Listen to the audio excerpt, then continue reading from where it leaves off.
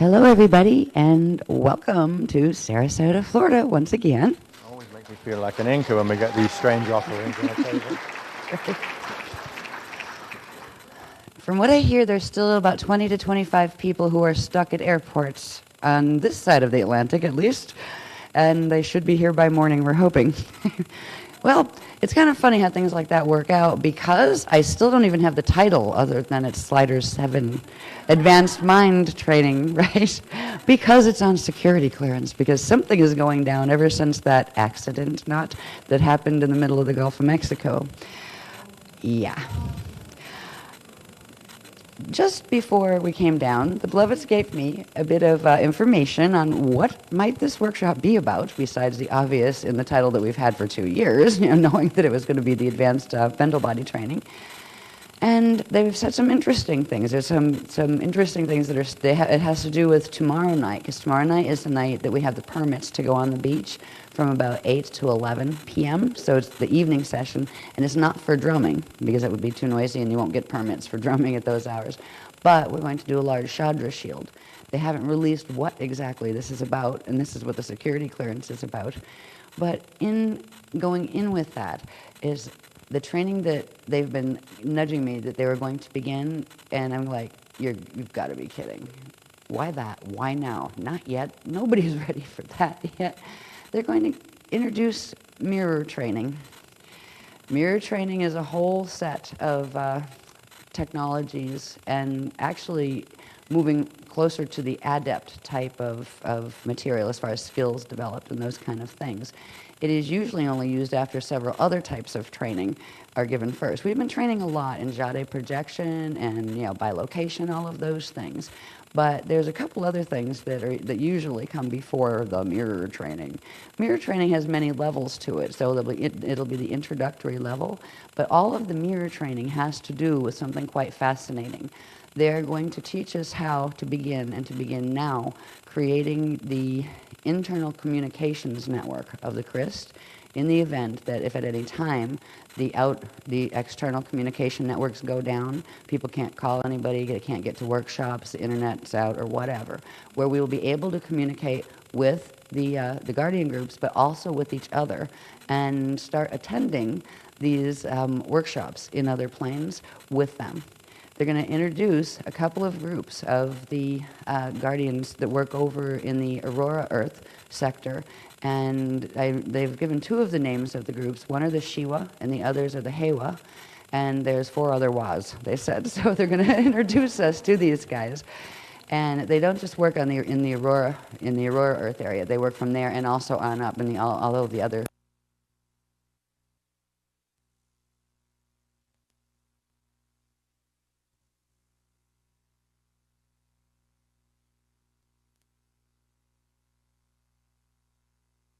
lives, especially the last 2 weeks, and especially the last week. I've been watching wackiness build and build and build. How many people have had just a seemingly normal month? Nobody? Nobody's hands go up? Okay. How many people have had an unseemingly wacky 2-week period? Okay, more than half. And how many for the last week period it was even worse or amplified or wackier than that? Okay, so it's not just us. God. We've had this started really with when they asked us to do the final move to the Sarasota house that we finally got, and we bought that house in March, on March 5th. And as the Beloveds put it, it was a diamond in the rough. They weren't kidding rough. It was really, I'll tell you a little bit about our house before I tell you about the beginning of our week, just so you compare if your life has been that wacky this week too. It's really a lovely house, but it needed massive interior renovations before it was livable. It's a house that used to be just like a little ranch house, and it had like the outdoor pool like most houses do in Florida. Well, whoever owned it before actually put the outdoor pool inside by building part of the house around it and then opening it up to all of the other rooms in the house. So you had a pool and open arched doorways with no glass in them, no nothing, just pool in the middle of what might have been a living room kind of thing. And, well, when you looked in the pool, the first thing you saw was this, like, big gray black stain. Right? And you're going to go, ew, right? And then when the furniture after we bought it, was saying, okay, we can fix this up. And the beloveds are saying, this is why we want the house. It's an aquifer. You think pool, we think aquifer. Because they want to use this for the next level of the aquatone training and everything. So that is why they guided us there. And it was really funny. It was one of the lesser expensive houses that they've had us, purchase. And it was because its apparently greatest asset was really its greatest liability. Because when the people moved out and we hadn't moved furniture in yet, we renovated for 2 months before we even could move in. And we were up there like painting and things like that. And I started having like almost asthma attacks again. And, what is wrong with me up here? I shouldn't, I'm reacting to something. You could tell in the carpets in some of the rooms that were closest to the pool room, because they used to be taupe gray colored. And when we walked in and bought the house where there was still some furniture sitting on them, they were actually cream colored. It had chlorine gas running through the whole house, right? So basically, probably could have killed us. I don't know how these people lived with it for 15 years. I guess they were all right. But even just being in it, staying like 3 or 4 days, it was making me sick. So we had to, and believe me, it's not inexpensive to fix pools. Sometimes it's easier to just fill them in and forget they were there, but the beloveds wanted the aquifer. It didn't change the fact, too, that the beloveds also insisted within the first couple of weeks, the first thing that had to be done was the tree guard had to be put up, because there were like hardly any trees on the lot. It's 5 acres, and there was hardly any trees on it, just a few like clusters here and there and some in the backyard, but they wanted a whole tree border. So they said, before you do anything, do the trees. So bless the Mason planted like 90 trees and shrubs the first week and a half. Right, so then it was the pool project. Then there was so much to do in this house. It was just like intense. I wanted to let you know about the interior aquifer because it has to do with the wacky story of how our week started. Right, now we've been going for 2 months, and since the last workshop, working right through that, and then doing almost every night all-nighters of anything from packing, unpacking, to painting, to this place had. You know how frequency is important, and the beloveds always stress as soon as we go into a place, we have to make adjustments physically if there's something wrong with the with layout. But we also have to adjust color instantly, like immediately. That's one of the first things. Well, this lovely house, bless it, had that whole huge room that used to be outside that was now inside, that held the pool, was all red brick. Did you ever try to put pastels with red brick? Ew, right? Not to mention the frequency coming off this old red brick that used to be on the outside of the house but was now on the inside was a bit intense. So. Yeah.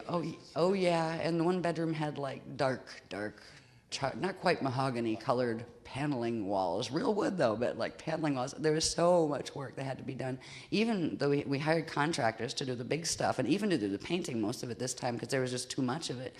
But I did the bricks, right? There was that, and there was one fireplace in Nason's office, and there was a whole wall in the bedroom that was all the red brick stuff. Brick by brick. Beloveds wanted to save the character of the brick, but put a screen on it. So I had to glaze each one with, where you whitewash it and then rag it and oh my God. So it was like, this was a nightmare project. It's been worth it. And Ason's like tiled stuff and everything, because it's basically a 1972 ranch.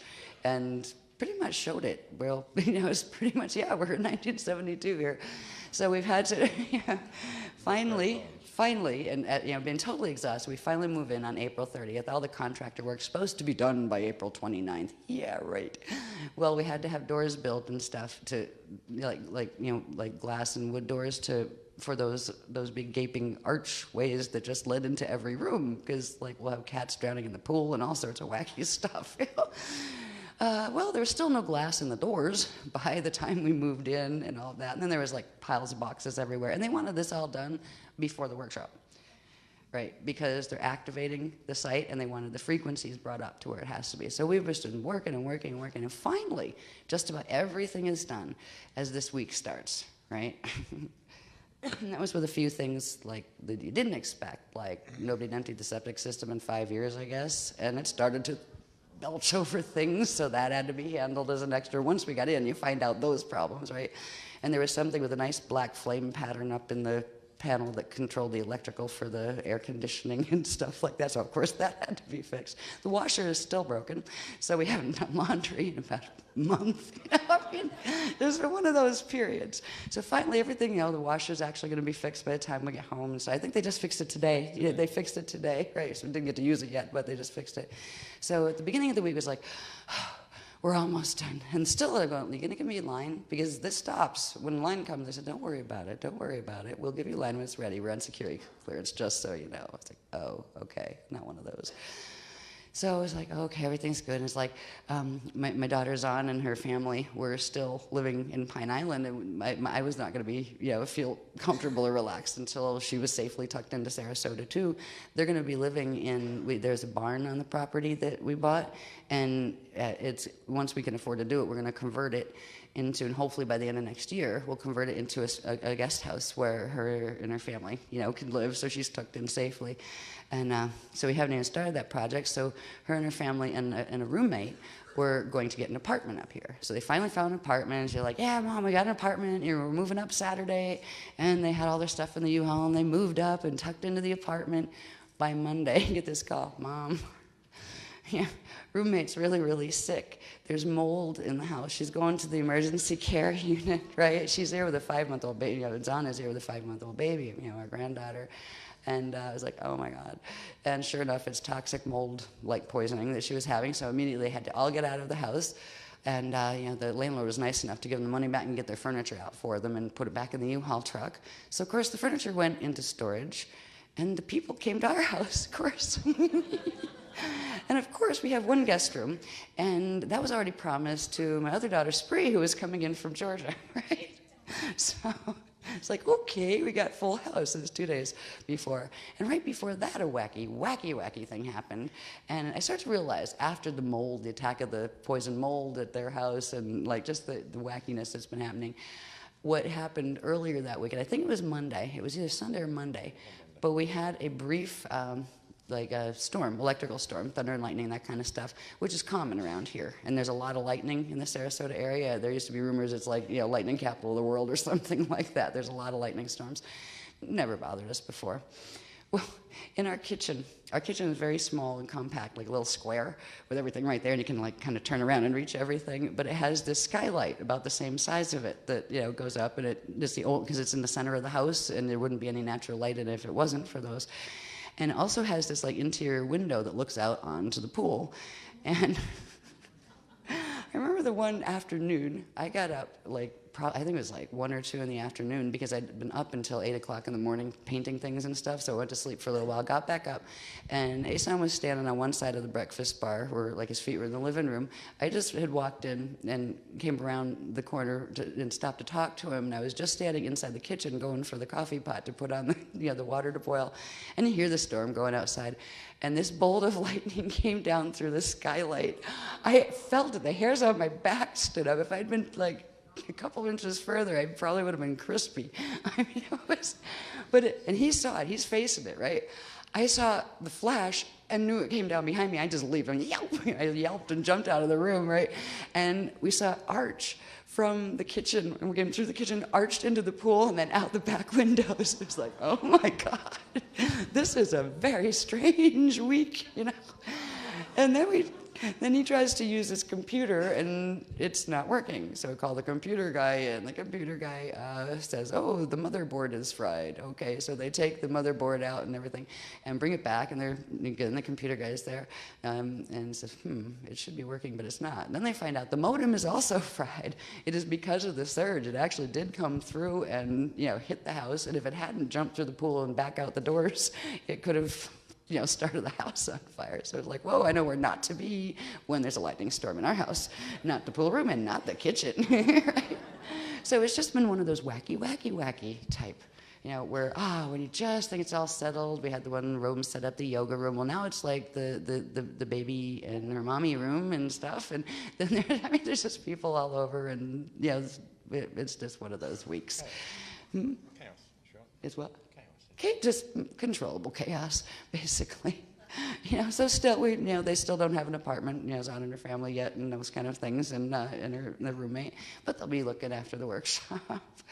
And it's just been really crazy. And then last night, I think it was last night. Was it last night? It was, wasn't it? When that family friend called and was freaking out because the person's significant other, who's a really sweet person, spazzed out and physically attacked the person, and the attacker ended up in jail, and the whole. Just stuff is just going. I'm just sitting here watching. It's like one wacky thing after another after another. So I don't know if your week has been like anything like that. But this has something to do with whatever is on security clearance, and obviously somebody is not happy with what the Guardians are doing, because there's definitely some kind of interference. I still would not say let's take it personally, because a lot of times it's just the other good stuff that's going on between the red and green dragon groups that are fighting with each other, and the white ones that are trying to activate the Alpha Omega set and all of that. So I don't know if it's personal, but it's getting real close anyway, close to home. So in the meantime, the Beloveds said, this workshop will be run on security clearance, which means there's a big thing at the beach tomorrow evening, and hopefully it won't rain. And before that, so we'll have probably from about 2:30 in the afternoon till about 5:30 is when I think dinner is at 5:30. That will be the information they give. They haven't given it to me yet. They will give it to me tomorrow morning. And I will give it to you at 2:30, and we'll also be running some techniques that build us up to the point to do the Shadra on the beach. And then the next day, which is Sunday, we're going to have, because we're going to be on the beach till 11 p.m., probably back here by midnight or whatever, by the time everybody's on the buses and everything. The next day, that is when they're going to, because you're present, there's something that in some of the workshops, especially certain data fields that they want to be able to bring through are easiest done when the entire shield is together. And they're going to give me transmission all day. So you actually have a day where if you want to do beach or you want to do whatever, or if you want to sleep, you have a good block of time, because the workshop's going to end up starting about 9 p.m. after dinner tomorrow, Sunday night, right? And running all the way through to probably breakfast on Monday morning. So that can be anywhere from 5 a.m. to 6 a.m. to 7 a.m. We'll try to put the most important stuff first. So people, if you have, they have flights or something out, we'll try to get like any activations and things done, if it's possible time-wise, before, flights have to leave. So we'll do our best with that. But it is one of those workshops where it's like, whoa, the mystery workshop. It's the mirror something or other workshop. They haven't given me the title yet. It's almost like this title, we'll find out at the end. But we are going to get, they said the focus is going to be on learning to develop this, first to be able to activate within our field certain things that will allow us to create protection fields in literal mirrors or reflective objects, and then to put those online actually with the blend zones and the Aurora Earth, so we can actually create platforms of projection. They taught me stuff with mirrors a long time ago. Mirrors can be scary if you're doing it without any protection. No, stuff can come out and grab you, and it's like stuff can fly through your house. We've always avoided getting into mirror projection, just like we avoided getting into Ouija boards and those kind of things, because if you're not doing it in a very sealed, protected field, you're just asking for trouble. But because of the Amareya temple activations that we've been participating in, and the third level will occur during the Shadra while we're on the beach, there's a certain frequencies that are opening now, and also with the ancient arrow sites open that we activated in the last workshop. We can take the veil that was in one of the techniques from last time. There's this veil between where we are and the crystal spiral aurora time wave, and where we can move into that aurora zone. We can actually put that veil in mirrors, where we can key them directly to, so you can where you can protect them. So they're going to teach us more about, first of all, how to do this. And I said, well, wouldn't it have helped if you at least said, like, everybody bring a little mirror or something, before the workshop? And they said, no, don't have to worry about that. Everybody should have a mirror in their bathroom at the hotel. And I'm going, Don't play with the mirrors yet, right? They will assist us, and it's going to be after the activations on the beach on Saturday night that it will be safe to begin learning about these things and how to use them. They will teach us how to code, and on Sunday night they will teach us how to play a bit with the mirror in your bathroom here, and they'll also amplify a temporary thing. The best thing is to do, and I know they're going to end up asking us to do this, they're going to ask everybody to, when you go home, if you have a mirror you particularly feel that you like, right, that it feels good to you, that's fine. But if you don't, go buy yourself a mirror. It doesn't have to be a big one. It can be if you want it to be. We have these mirrors that are shaped like big arched doors, and you could actually walk through them if it was a doorway. And they also have iron gates that close over them that we painted silver just in case. We've had these for a long time. We found them in a catalog somewhere for a reasonable price, so we got one. One's at Shalon still, and one came with us, and is at the new house. But you don't have to have a big one. You can use little ones, almost like if you had something, say, the size even of a cell phone, right? Once we begin to play with the technologies they're going to teach us, it's where we can actually telepath through and eventually actually be able to start seeing each other through the mirror, where you can actually communicate through the mirror and that kind of thing, to connect with each other, connect with the beloveds, those kind of things. So you can buy a little one if you want. They're saying that if you don't have a mirror that you like, or you're not sure you trust any of the mirrors that you have, even if you like them, you can like set them, but you might not want to use that one as your main contact, that they're going to have us it would be better to not get one at a flea market or the Goodwill or a used place, because you never know what might have played with that mirror, right? And some mirrors will be harder to seal than others, especially if anybody's played any occult games with them or anything like that. But you can go to places that sell new ones, where it's new, is it kind of a virgin mirror, just from the manufacturer, that kind of thing. It will be less likely to have any personally coded weird stuff with it. So then they're going to teach us how to clear it and then set the field in it, and we can use it as our, first of all, communicator, but also we will start to get, I remember when they started me with this training, where they will lead us into Jade body, like when we go to sleep at night, and you'll start getting more advanced mirror training, where you start, where you touch it and it's solid, then you touch it and you actually start to go through, and then there's a whole set of trainings that they will teach us on the other side of how to actually move through them. Eventually, we would actually be able to, if things go really well, and everybody won't be able to do it. It depends on how far the gene code can go to a full Messiahonic activation, but we would be able to pass through them physically. Some people would be able to get that far. I know I can do it in Jade body, and it took a while to get there, actually, with the trainings, but they were training me earlier, before we had a lot of the activations that we've done together. But ideally, and the thing that people can aim for, is eventually you could actually step through it and end up in the blend zones and in the aurora zones, where you can actually pass through the mirror. It becomes a physical doorway. And we're not going to be doing that in this workshop. They're going to just teach us the beginnings. We can also call up all sorts of information, where you can start getting the face flip, where you start to see your other incarnational selves, and those kind of things. There's all sorts of things you can do with mirrors, but it's not really been safe to do that, because you can only hold a temporary seal. You can hold a temporary Maharic seal, depending on what's been done with the mirror before. So here, even though the hotel mirrors aren't virgin mirrors anymore, there's people been using them for a long time, but we can, because the beloveds are with us and we are in shield, we can strengthen them enough to have a temporary hold once they tell us it's okay to start playing with them. But that would just be for now, for this workshop. That's why we didn't have to go and everybody raid the local drugstore and find the little pocket mirrors, and bring one to the workshop. You can if you want to. When we get to the Sunday workshop, have little ones or whatever, but you don't have to, because you do have the bathroom mirrors to play with when you go back. And they might even let us do that. Some of that might actually come through a bit tomorrow, but I'm not sure, because most of the security on the mirrors, I'm getting nudged on that, is coming from the activations that will take place on the beach Saturday night. So they're not going to encourage us to play with the mirrors, before that.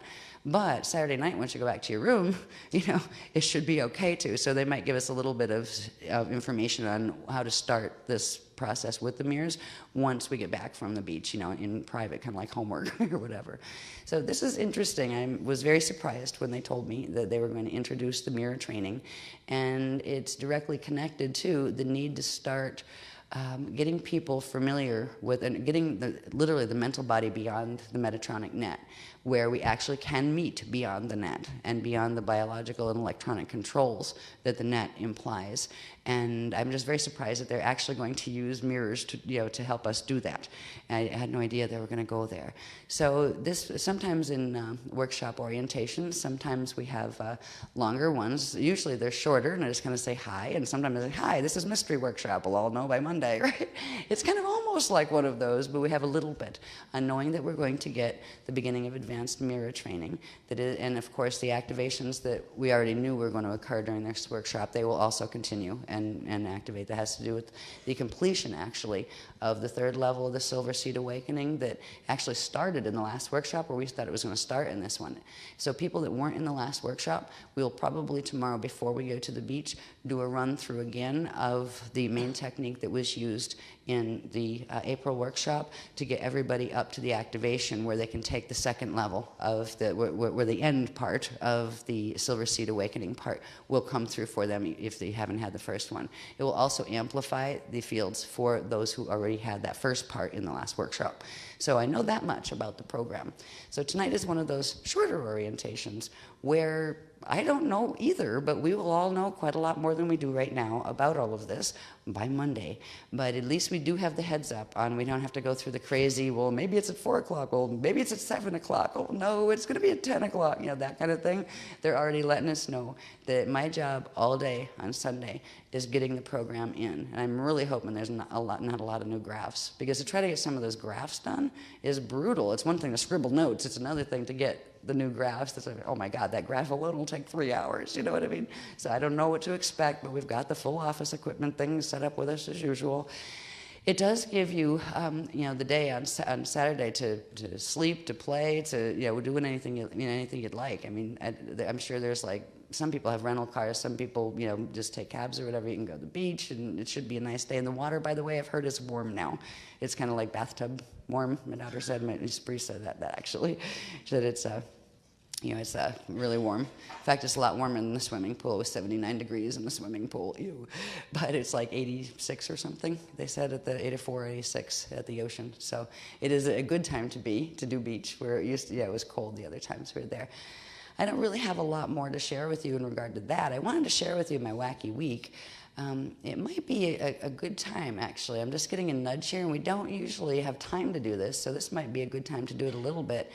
As far as questions, I don't know why, but I'm getting nudged to, is there anybody that has any questions in general about anything? Not any heavy specific stuff from back workshops or whatever, because that I'd have to go research it myself. But in general, yeah, sure. Can the mirror be a magnifying mirror? Can the mirror be a magnifying mirror? That's a good question. Let me ask. Yes and no, depending on the application, is what I just got. Okay, so we'll... 10 magnification, 5, 10. They're going 12 would be best. Right? Increments of 12. Right. Or 5, 10, 15. or numbers following the crystal spiral expansion, right? Was that 2, 4, 8, 16, right? That kind of thing. They're saying if you can't avoid 10s, right, just because the crossover implications, and do not do 55s. Right? What about 15, 5, 1, 6? That can go either way, they're saying, right? Because there is a plug-in. Yeah, okay. We were having a little bit of exchange about, she'd asked if magnification mirrors are okay, the ones that magnify things times whatever. And I had no idea, so I asked Vertical, and they said, yes and no, depends on the application.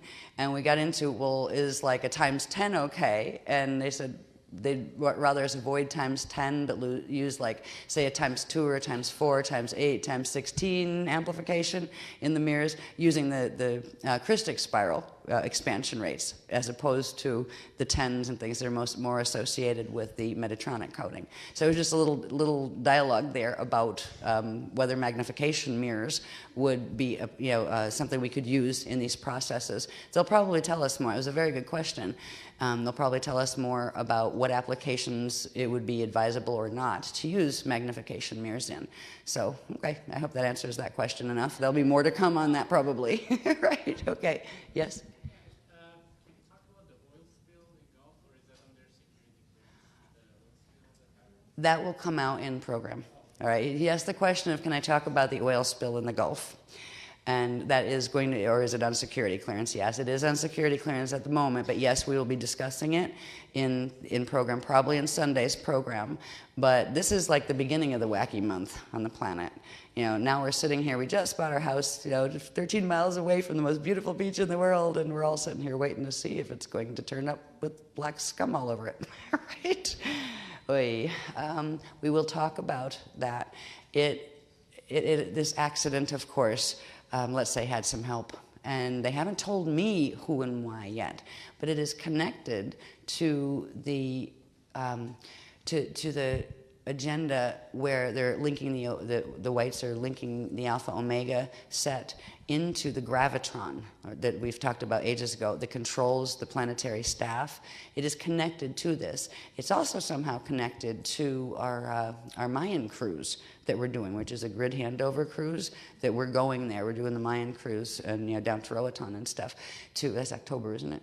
In October, in order for there's the Greens, which have to do with the Mayan ruins and stuff, are turning their grids over to the Chris Shield, and we're kind of like the pickup crew.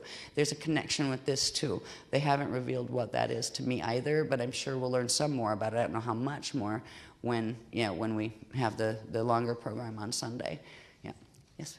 Well, we have something as far as anything to do with helping to solve that spill.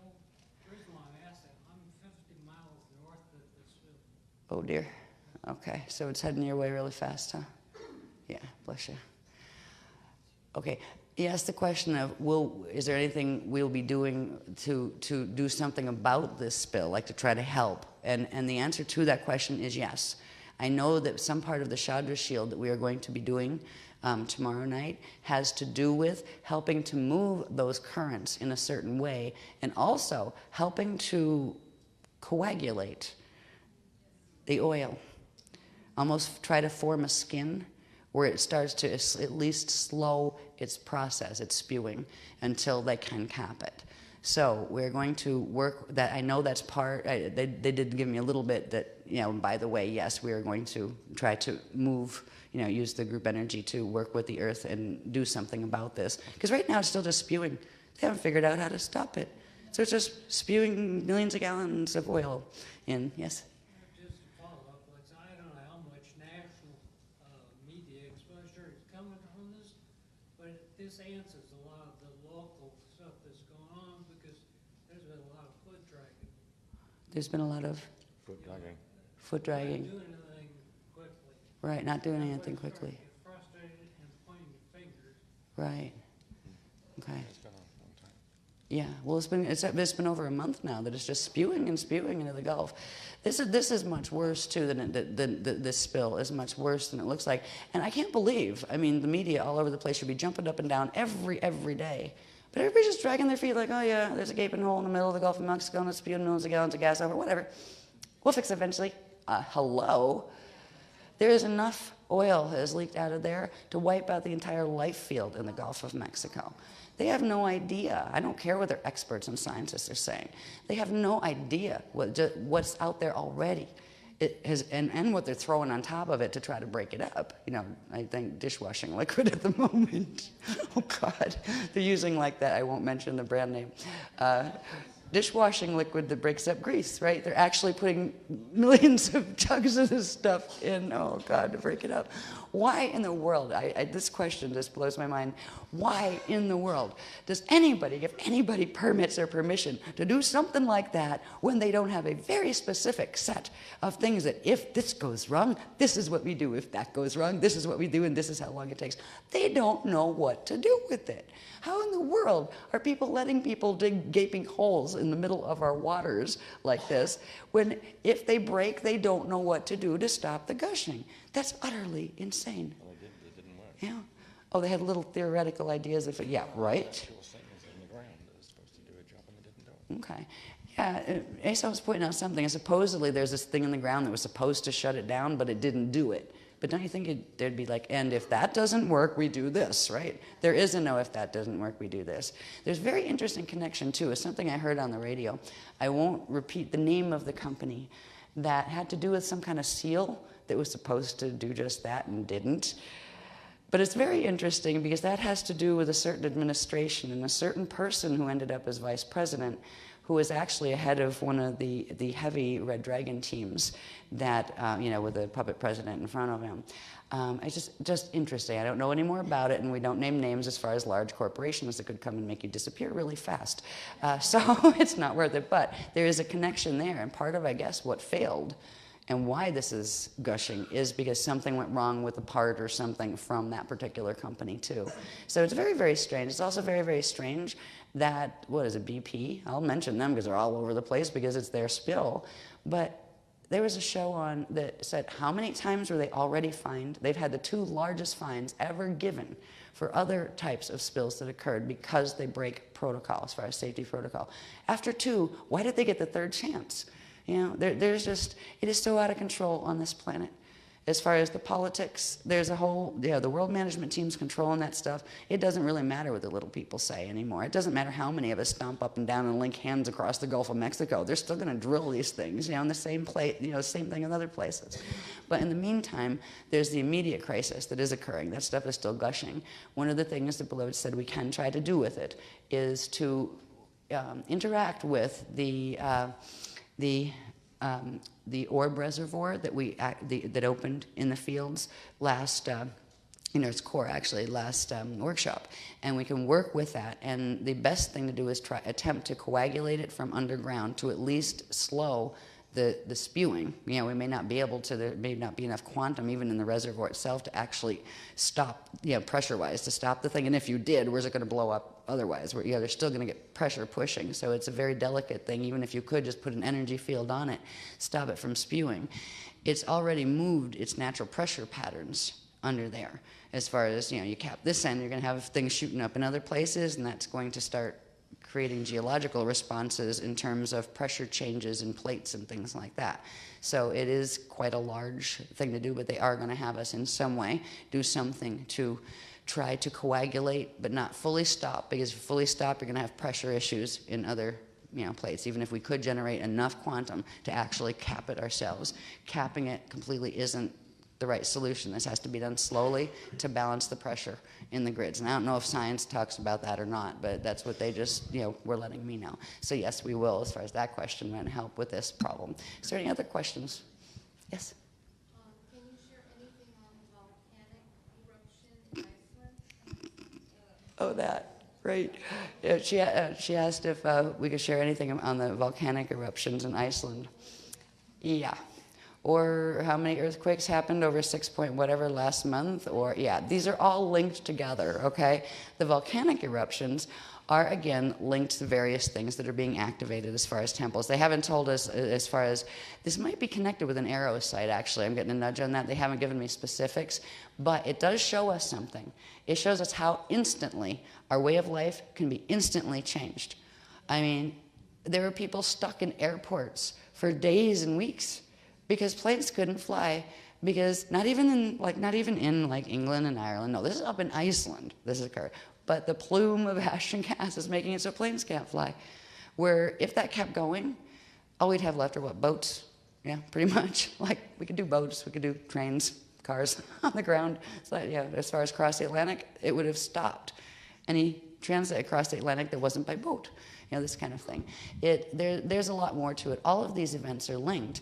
I also think it's very strange that since in the last year or so, there's been so many earthquakes that had numbers 6 and over.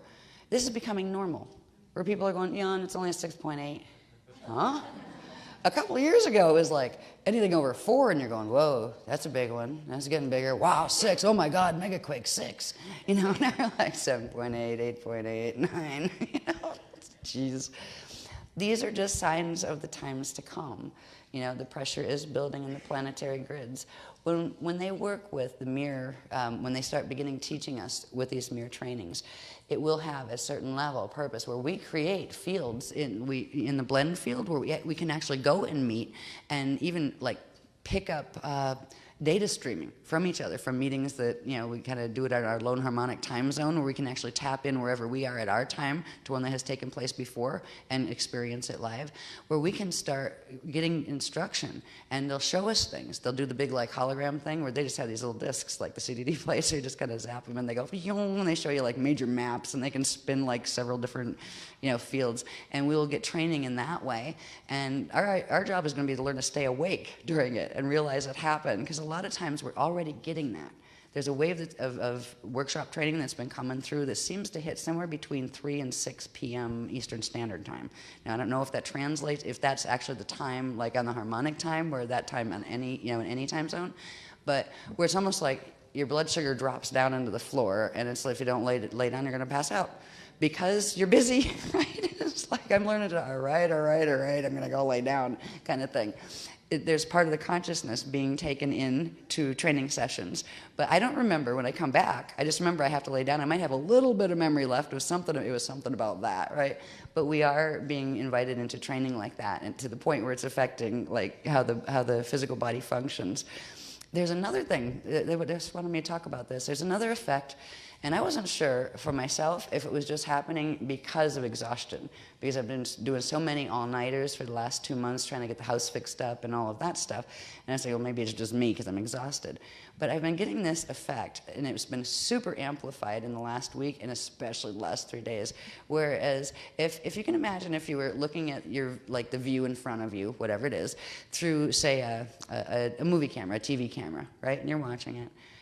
And then if somebody went boom, boom with a TV camera, where it's just like, this shift happens. And I actually visually see it. And it makes me feel like my brain floats in my head temporarily. Just, whoa. You know, it's just, and a couple times a day it happens, and it's gotten more and more and more intense. And it's fine. It's not a problem. It's not a headache. It's, you know, not blurred vision even. It's just a effect where you're just gonna go. And I had one really weird effect where I was walking around. There's the three sides of the pool have a very, very thin walkway around them. Like they didn't build the building very far away from where the pool was. So you have like just a walkway. So you're like walking close to the water, and there's no like fence or anything around it. It's just there in the floor. And if you take a wrong step, you're in it. And I remember I was walking around the one corner, and one of those effects started, and then it felt like the whole room tilted like this. And I got, oh no, I was like, not by the pool. I was like this close to like falling in the pool, literally, when it did it. So this has to do with the excuse me, the activation starting, the blend zone activations, the 2 time waves, which means 2 space waves as well, because we're getting the blend zone frequencies starting to come in. And the body is literally starting to register. The mental body level is starting to pick it up, so we're starting to get effects. If you start getting effects like that, don't let it freak you out or scare you. But just gotta sit down and go, yeah, whoa, okay. If you ever, like when you're driving or anything, and I do know the beloveds will watch, your Buddha team will watch with stuff like this, they will do their best to, if they feel an activation like that coming, if you're in a place where it would be dangerous for that to happen, they will actually hold it off in your field until you're in a place where you're safer. So you don't have to worry about, whoa, my like car's gonna tilt and I'm gonna go, you know. They won't let that happen. They will intervene and help they can buffer it, like to wait to get to a time when it's safer for you. Same with when if you have like 9 to 5 jobs or whatever hour jobs, if you have to be on that job during the point of time when the actual shield like workshops are going on in the blend zone, where you normally get the gotta go to sleep because I'm busy there, and you can't do it. They will do the same thing if you ask them to just buffer it, and you will plug in on your lone harmonic time, so it won't make it where you become dysfunctional in the regular 3D things you have to do in life to survive on the 3D level. But there are some interesting things happening anyway. I don't know why they wanted me to bring that up, but probably because we're going to get more of those effects. I wouldn't doubt. Okay, yes, I see a hand back there. You. My cousin died tragically exactly 2 weeks ago in a car accident, and it was mile marker 55. Ooh. And since then, a lot of people in my hologram have been mentioning how their uncle died and a friend of theirs cousin died.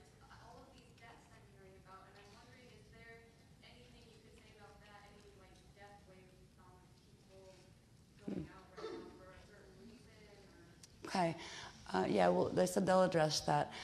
She was just saying that it was your uncle that died? Your cousin. All right, her cousin had died tragically 2 weeks ago in a car accident at mile marker 55. Lovely. But she's been talking about that with other people, like around her and family and stuff. She's been finding lots of people have had somebody that has died recently and checked out. And she was wondering if there was some kind of like wave moving out or whatever. And the fact is, there will be little pockets like that where there are certain groups that may not appear even connected on the outside, but they will start moving out together. Because right now we are in an evacuation. And some of us will stick around for 200 years or try to anyway. But there will be pockets of people that do move off planet together. Now the 55 is obviously symbolic of the Metatronic side, but it doesn't necessarily mean to jump to conclusion that the Metatronic side got them, right? It could be just that almost like a waking dream for you, really, to let you know it's because of that I need to leave. So it's not necessarily that, I left and went Metatronic because it was a 55. So sometimes you'll get waking dream symbols attached with those things, but it doesn't always mean to interpret them toward the negative. Just like when we got like the toxic mold attack, right, at my daughter's apartment. We could have taken that as direct attack, or we could have taken it on, they had a mission to do, actually, because this landlord didn't know the problem was there. So in it being revealed the way it was, and he was being fair in the whole bit, they actually did a service. And she also got to be up at the house for a little while, which is nice, and I enjoyed it. So it was like a positive as opposed to looking at it as negative. In the instance of that car accident where it happened at mile marker 55, you could take it as, oh dear, the Metatronic net got him. Or I have to leave because, of the 55 activations, I'm not going to stick around for that. I would interpret that one to the positive. So you can really look at it either way, and it's best to actually look at anything like that. There will be that element to every, even the most horrible thing, you see? It's going to be more and more important with the mental body, now that we are getting out of the MetNet, on the D3 level, to actually say, I see the both, but I interpret it this way. This is what this is to me. I will interpret to the positive, even if you see the element of the negative. Don't resist the element of the negative. Just say, no, this is the reality of it. And this is how the other part, how the lower wave would look at it. So you start riding the higher wave with the mental body. So no matter how awful it seems, even, oh my God, there's oil spewing out of the center of the Gulf of Mexico. How do we look at this one positively? I'm not sure, actually. I know there is a positive way to look at this. Don't know what it is, but I know the beloveds will also address how we can look at that as a positive, even though it's an obvious negative, how there is a positive aspect to it. I'm almost afraid to think that there might be an element that there's going to be so much, actually, oceanic life, death of oceanic life caused by this, that it may actually be facilitating an evacuation wave of a whole bunch of species in the Gulf, and that's very possible. So even though that is heartbreaking on that level, that is still a positive that's coming from an apparent negative. So we start to see that both, every negative will have a positive element, even though you might have to really look at it to see how could that possibly have any, like somebody gets murdered or something like that, how could that possibly be a good thing? Well, it's not a good thing. It's obviously not a good thing. But the Christ will show, there will be an aspect of Christ that does apply to anything. If somebody got murdered, maybe that happened because there was a whole karmic thing. Maybe in that murder, they let themselves become the victim so they could release the karma, so they didn't have to repeat it anymore, so they actually got out on, could get out on ascension. So there is that hidden Christ, that hidden silver lining inside every cloud, and it doesn't negate the negative. There is still the negative too. But just like it is a negative that especially for the people around him, your cousin, had a terrible accident, and that was probably traumatic for him too, crossing over. Because when you take accidents out, you tend to be like when you get to the other side until you have way showers, kind of saying you're okay now, right, and that kind of thing. But in the ultimate, it was a positive in the sense that he's getting out before the 55 activations fully occur on the planet. So I think they're going to talk to us more about this probably on Sunday, about how to really get a grip on our minds. And it doesn't mean deny the negative, and it doesn't mean deny accountability for people who are doing negative, or even if like your body does a negative and you weren't around when it did it. There's still an accountability factor. There's a lot of that going around, by the way, even though, some people extractions worked really well for. For others, there's still the companion. And where you get the push back and forth, where you have the unpleasant side of an identity coming out and causing harm, and then the other side coming back and not remembering half the harm it caused, that kind of stuff. There is still some of that going around with some people, and some people will always have more of a genetic vulnerability to that. And it doesn't mean that the one who comes back and said, well, I didn't do it. Well, maybe you didn't, but your body did, and you have to own it. Right? Because then you have to try to make amends or whatever to the one, to the ones you may have caused harm to, and but it also means that where the ones that were harmed need also to realize that that person feels as victimized as they did. Because if you really did something horrible to somebody you don't remember, you come back and it's like, oh my God, I did what?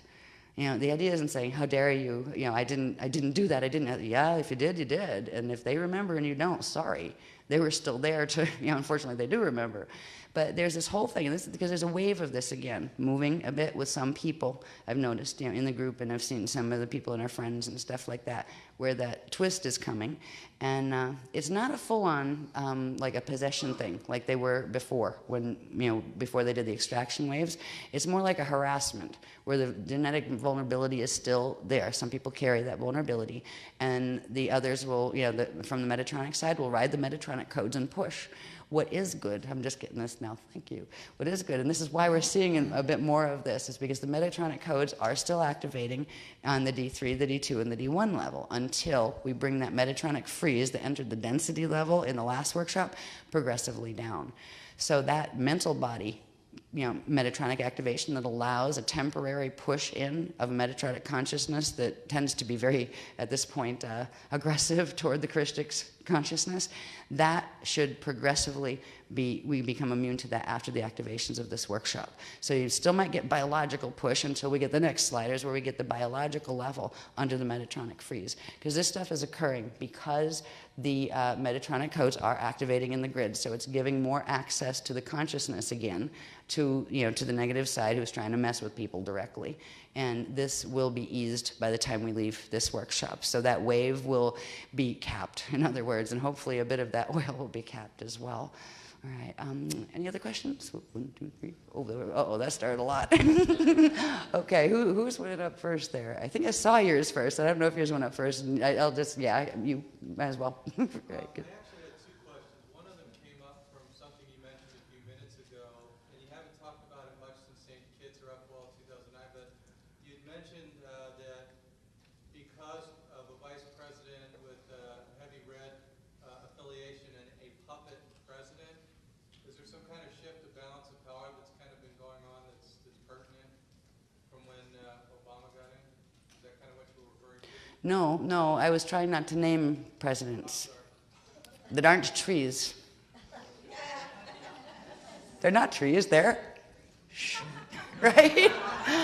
Yes, puppets. No. I think the question asking whether he meant whether the behind-the-scenes manipulation of the presidency and the acolytes.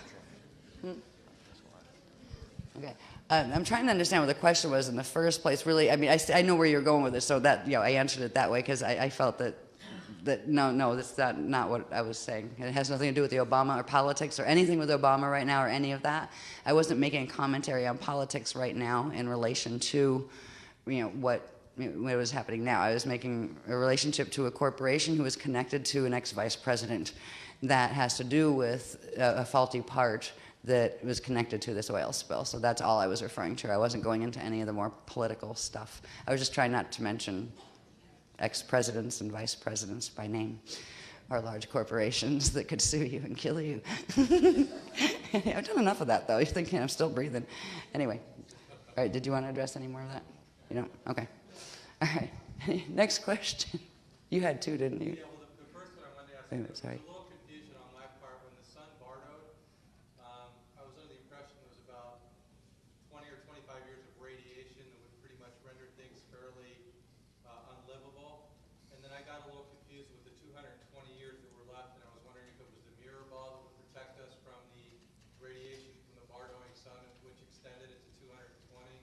Or was there still a radiation problem between now and 2047? Okay, that's a good question. It's kind of a condensed question that had to do with still concern about with the Bardoing of the sun that we've talked about and the ring waves of radiation, gamma radiation being released.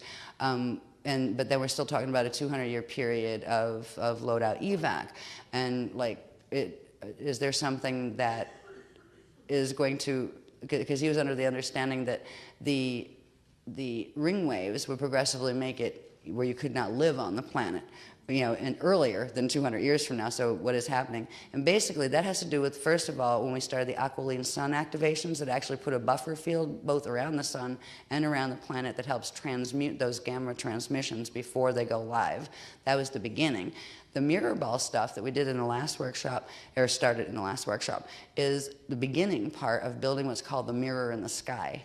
The mirror in the sky is a more amplified version that also will go around the solar field. Once those fields are set, they will transmute the gamma bursts of that. Eventually, there will still be solar flaring that will increase, and eventually, possibly before the 200 years, depending on how our gates hold, and depending on how these buffer fields hold, depending on how the mirror in the sky and the mirror ball fields hold, will depend on whether the solar radiation will affect us sooner or will actually get up to the 200 years from now.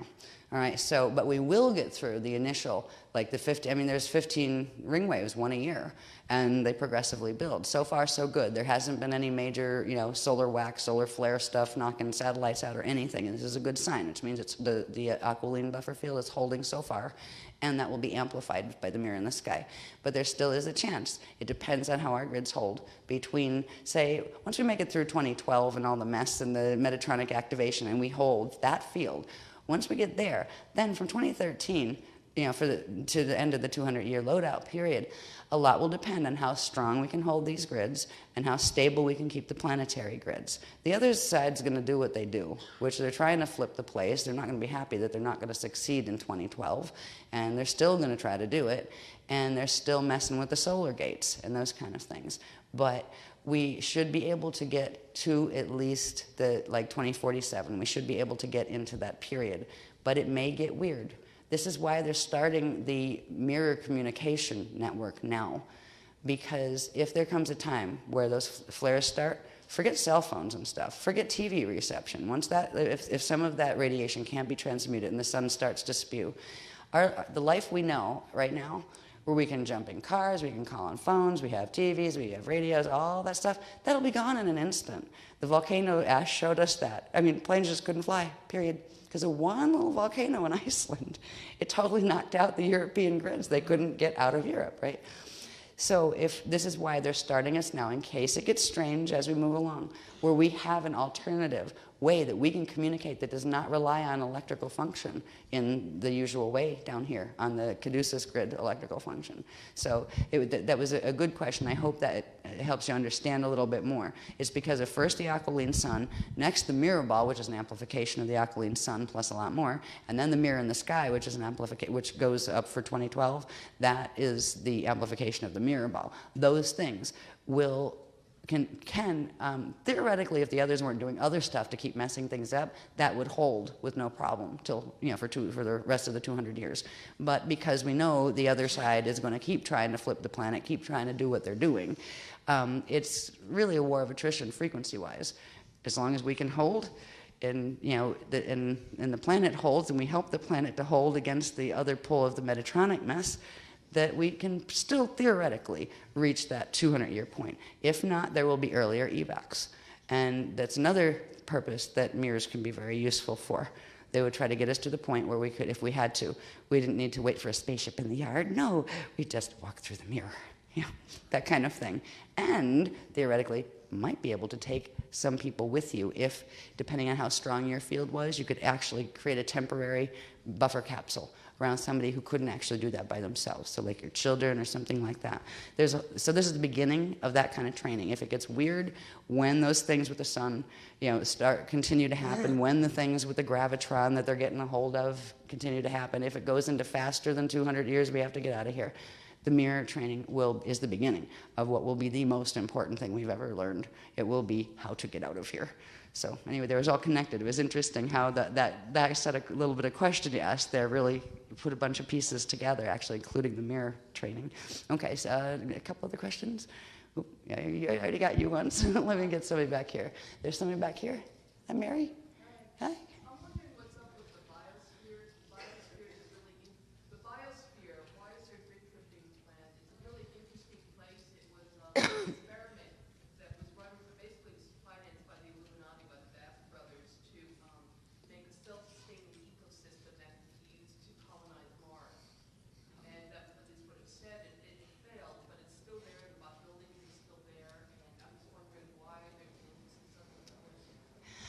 She was asking about the biosphere, that we're having we've actually been asked to go there for grid work, so it's being as an option on the Phoenix August program. I think it's in Tucson, isn't it? Because, yeah.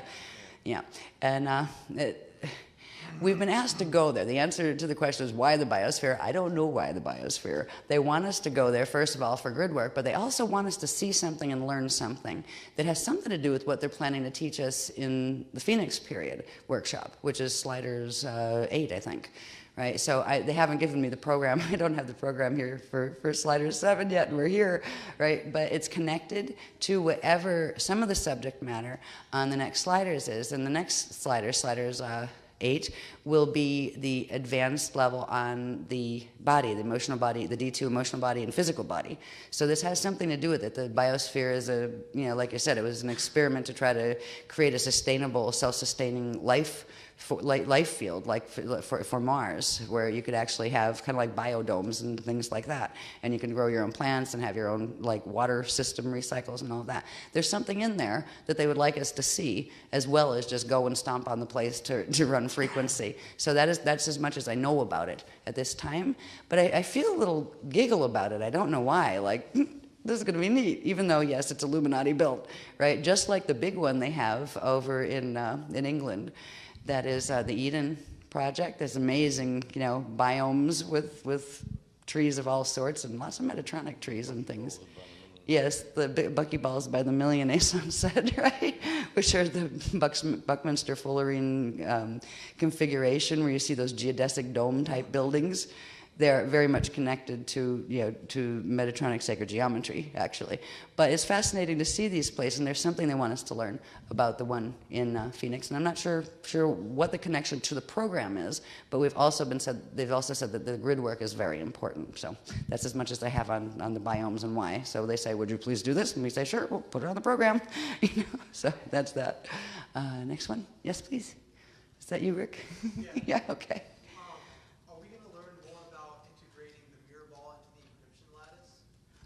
What, I understand that we were going to do something with the encryption lattice as well. I was just wondering if you touched on that, or if we're going to touch on the encryption lattice. Okay, well, yeah. You asked if we're going to do something more on integrating the mirror ball activations and the encryption lattice. Yes, what we're going to be doing in this workshop to use those two words together is in the last workshop we brought the mirror ball frequencies online with the density level encryption lattice, right? Now we're going to be bringing it online with the D3 mental body encryption lattice, all right? So, and then the next slider is the D2 physical body encryption lattice. So that's the connection of those two things. The encryption lattice is always implied when we're dealing with mirror ball, in other words, all right? Does that help? Yeah. Okay.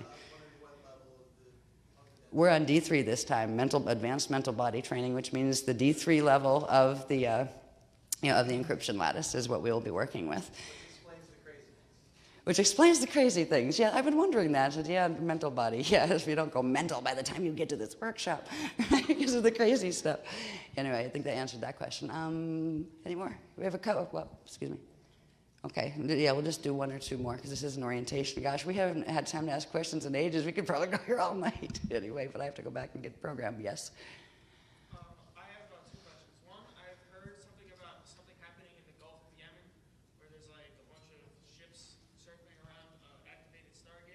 Okay. Pictures from space about a giant whirlpool being created in the Gulf of Yemen. I've heard something about that too, actually. Okay. Second question is, I was recently offered a job for building radio towers. I want to know if that would be a bad idea.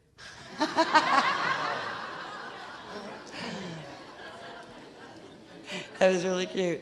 All right, first.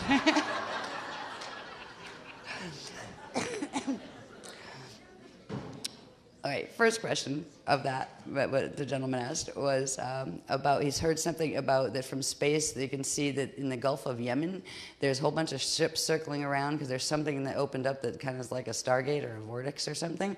There is something to that. I've heard that too, and I don't know where I even heard it, but the Beloved's saying, yes, that's something else, but that's a different story. That's not going to be covered in this workshop.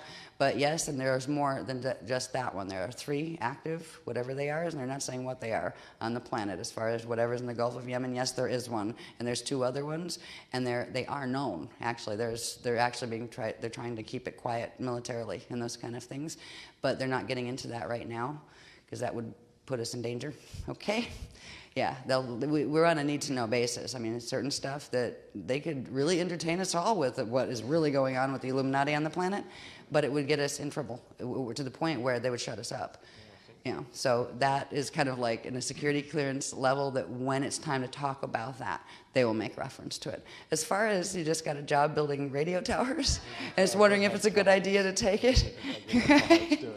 Actually, sure, because you can run the frequencies right into the metal and bring the double time wave, the Krish time wave, right in with the Metatronic one. So it's kind of like embrace the opposite of what you stand for sometimes, so you can love it and let it blend. So if you like the job, go for it. It's our opinion. Okay. Unless there's one more urgent question, we will, 1, 2, okay. Oh, come on. Are they really urgent? Are they really urgent? Just one. I just wanted to say thank you so much for that Camelot interview. And I'm wondering when it'll be on the internet. Oh, okay. All right. That one I will. It's not urgent, but I will. Well, it was just saying thank you for for us doing the Camelot interview and wondering when it's going to be on the internet. I have no idea when they're going to put it on. They're supposed to put it on within like sometime. I think the beginning of June was the original, because when Carrie. Yeah, it'll be after this workshop, because Carrie agreed that it was okay that we released it because we'd promised it to the people from that workshop, from the last workshop, that they could pick it up here and we could have it here. But it's not been released on the Camelot site yet, because she had 3 or 4 other interviews before us that were done before us that were still in the editing process. So in all fairness, you have to put on whoever you did next, you put next. So we were like 3 behind, or 3 or 4 behind. So she did say somewhere probably in the June-ish framework, we're thinking. So somewhere not too long from now, it should be on on the Camelot project site. So that would answer that question. And thank you for thanking us for doing the interview. I hope it's helpful. I still go back there. I can't wait to see it, because oh my God, we went for 7 hours. What did we even talk about? Where did we even start? I don't even remember. There was so much of it. You might have mentioned Ascension. I know we started there and just went, I was showing diagrams from like that workshop coming, right? And going, whoa, and this is going out as the entry level? Oh my God. So it's going to be interesting to watch it. Because sometimes with workshops, when they're, or even like intense interviews like that, after I get done with them, then you just want to go to sleep. And when you wake up and go, what did we talk about? I don't even remember. There was so much. I have no idea how we organized that, right? Where it was perfectly there, because the Beloveds gave me the night before, they gave me the setup. They gave me 80 graphs that I was supposed to use in this interview, and we used most of them. So anyway, I think that's probably a good point to say, happy orientation, and you can have a good evening. And we will, I would say, probably 2:30 to 5:30 tomorrow. We will go into what the Chandra is about, and we'll get the first part of the program. Then tomorrow evening, 5:30 is the set dinner time, and then by 7 they're going to start loading us on the buses. So we're at the beach probably for sunset, which will be lovely. And then we will stay and do the Shadra, and that is going to be during that Shadra that we do work to try to coagulate the oil mess in the Gulf, to try to slow that, and to actually try to distribute some of the pressure, to spread it out and maybe open some more veins, if we can, in the earth itself, that will start pulling some of that pressure off so it stops the spew level. So they'll tell us more about that by the time we get to the pre-grid work briefing session. And then, excuse me? Oh, okay, they're just letting me know there's 4 announcements to make before we go. Okay, all right. Any of this stuff could actually happen. I mean, Sunday, because they have Sunday during the day free. Things at different times. Oh, okay. Anyway. If you say goodnight, I'll just tell them. Yeah, I will say goodnight, so then Isan can let us know about the other announcements. But I'm glad you're all here, and this ought to be fun. And by Monday, we'll know what it's all about.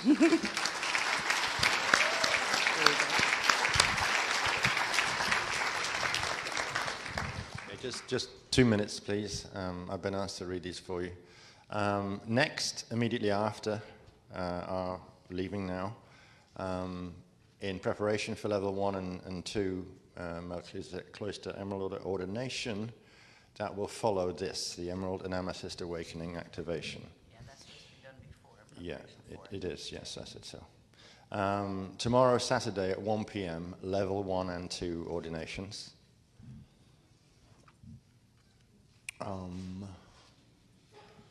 Prior to ordinations, how does that work? This one's got 4 o'clock and no day. Yeah, we're going to do this one before level 3. Before level 3, okay. So, at 4 o'clock on Sunday, the Mahara baptismal rite at 4 o'clock, which precedes and prepares for the level 3 regent's ordination at 4:30 on Sunday. Okay, thank you all. Have a great weekend.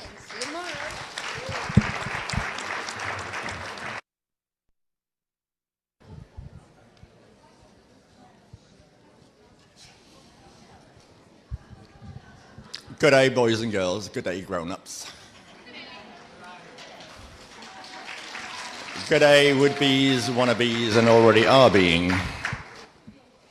Okay, we begin the program with a little bit of ASAN time, which usually means prep for something else, which usually means we don't know quite what the something else is yet, but by the time I've done with you, we might have got beyond the wah tones, which is what we're waiting for, to know more about the wahs. Yes. And we all seem to have a connection or two, which is quite confusing because it could be that you're a wah that is inclined to the feminine, but you're in a male body, which is going to be kind of interesting. And vice versa, and combinations of both. So, and they relate to the 3 paths fundamentally and our relationships to them. And I think we were working on this, and we were both running line together until about 5:30 this morning. Yeah, we were going to go to bed right after we finished last night. What was this? Yeah. They correspond to service roles as well, the wahs, actually, and which of the 3 paths we serve. And that, to some degree, would suggest that some of us hold gate keys and codes that at a certain point, or points, we would facilitate the opening of gates to allow passage. And that also raises some tricky questions about those that are servicing the 4 gates have to get the hell out there real quick because we don't want to accompany them too far down that path, if you understand what I'm saying. However, before we can get to ambitious levels of service performance like that, there are some things that we have to do, starting with this afternoon, where, would you just show that one, Dickie, please? We're going to begin, before we go to the beach, we will have completed the level 3 silver seed activations, which relate to the gold and silver 1 Ettore Monadic Crystal Temple field, which relates back to the FOL chart pack. And I just brought this mylar down just to give you a quick visual reminder of what that relates to. I'm not going to talk about it to any great extent. What we're going to do is to complete this sequence this afternoon and before we get to the beach. So, that's enough, Dickie. Just a reminder is all I wanted to give. So, what our list of business for the remainder of the session with me while Ash is dealing with the WAS question is, first of all, to deal with a Shadra organization on the beach in the dark when incompetents like me even remember but forget to bring the flashlight. So how we're going to resolve it is as follows. The Beloveds have given us permission under the circumstances with 278 people to organize. They approved a plan that I proposed, which consists of using the kind of the tribe shadras, which is like the spokes of the wheel, the 12, nesting with 12. They get permission for a proposal of a 4-ring shadra, essentially, in the core. Well, that's 48. And then with a single ring, fitted as best we can manage in the darkness on the beach, of 96. and then the balancing number, which is 120 something, I think, 122 maybe, a circle of that number on the outside. So really, there are times when we've stressed when it's really highly appropriate to concentrate on the geometry, and we will for the Essential 48, which will hold what we need held in that way. But then to complete with the 6 circles under the circumstances is fairly ambitious anyway. All right, it's going to be hard to do with such a large number of people. So that we got the nod on that. And so I'll talk to you a little bit about that in a minute and just explain to you how we're going to get ourselves to personally identify with where we should be and everything else. Right after we've dealt with the shadow questions, we will go on then to a run. It will be a run of the techniques that were done live after the Easter workshop. And that will be a booster for those that were present, and it will also be the essential catch-up for those who weren't. So everybody will be up to speed and together. Those that get in the booster will also be capable of benefiting and supporting the people around them who will be doing it for the first time. Then I have here in my what began as a 12 tribes file, but it's now the everything file. We have a particular paper sequence of tones that have been used at different times for different reasons, dating back to the Dublin workshop late last year. But there's a selection of things taken from certain workshops, which would normally have involved drum too, but they essentially want us to utilize the vocal tones for this particular sequence of things, that is what we're working with to complete this particular level 3 activation. Now, in the paper sequence, note to self is to just publicly clarify what exactly we say, where we include whatever we say about the Messiah Hannah councils, okay, in the Crystal River Prayer. Okay, so this is a common note, and it's a note that we will be using from this point forward whenever we recite the Crystal River. This is where and how we'll incorporate the reference to the Messiah Hannah councils, okay? And there's something that we've been told to do, and we don't understand it yet, but it's where there's a particular suffix where it relates to a specific council subset of the Mahayanic Council, where there's an Aquarian and an Aquian, and they're different. They occur in different places. So, pardon? I'll deal with it right now. Okay, as it were on page 1, you hit the run of the Kamsa Ehos. And you get down as far as the Duriteta Ushalezun.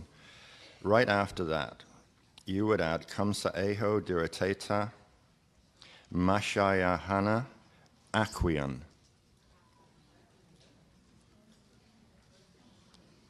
Right there.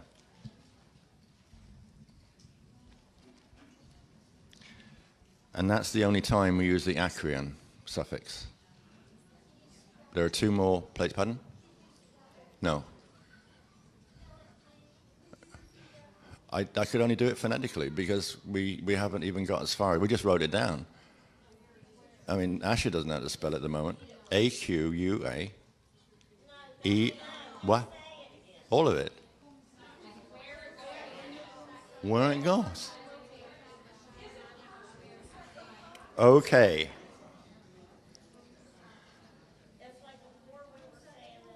You have the you have the sequence of the Kamsa Ehos, right? You have 1, 2, 3, 4, 5, 6, 7, 8, 9, and then you get to the Du Rosette, right? Right after that, and before Kamsa Eho Durateta Ut Aurore.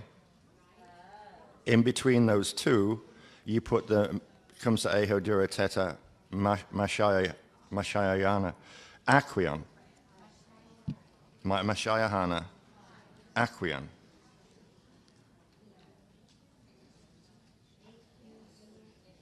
And either E-I-O-N or I-O-N, and I'm not sure which is technically correct. And as you've noticed anyway, from time to time, things are spelt differently. and change over time until finally it gets nailed as one particular thing. Sometimes because you guys ask questions, and sometimes because the beloveds just do it. Now, the second place it crops up is in part 2. We pick up part 2 in the name of the Melchizedek Cloister Emerald Order, Holy Order of the Unified Sacred House of One. Right after that, we would then say, in the name of the Mashayahana Councils of Aquarian. Right there. In the name of the Mashayahana Councils of Aquarian. And then, the third and the final time we refer to the Mashayahanic councils is in closing.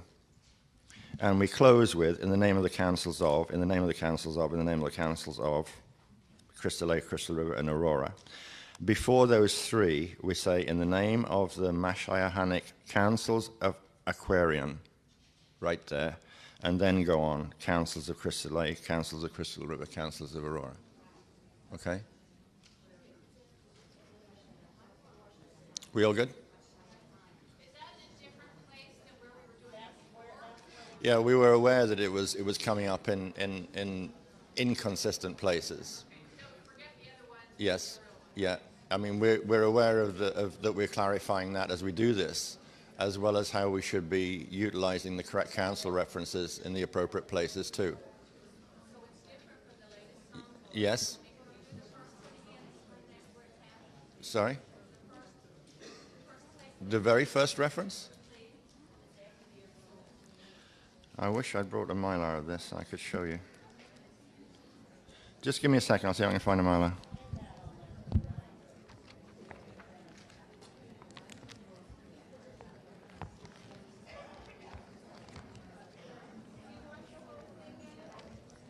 I've got it here now.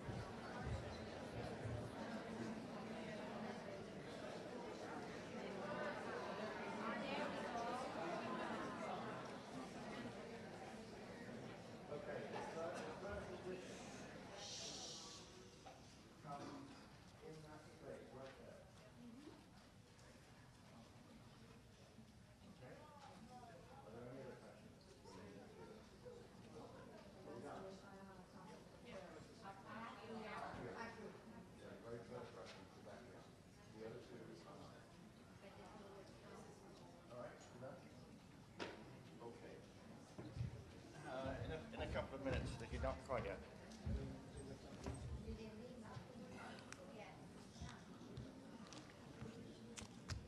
So we're to forget the other editions from before? Pardon? The other editions from before? No, don't forget anything, darling. Just update the instruction. What we've done, we've been now being told explicitly and clearly exactly what we have to add, exactly what we have to say, and exactly where in the sequence of the entire prayer it has to be done. That is the most up-to-date position the beloveds are given us this afternoon.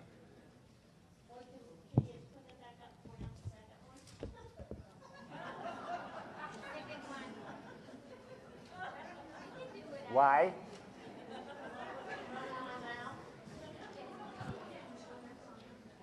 What is it you would like me to do? The second place, where is that? Yeah.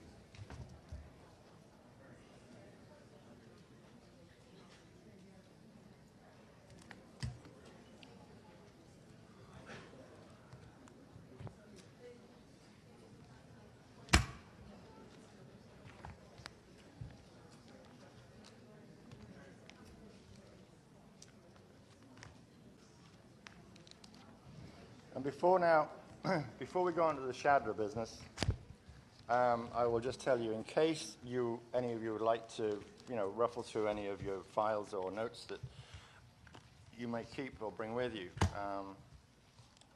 the sequence that we were given for specific use this afternoon. It's also a good boosting sequence that we use at home in this way too. Yeah, I'm going to do that.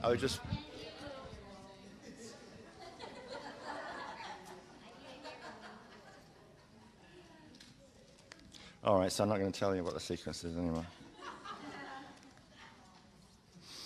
The sequence that the beloveds have asked us to use today, three activation, and something that we tend to use at home as a combination for boosting, clearing, and such things, is the following sequence. It begins with the Crystal River Para, which is why we spent almost half a day clarifying where we had 3 lines.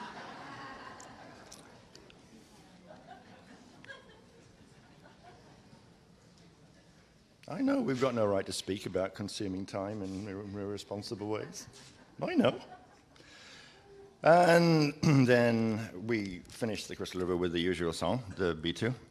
Then we go on to the Floating Buddha's Rite in this particular sequence. And then we use the Sphere of Destiny, Song of the Ark of the Covenant. And this is, as it were, the first time we've done this combination or used this in this way, but we then use the 12 arrows of Aquarion. And we just use the toning part of that. But of course, if we were in a drumming situation, you could incorporate drums too, if you're inclined to. But that has been given as very much a personal option. And today, if people wanted to tickle a drum a little bit, then it would be perfectly fine. But they're telling us that to just use the vocal toning is more than adequate for our purposes. So that's the sequence that we'll be working with, okay? Now, Shadra time. Are we going to be getting a paper? Like, are we going to be separate groups with different tones? No. Or everybody's going to... Everyone's doing everything together. Yes, yes, yes. And are we going to be given a paper with those tones written down, or? No? Not before we do them. They're easy to remember. It's not very long. Well, I'll help you with it. Microphones, do you have them with you? Can we do that when we get there? I'll just when we get there. Yeah, I mean, I will help people with stuff they're not familiar with, and we'll make sure that we can repeat it together correctly. And excuse me, but I'm not being anything but caringly serious, but we didn't get the sequence confirmed until 10 minutes before 3, when I was trying to find out how many were here and we're going to be in the Shadra and how I was going to organize it and do all those things. There just isn't time to do things the nicest way we possibly could. You know. So you just have to bear with us in that regard. All right, Shadra.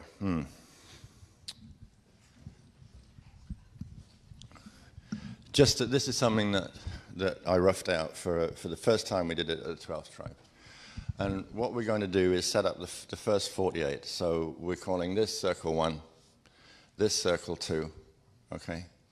The extension that comes between the ankles, knees, calves of this person, this person, this person.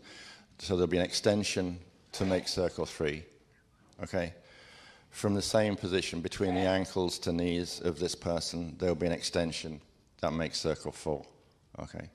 So the first 48, as it were, no pun intended at all, we need to set up these 4 circles in this way. This is the usual kind of way that we do it. But I'm just pointing out exactly where circle 3 would run from that point. So they'd be actually literally lying on the north-south axis and the east-west axes, but that's off circle 1. So when we get circle 1 in place first, all right, then we'll bring circle 2 into place in the normal way, and people stay right out on the edges so that the people in the middle trying to get themselves organized can see what they're doing. We'll get number 2 in place. Then I'll ask for the number 3 people to come in and, drop their heads in the usual place between the open legs of these people, right? And then finally, circle 4 will come in and drop in between the legs of the people that are already down on the ground. Finally, Circle 5 will then be asked to come and just create a circle, which you'll just have to organize yourselves as you go along and pay a little bit of attention to spacing. Don't get bunched up in some places and real gappy in other places, and don't finish up on Braden Beach instead of Siesta Key either, yeah? And then finally, Circle 6 will be asked to come in and take up its places. Sometimes, you know, there's some people that haven't actually registered yet. Sometimes people don't actually show on the beach. And we treat Circle 6 as a somewhat moving feast in a little way, because you can't legislate for absolutely every individual being where you need them to be. But this will work, and the Beloveds have confirmed that this plan will, energetically speaking, support exactly what we need to do. So, again, with simplicity in mind, all I've done is, having got the registration list and the most accurate number count I could, and I had less than 10 minutes to deal with this part too, hence the lack of copied paper. The first 12 will just simply go alphabetically. So I'll read out the names of the first 12. The people who make circle number 1 will be... Isn't it interesting how you think you've simplified something that's going to be so easy and quick and smooth, and when you think it's going to be hard and complicated, it isn't. I don't know. So we can kill that now. Thank you. Now it will be time, Jim and Noel. I believe that did you receive the message from Mac that we're only running the live part of the text and not the beach component from Easter? Did you get that all right? Yeah, good, okay. Well then, in your own time, could you run it?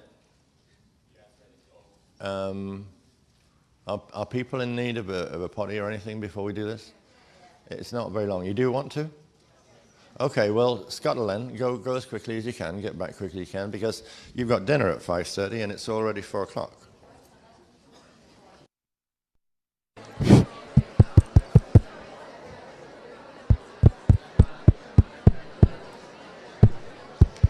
Okay, just quickly then.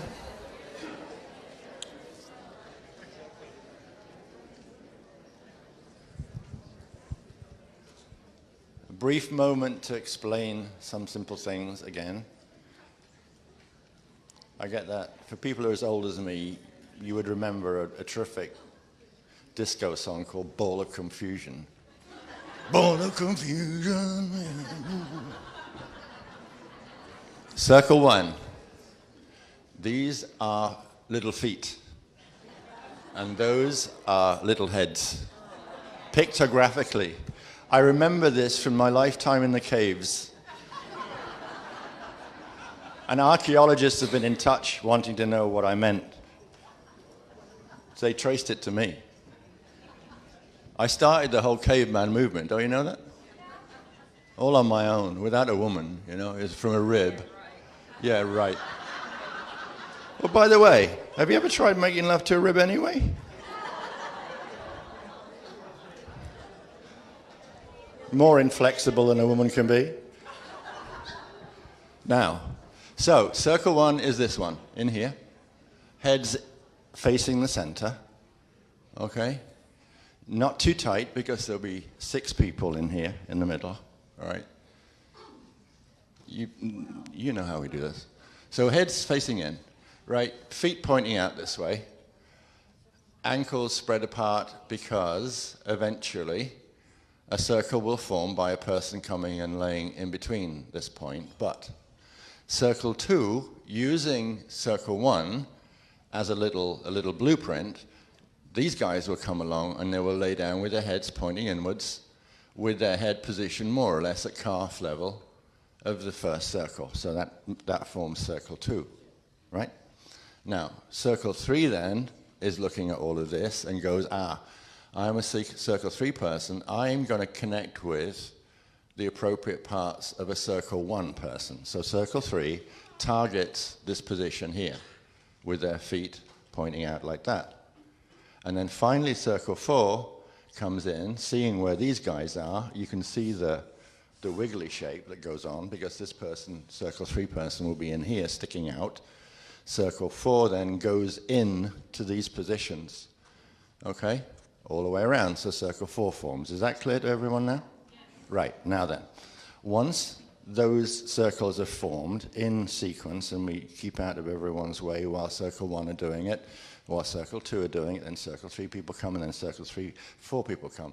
Finally, then the circle 5 will then do their best, heads pointing inwards, to form an enclosing circle all the way around the outside of the final circle 4 people's feet.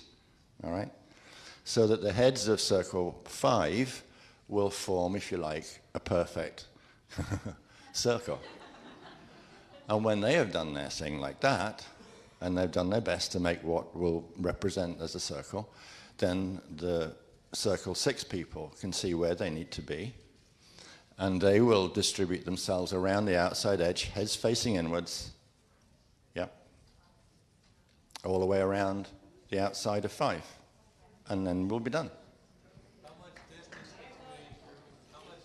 between the feet of circle 5 and the head of circle 6 would you like? How much? Not a lot.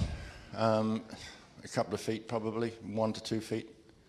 So there won't be any moving from the time that we get down in that position, so there isn't any worry about cluttering and being in each other's way and things like that. So anyway, I hope that's clarified it.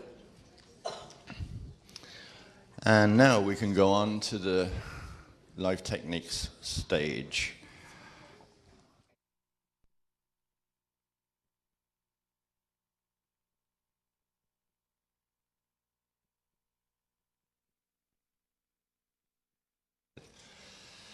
So, there's still quite a little bit of work to do, so if you don't mind, we'll just press right on with this. I don't suppose we should care too much about making it to the beach for sunset, but if we can, it would be a lovely thing to do. Sunset will be around about, just about 8 o'clock, a little bit before maybe. So our schedule is to break for dinner in 25. I don't quite think we'll make it, but soon after that, if we get along now. And then we will see you at the beach this evening and hear more about how Aurora Earth figures in our work this evening, and discover what Ash has been getting about the WAS and what we need to understand about our relationship to those. So then, without more ado, we shall move directly into the Crystal River Prayer.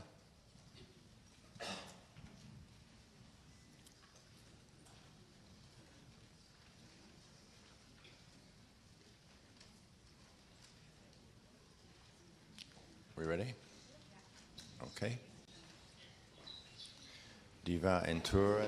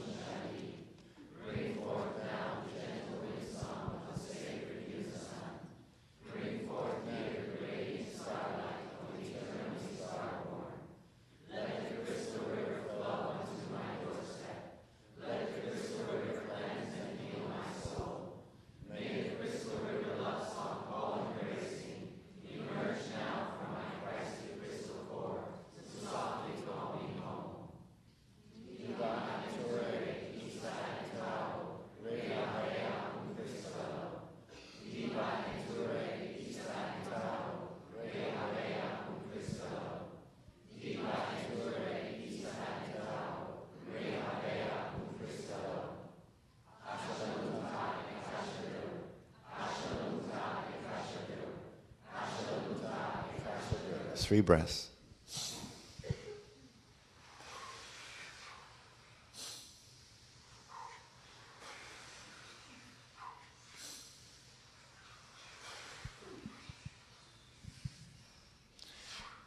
In the name.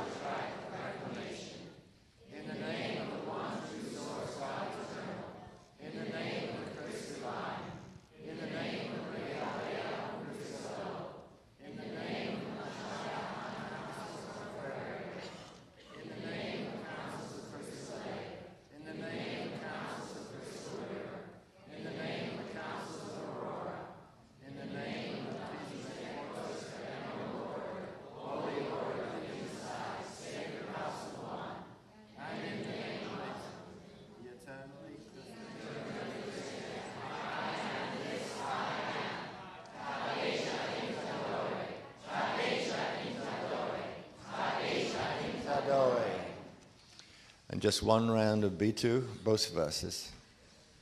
We'll go off at a bit of a lick. All right, we'll go quickly, right away. Okay? 1, 2, 3.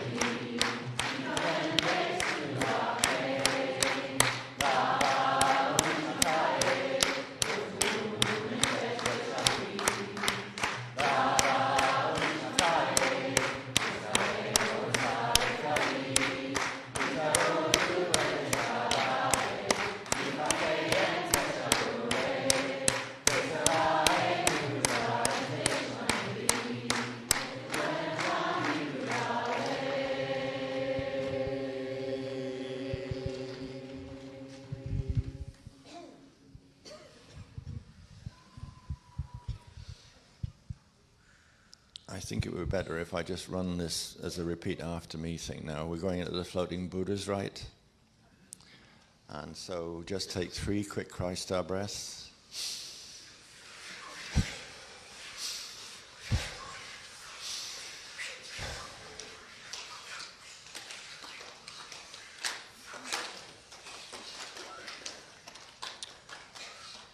Repeat the elemental orb command 3 times. The Ashaya Nira Ochesa. Ashaya Nira Ochesa.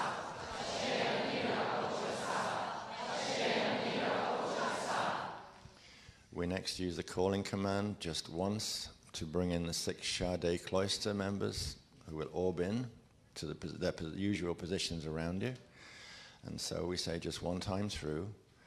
Azutu, Ave, Kumsa Evo, Zata, Etu, Kesa, Are, Kaevo, Siete, Ajuna, Itre, Tua, Nuen, Kusa, Teva, Shedra, Tise, Hevo. And the raising command follows, which is Ista Entaro, Diesu, Nevaro.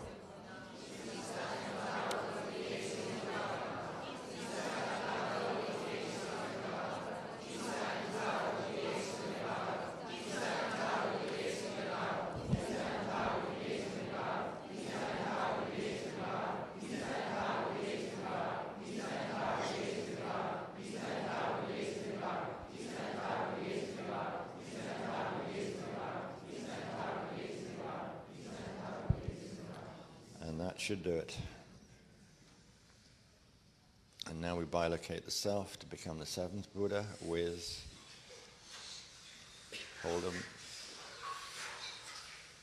the union command, Atu Site And repeat that. So we do 6 altogether. Atu Site Atu.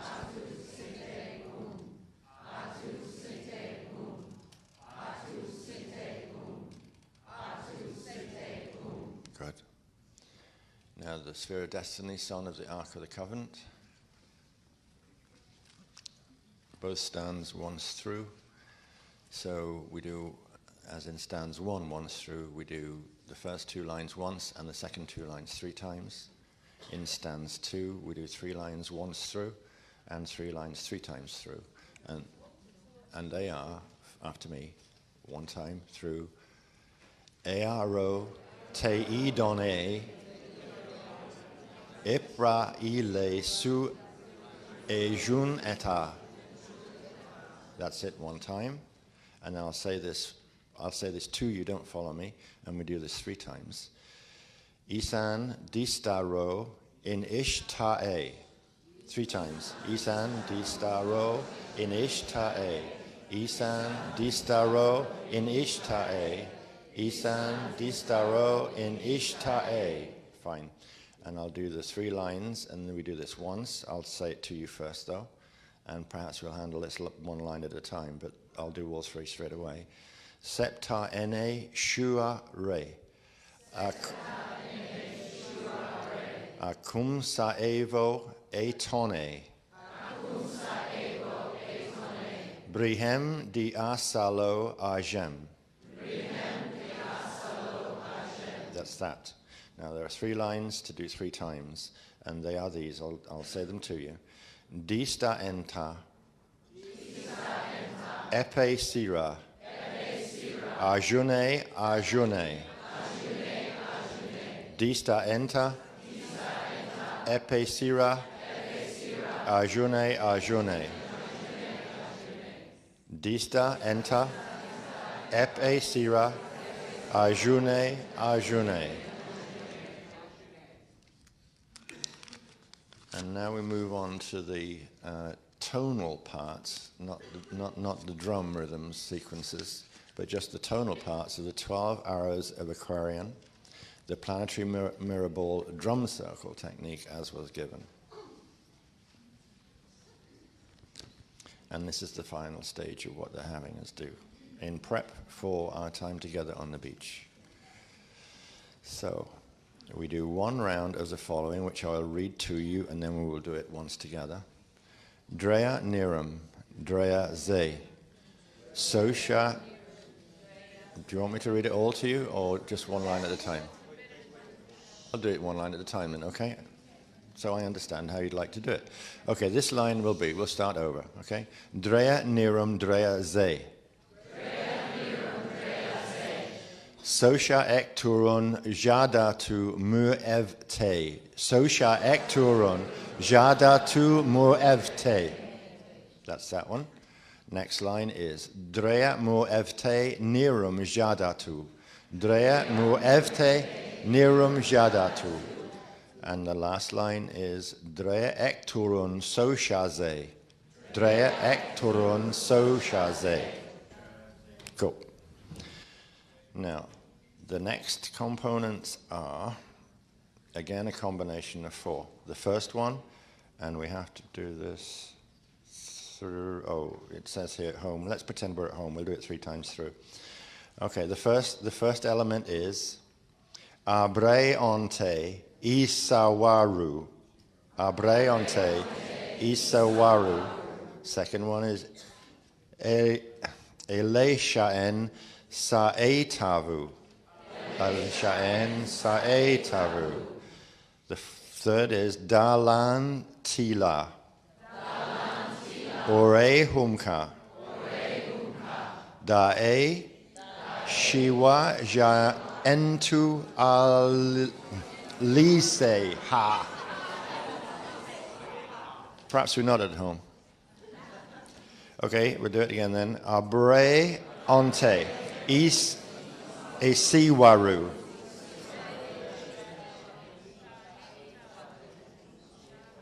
Where are we now? The second one, for the second time. Eleshaen saetavu. Dalantila ore humka.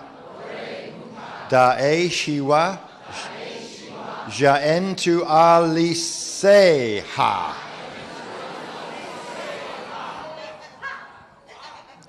Ha! Is correct.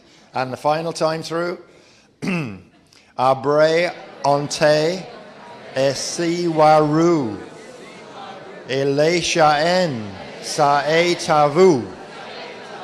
Dalantila ore humka. Dae shiwa jaentu alise.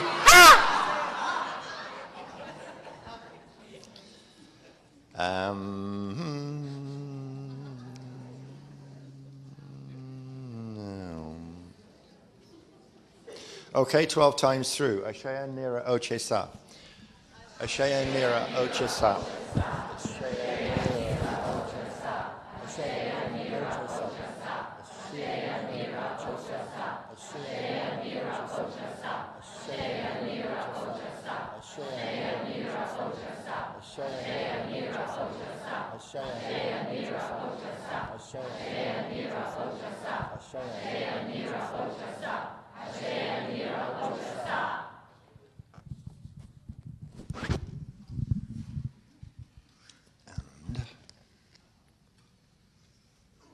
One time through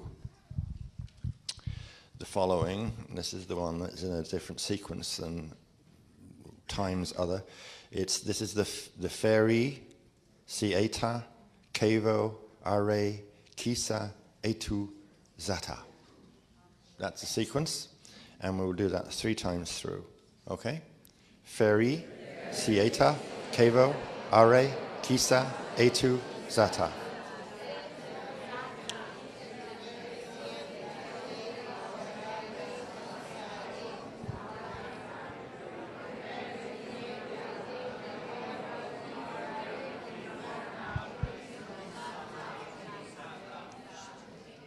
Okay. How about we do that together?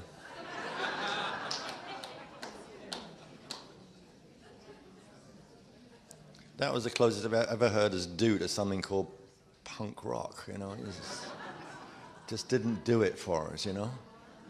So, well, if only one day I will be able to, but I can't do this.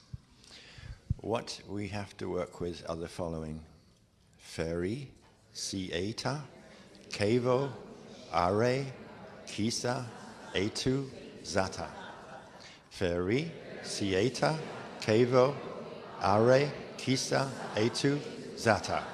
One more time. Feri, sieta, kevo, are, kisa, etu, zata. Brilliant. And now what do they have for us and how many times if we have to do it? Okay. Are you, okay, yeah, 12. 12 of this. So what we're going to do is just simply repeat abre ita 3 times, but 12 rounds of 3. Okay? We're going to say abre ita. Abre ita. That's 1 round. So you got it. 3 times is one round, and then we're going 12 of 3. Okay, that's 36 altogether. Got it? Okay. 1, 2, 3, go.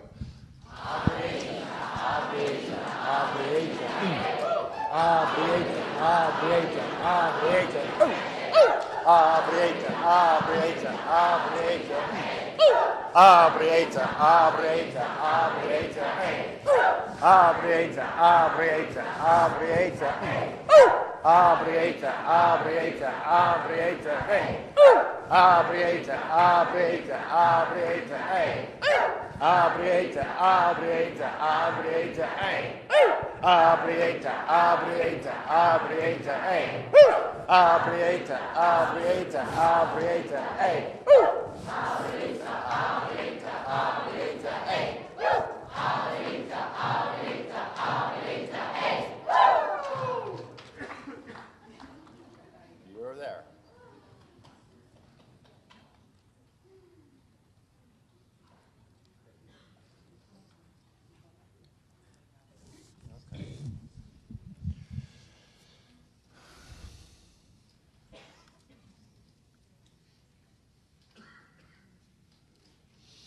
Now I just want you to inhale upward from the earth core to pick up in what this technique is doing actually. So would you just take a deep inhale breath up from earth core, up through your feet, into the Azare, hold at the Azare. And at this moment the Asea's elemental orb flows are running up into your Azare from the Asea's reservoir now open in earth core. Exhale firmly upward from the Azare using the breath to push the Asea's elemental orb flow from your Azare upward into Earth's atmosphere. Then resume normal breathing as the Asea's elemental orb flow amplifies the density 1 mirror ball activation within Earth's encryption lattice layers, which sparks the density 1 planetary mirror ball into coronal radiant activation. Take a long, slow inhale breath, using the inhale to draw downward from Earth's atmosphere a personal pillar of pale gold and silver mirror ball light from the planetary mirror ball fields and into your Azare. Hold this breath at the Azare for a moment. And then when you're ready, and this will be a 12-point exhale into your field, sending the mirror ball light from your Azare out through the Alarian chambers to activate your personal density 1 mirror ball coronal fields.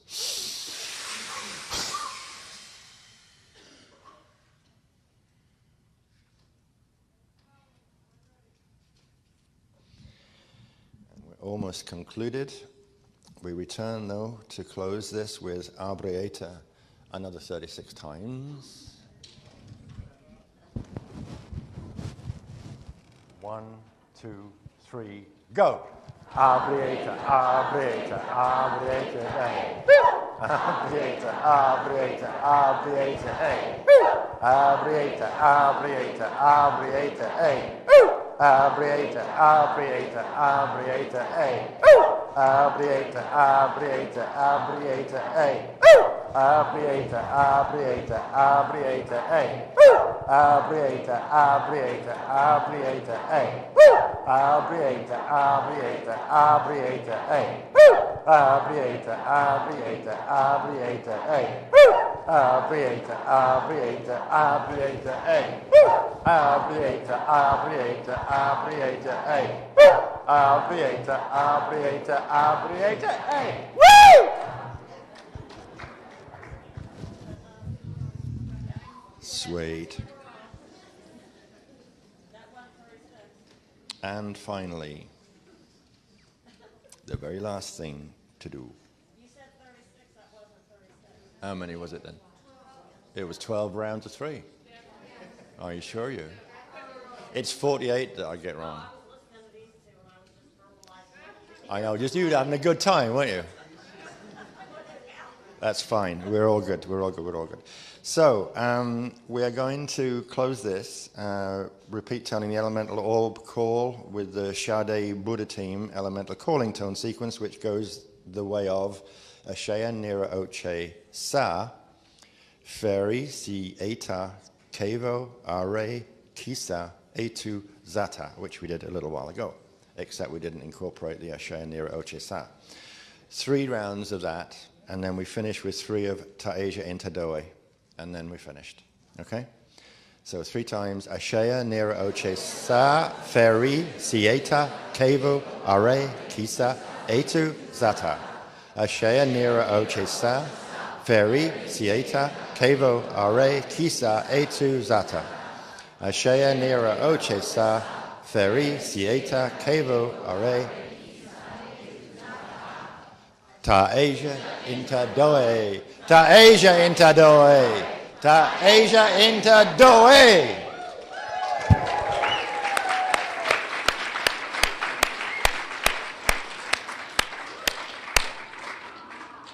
Brilliant. Now I reckon we've got a good fire burning now. Let's see what we can do with it after dinner on the beach. Okay, so enjoy dinner. Coaches should be loading at 7 o'clock pretty much on the dot, so from outside the front of the hotel. Yeah.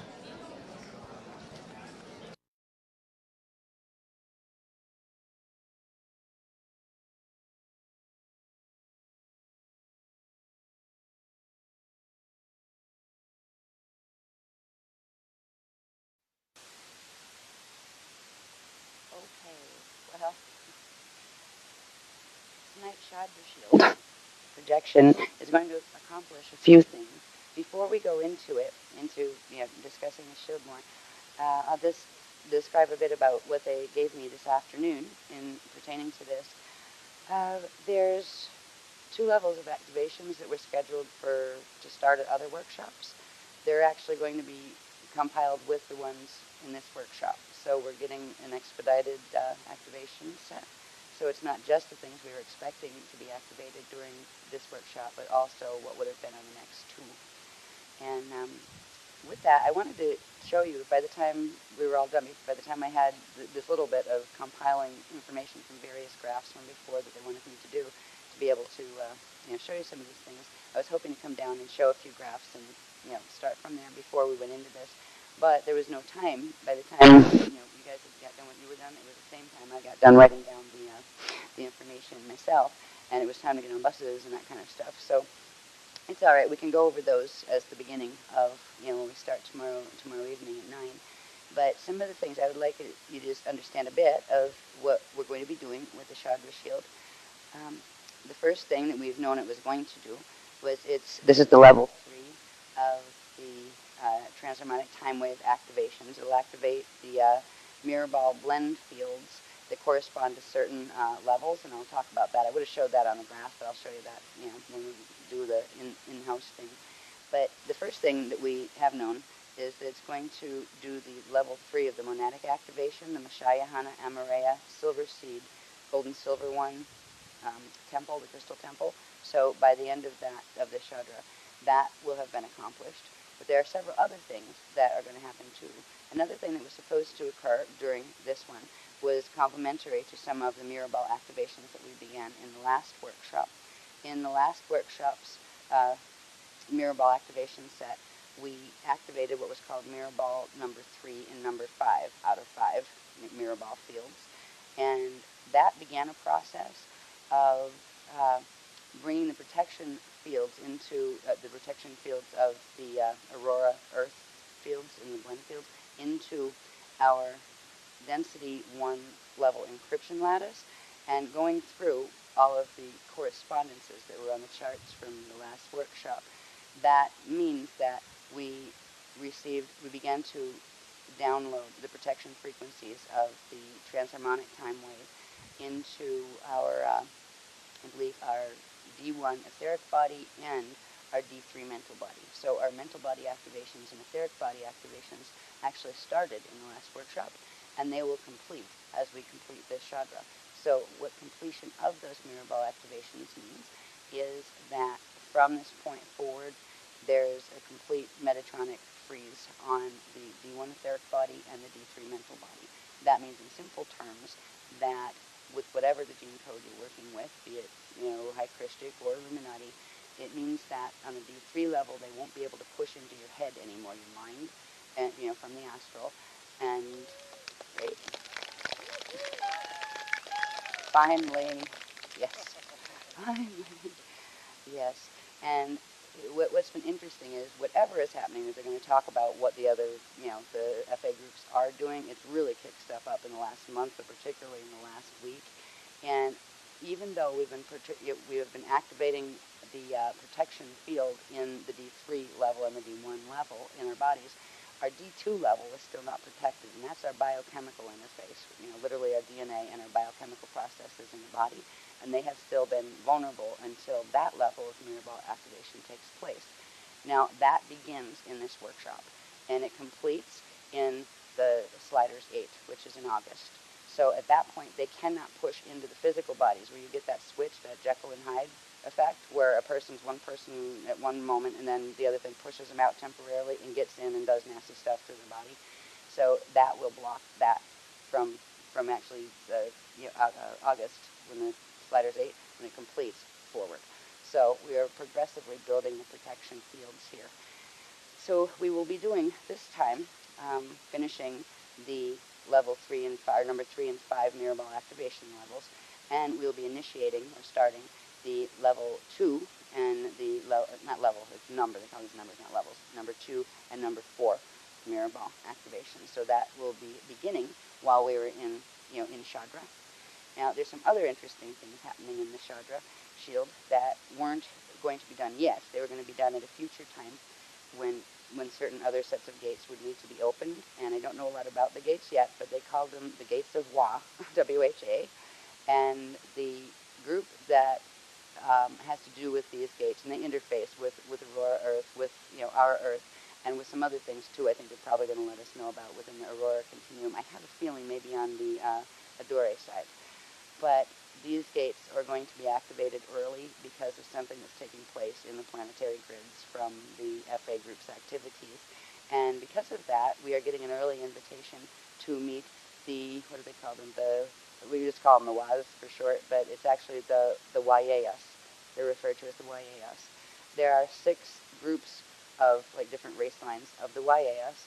They are all Adashi masters, or no, they don't like the word masters, adepts. They are all Adashi adepts. Their actual form, like what they know themselves as, is conscious air, just like the Ajuna. But they take on gender bodies in order to interact with the gates in various systems and in the Aurora Continuum.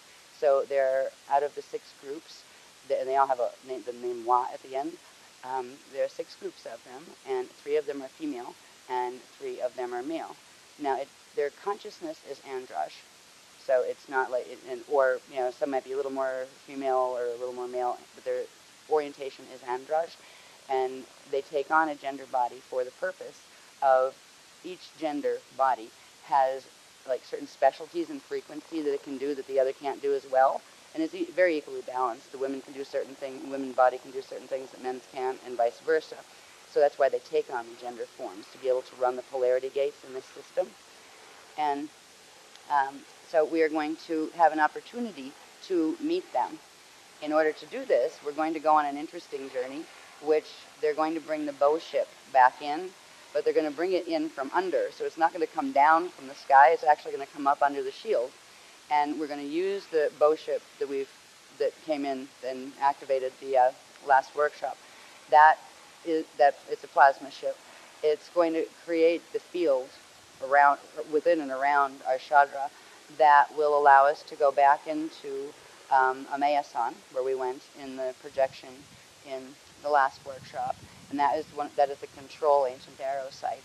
And Amaya-san is the one that, hello, hi.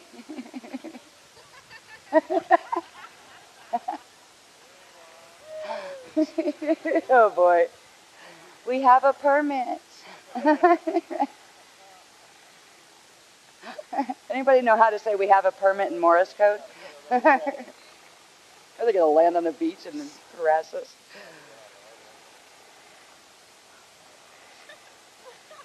This is interesting.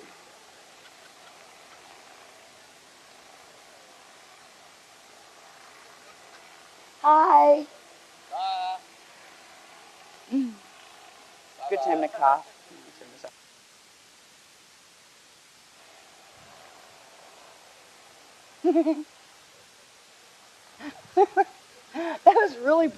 That was really bizarre timing. I'm just saying that, yeah, really. I'm just saying the plasma ship isn't going to come down from the sky this time. It's going to come up from under. We can be, anyway.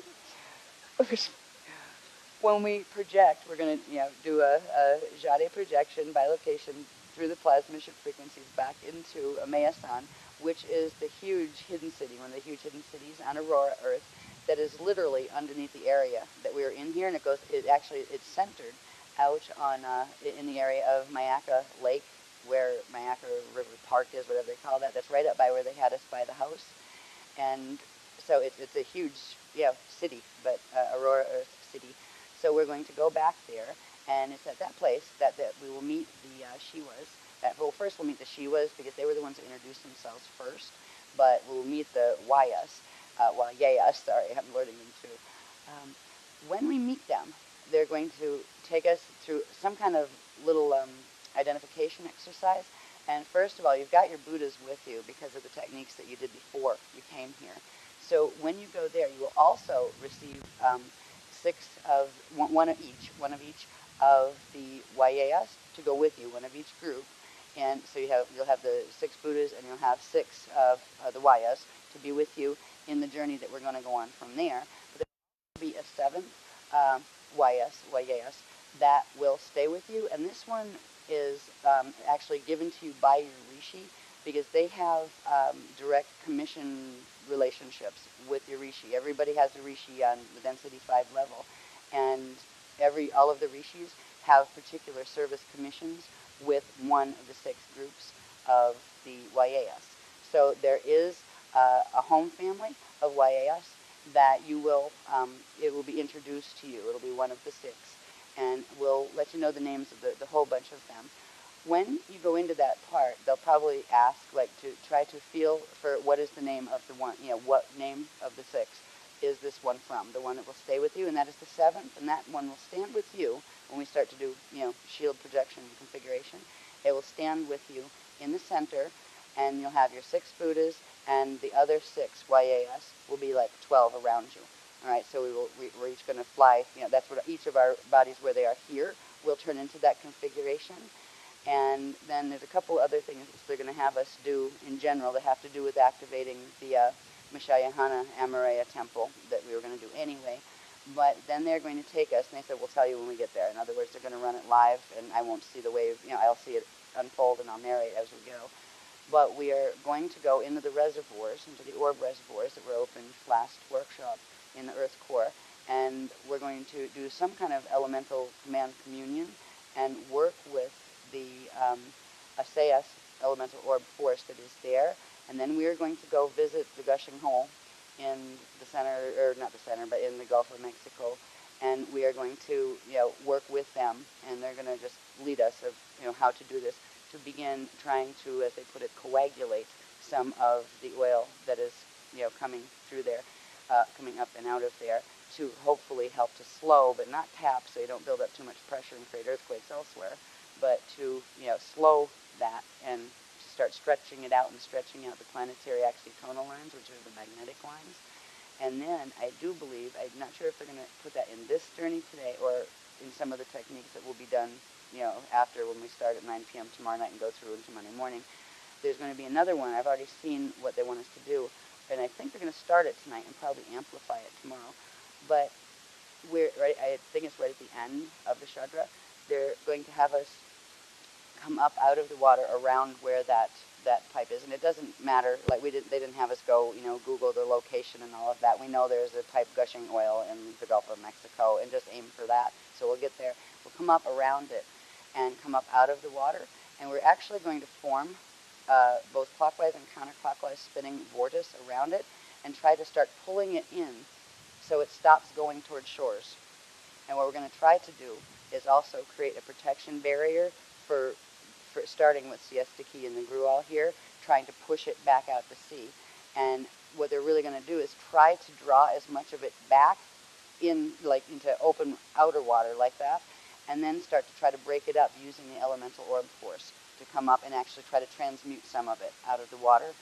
And so they're going to guide us through some of that. I'm not sure how much of that we'll do tonight, but I do believe at the end of the Shadra, they will come with us, and they're going to hang out with us for, till the workshop is over. The whole bunch of them, Buddhas and the Wayas and all those, Wayayas, sorry.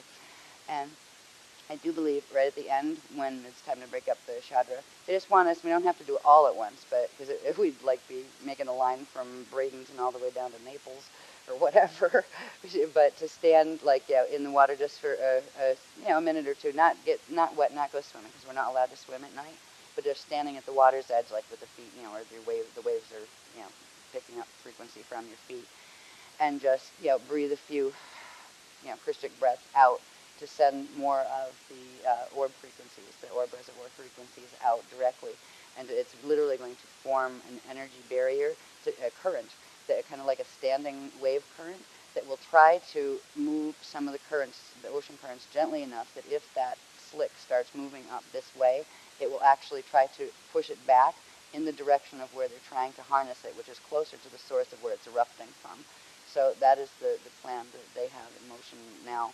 And that wasn't something that was originally planned for this workshop, but because of the emergency that is occurring there and continues to spew thousands or millions of gallons a day into the Gulf, it's horrible.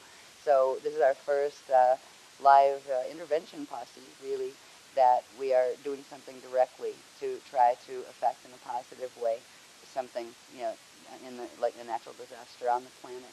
It'll be the beginning of our training. And when we get into tomorrow's workshop, we will be doing things with learning about the mirrors and how to use them and how to begin using them for making communication connections in the event that things get really wacky and we can't communicate with each other on 3D. So there's a lot to learn in this workshop, but this is what we're going to do so far. And let me see. Oh, I'll give you the names of the YAS groups. And you'll all have that primary one that works with your Rishi that you are being invited into on a conscious level. Usually there's a whole series of, they call them tests, but they're more like lifetime lessons. And once you go through a certain level of them as a conscious being incarnate, they will then invite you. But at this point, we are all being invited, regardless of what status of lesson we were in relation to our Rishi and those kind of things, because it is in the evac period, and we do have the 200 years so far.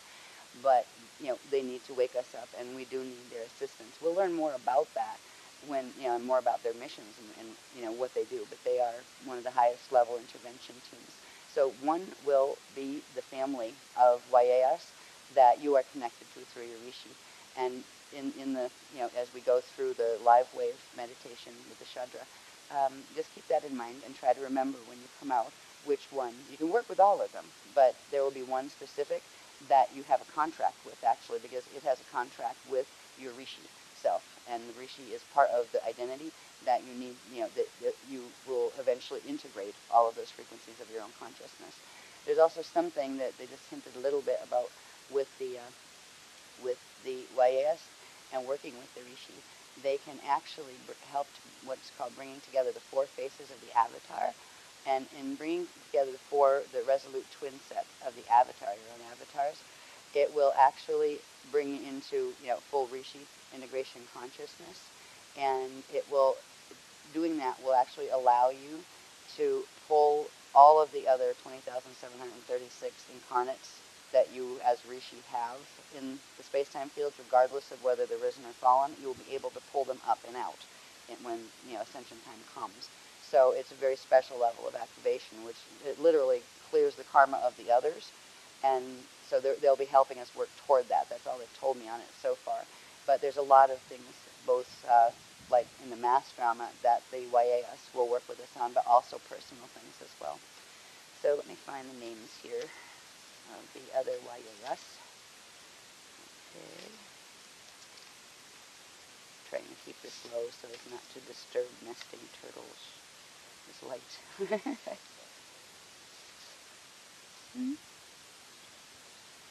Yep. Okay. So the first one that the Mashayahana actually introduced me to them in a meditation about a month and a half, maybe 2 months ago.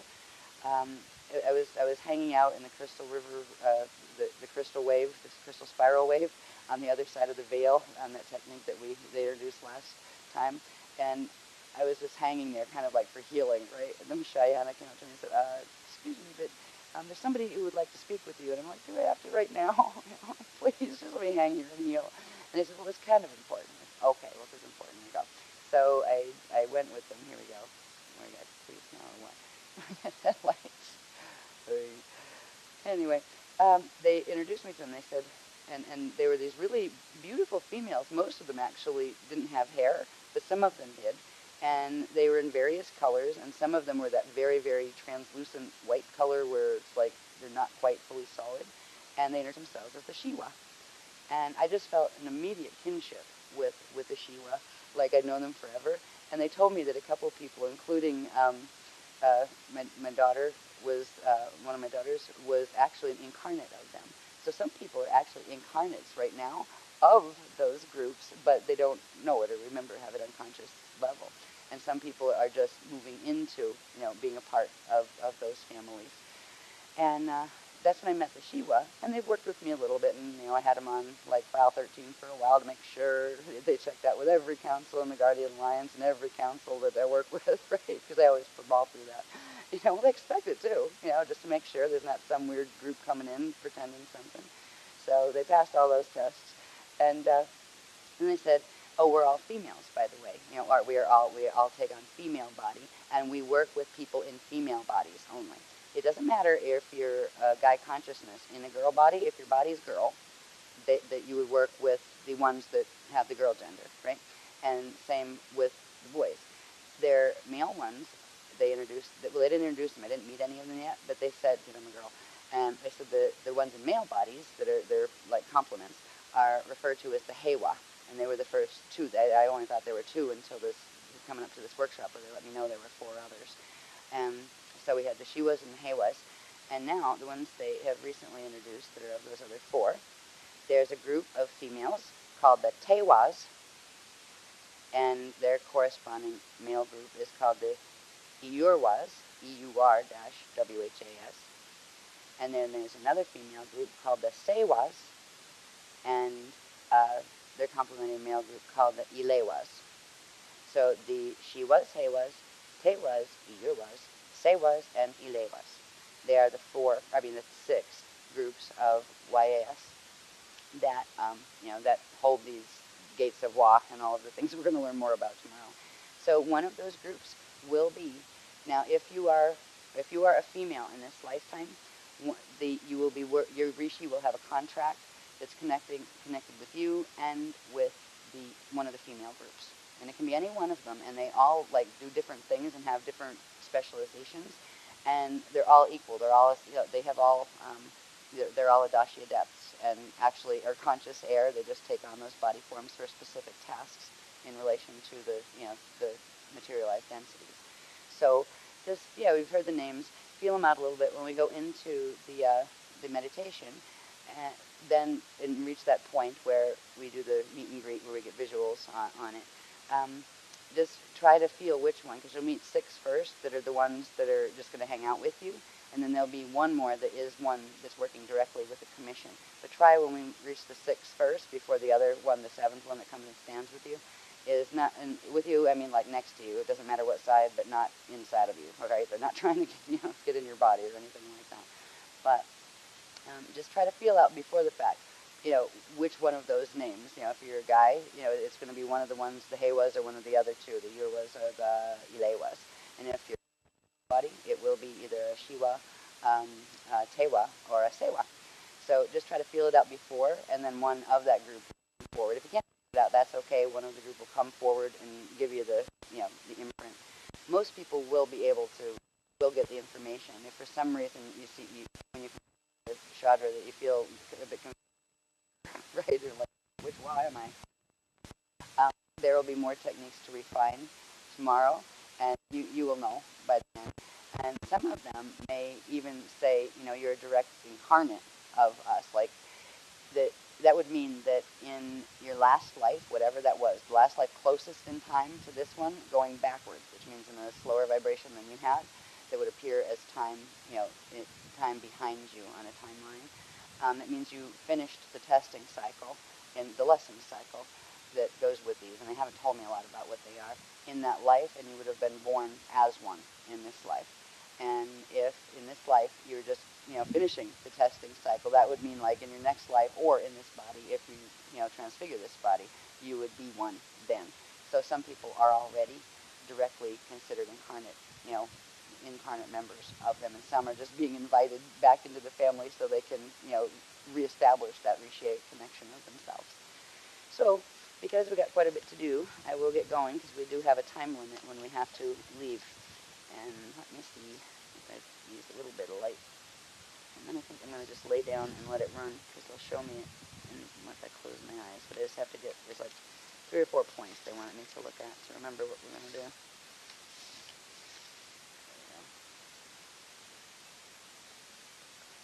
Okay, bullshit. Yeah, okay. I'm just reading here for a second.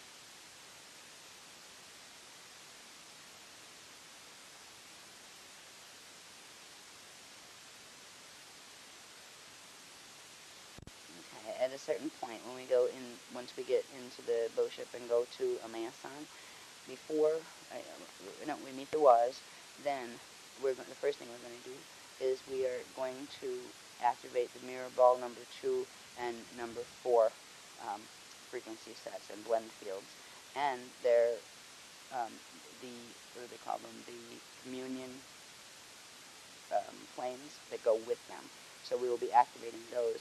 Then we will go on to a few other steps in going into the reservoir, and then once we pick up those frequencies of assistance, we will do the the intervention in the Gulf. So we'll start in a second.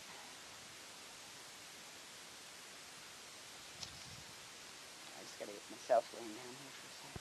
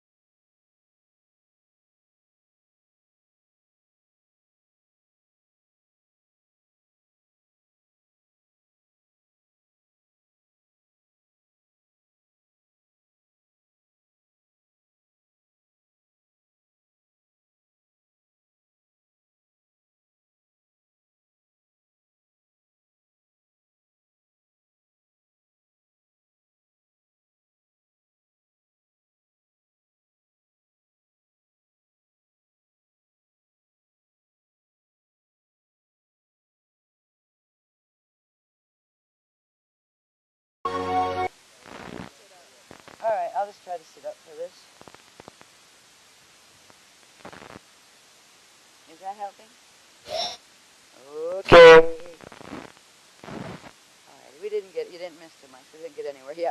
turning on the orbital circulation with the exhale down into the earth core orb reservoir, and then back up to the azure and hold for a moment. And then the 12-point exhale.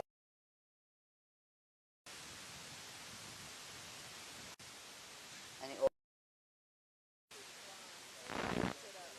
all right, I'll just try to sit up for this.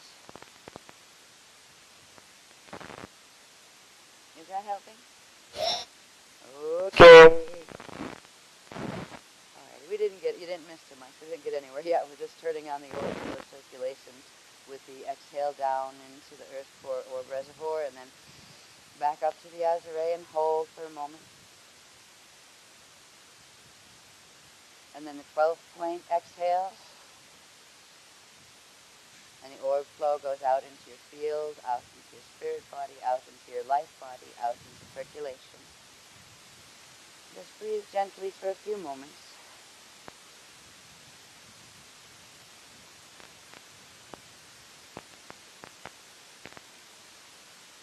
They're asking each one now to just breathe gently and to think of the first color that comes to mind, or if you see it. There will be a color that flashes, or the name of a color that comes to mind. And it can be any variation. It doesn't have to be just one of the primary 15. But if you can see it, just hang on to the feeling of that color. If you're getting a name of a color instead of seeing it, that's fine. Hang on to the name.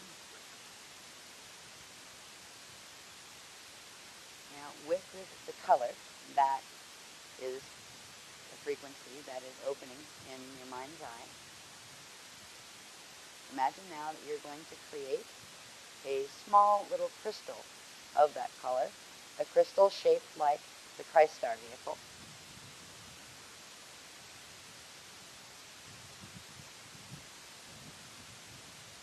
And in a moment, we are going to, all together, bring that little colored Christ Star vehicle crystal down on an exhale into Earth Core. And when they all go into the Earth Core orb reservoir, they will then shoot back up all at once into the plasma ship. Because the plasma ship, the bow ship, that we raised in the last workshop, is actually hanging out underneath right now in the frequency spaces of Aurora Earth. So when we drop our code crystals, let's just call them code crystals, our little colored Christ stars, down into the reservoir, and they'll pop back up. At that point, when they pop back up, it's going to be a call to the bow ship to rise. And it's going to start to rise, but it'll feel like it's from way down underneath us. Some people will feel this, some people won't. But there'll be like a vibration that's coming up, and it's much, much bigger than just the size of our Chandra, but our Chandra will be centered in the center of it. So it is a plasma ship, and it will come up. It may feel a bit like, almost like the ground goes a bit soft and gelatinous underneath you for a second or two as it's coming up. And it will come up and actually through us and hang. It will be like a big dome over us, but also under us. And that is creating a space in which, a transharmonic space, in which we can fly the shield together into, with a part of the plasma ship, will actually take us back in bilocation into Amayasan, which is east from here. It's up by where that state park is, Mayaka Valley State Park, and up by where we have our house. So they're going to take us into the main access area of the ancient aero control site that is up there that the ship is connected to. So call to mind the color that came to mind, and imagine the form of it as a three-dimensional little Christ Star vehicle.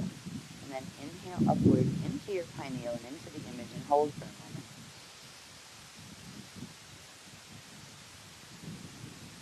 And then on the exhale, push it all the way down the Earth core, down into the orb reservoir.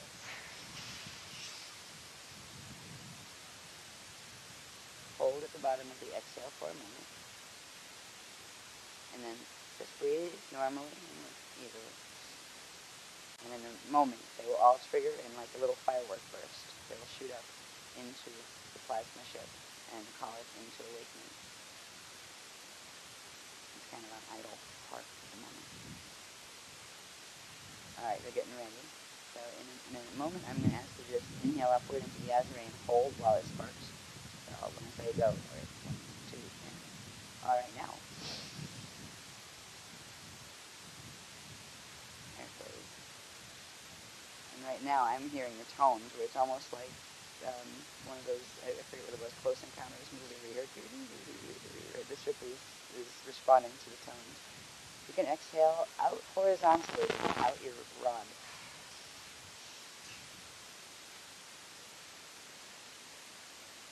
And then you can take one more breath into the azure and hold. And again, we're going to exhale horizontally, but frontwards to backwards out your chamber.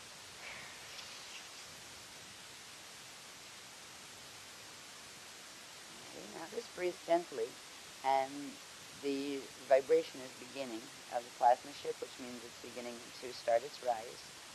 And as it does this, you may notice a sensation that your rod that's sticking out horizontally that would follow your arms and your chamber line that's sticking out front to back, they're starting to vibrate also.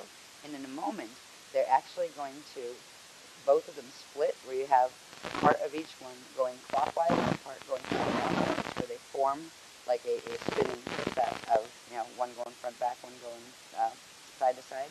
But they each have a part of themselves that goes clockwise and counterclockwise. So it's going to form almost like what am I visualizing?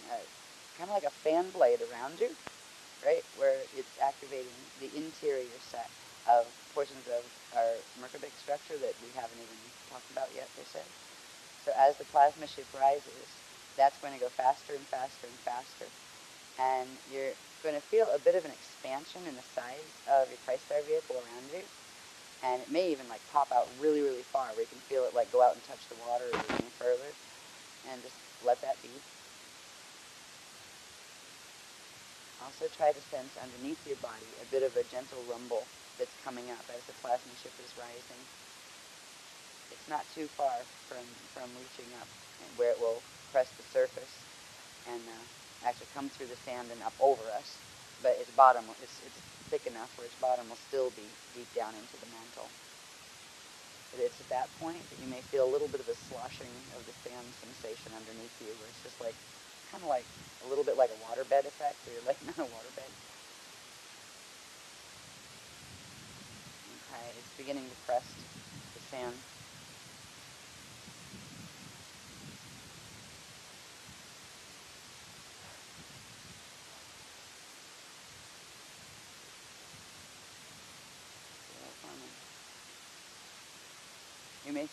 You may feel the vibration of it running through your body, or your body wants to bounce with it. As I'm sitting here and my legs are going crazy. Okay.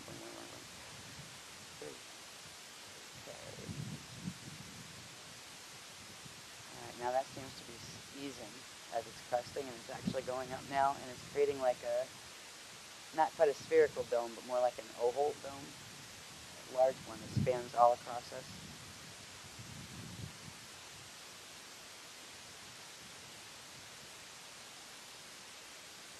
And now that we are in register with the bow ship, they're going to have us do something. They're going to tell me in a second that will allow for the shift. We can shift a portion of ourselves. So become aware of, getting ready to bilocate, do bilocation again.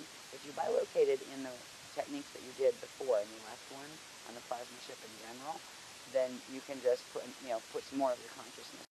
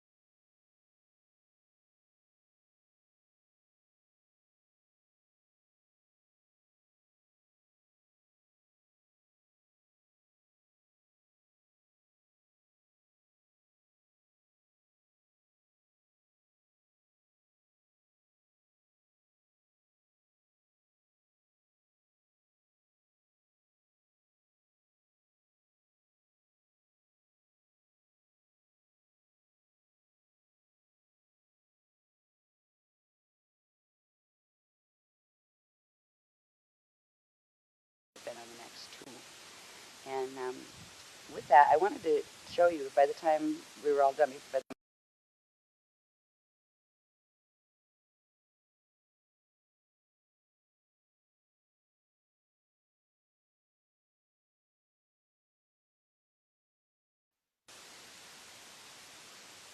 okay, well, tonight's Chandra Shield projection is going to accomplish a few things. Before we go into it, into discussing the shield more, I'll just describe a bit about what they gave me this afternoon in pertaining to this. There's 2 levels of activations that were scheduled to start at other workshops. They're actually going to be compiled with the ones in this workshop. So we're getting an expedited activation set. So it's not just the things we were expecting to be activated during this workshop, but also what would have been on the next 2.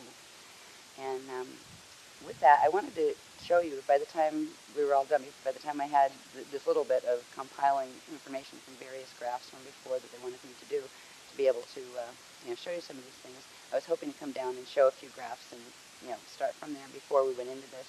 But there was no time. By the time you guys had got done what you were done, it was the same time I got done writing down the information myself, and it was time to get on buses and that kind of stuff. So it's all right. We can go over those as the beginning of when we start tomorrow evening at 9. But some of the things I would like you to just understand a bit of what we're going to be doing with the Chandra Shield. The first thing that we've known it was going to do was this is the level 3 of the transharmonic time wave activations. It'll activate the mirror ball blend fields that correspond to certain levels, and I'll talk about that. I would have showed that on the graph, but I'll show you that when we do the in-house thing. But the first thing that we have known is that it's going to do the level 3 of the monadic activation, the Mashayahana Amareya Silver Seed Gold and Silver One temple, the crystal temple. So by the end of this Chandra, that will have been accomplished. But there are several other things that are going to happen too. Another thing that was supposed to occur during this one was complementary to some of the mirror ball activations that we began in the last workshop. In the last workshop's mirror ball activation set, we activated what was called mirror ball number 3 and number 5 out of 5 mirror ball fields. And that began a process of bringing the protection fields into the protection fields of the Aurora Earth fields and the blend fields into our density 1 level encryption lattice, and going through all of the correspondences that were on the charts from the last workshop.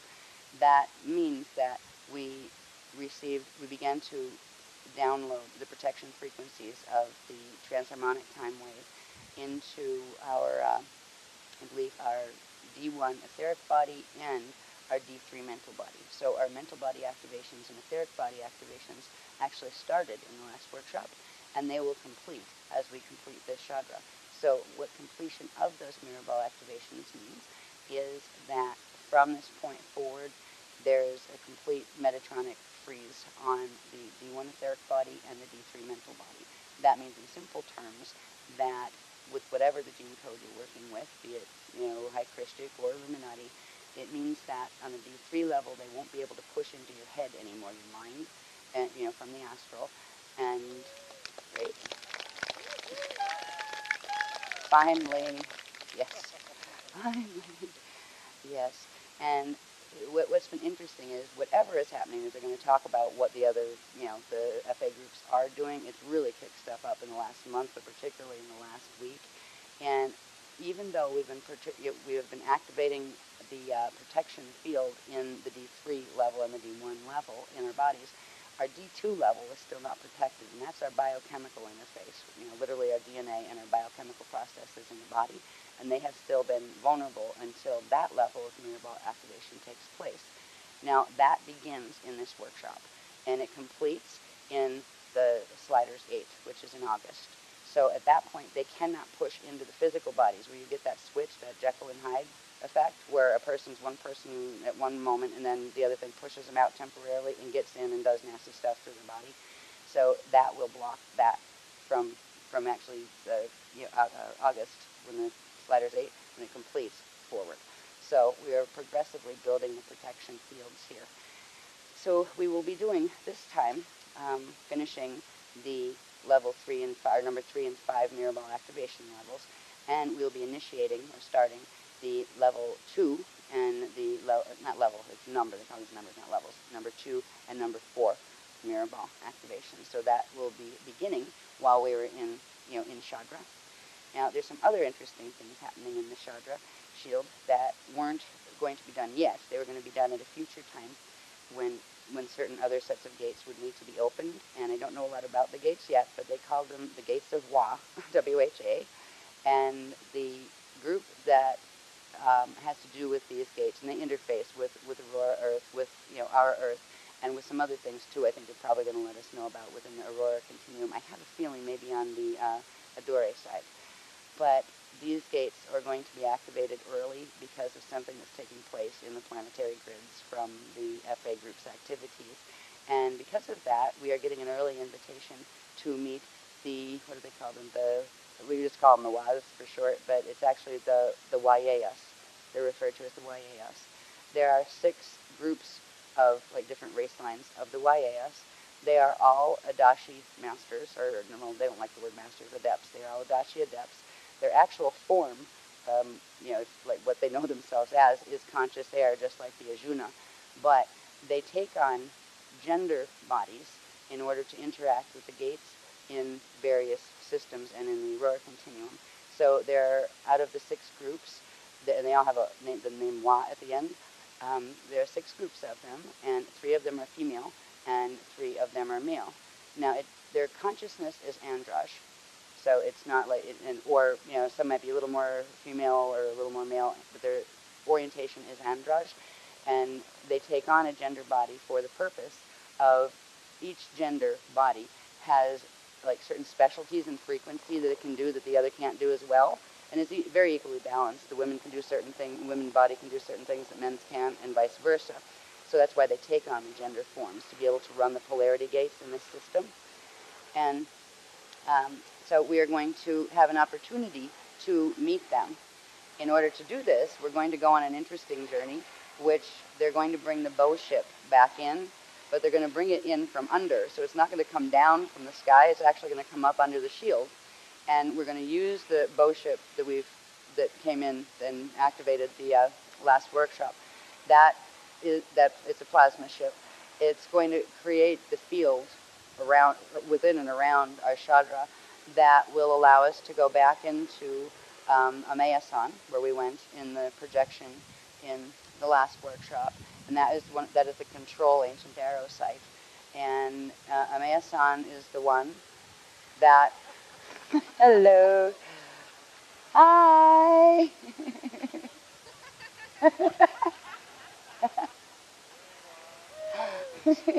Oh boy. We have a permit. Anybody know how to say we have a permit in Morse code? Are they going to land on the beach and harass us?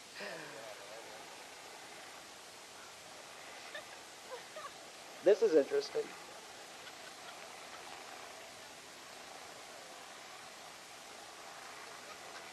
Hi.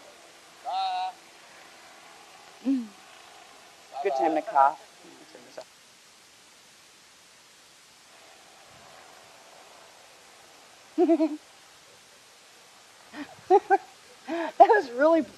That was really bizarre timing. I'm just saying the plasma ship isn't going to come down from the sky this time. It's going to come up from under.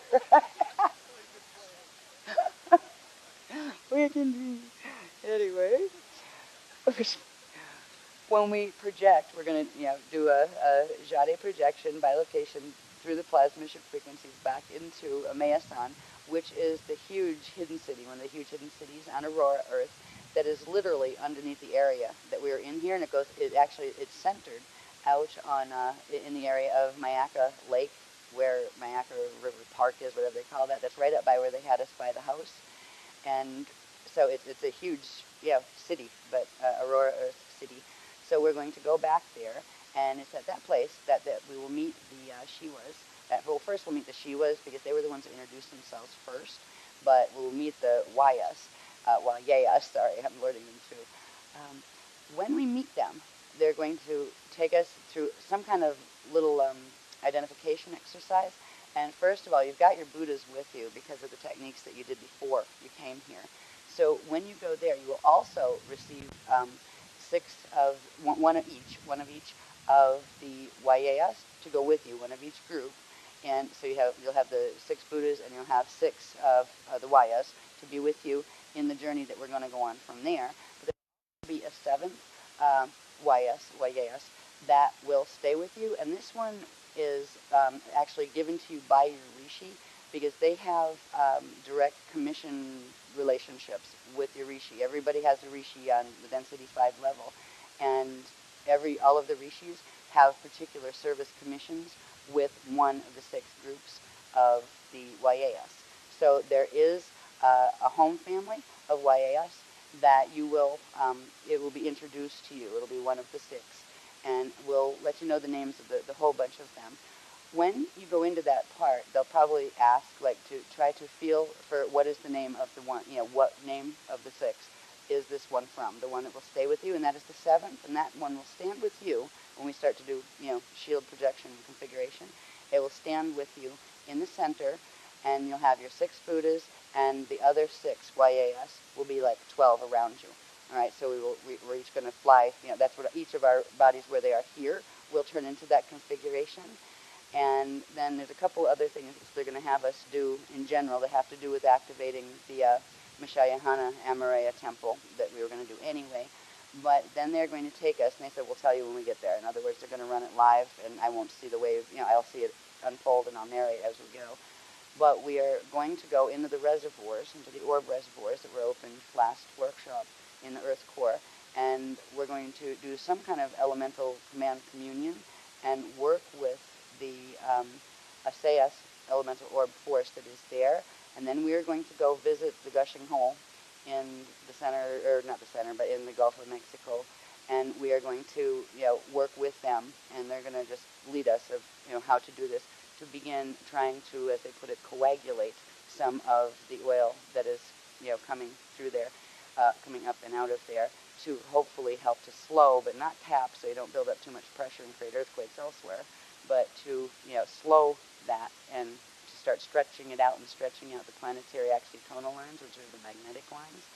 And then I do believe, I'm not sure if they're going to put that in this journey today or in some of the techniques that will be done after, when we start at 9 p.m. tomorrow night and go through into Monday morning.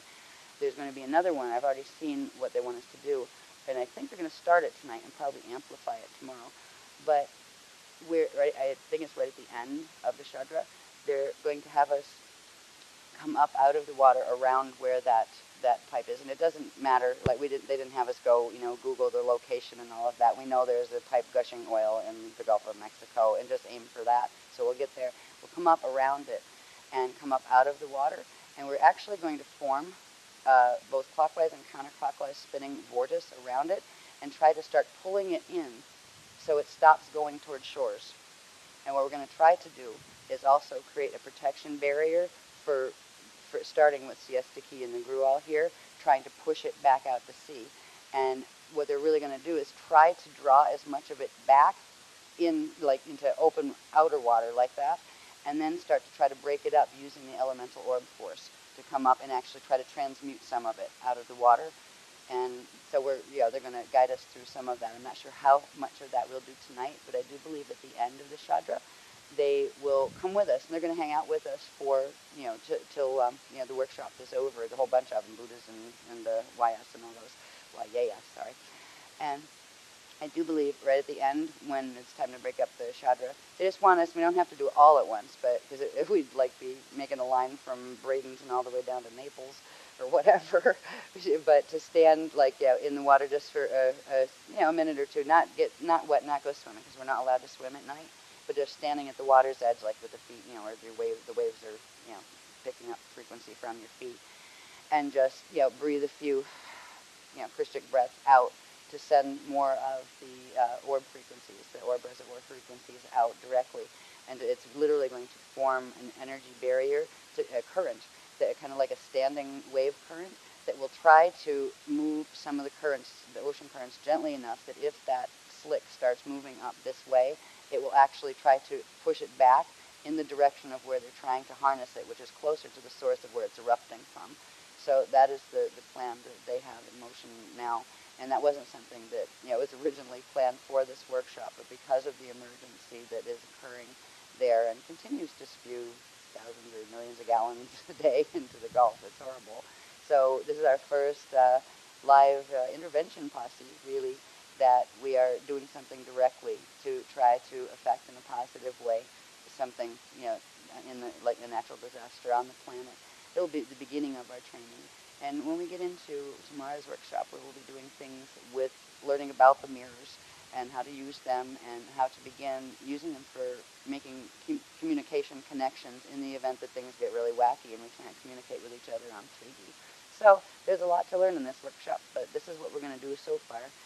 And let me see. Oh, I'll give you the names of the YAS groups. And you'll all have that primary one that works with your Rishi that you are being invited into on a conscious level. Usually there's a whole series of, they call them tests, but they're more like lifetime lessons.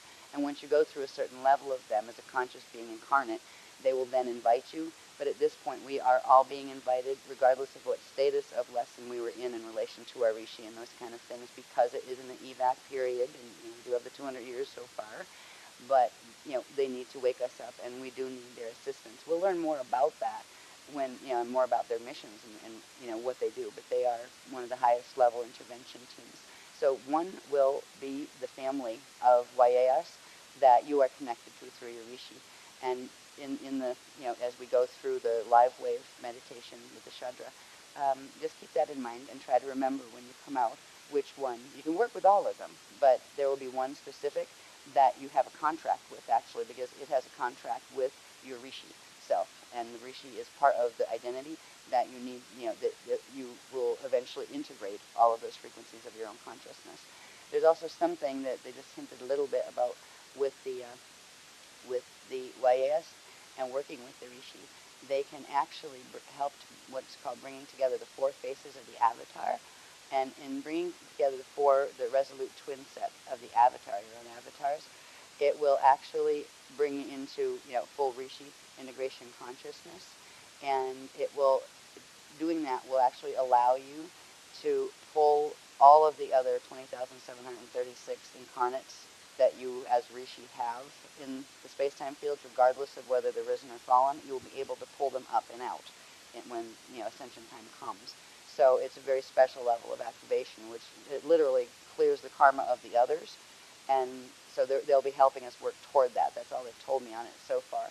But there's a lot of things, both like in the mass drama, that the YAS will work with us on, but also personal things as well. So let me find the names here of the other YAS. Okay. Trying to keep this low so as not to disturb nesting turtles. This light.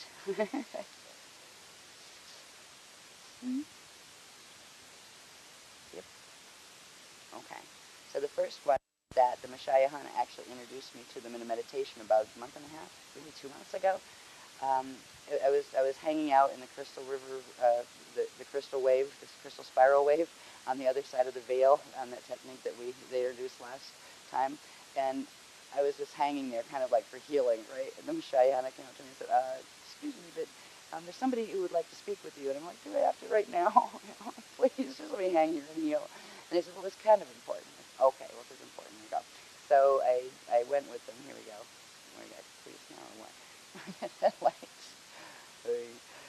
Anyway, they introduced me to them. They said, and they were these really beautiful females. Most of them actually didn't have hair, but some of them did.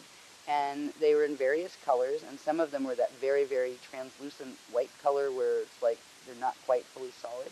And they introduced themselves as the Shiva. And I just felt an immediate kinship with the Shiva, like I'd known them forever.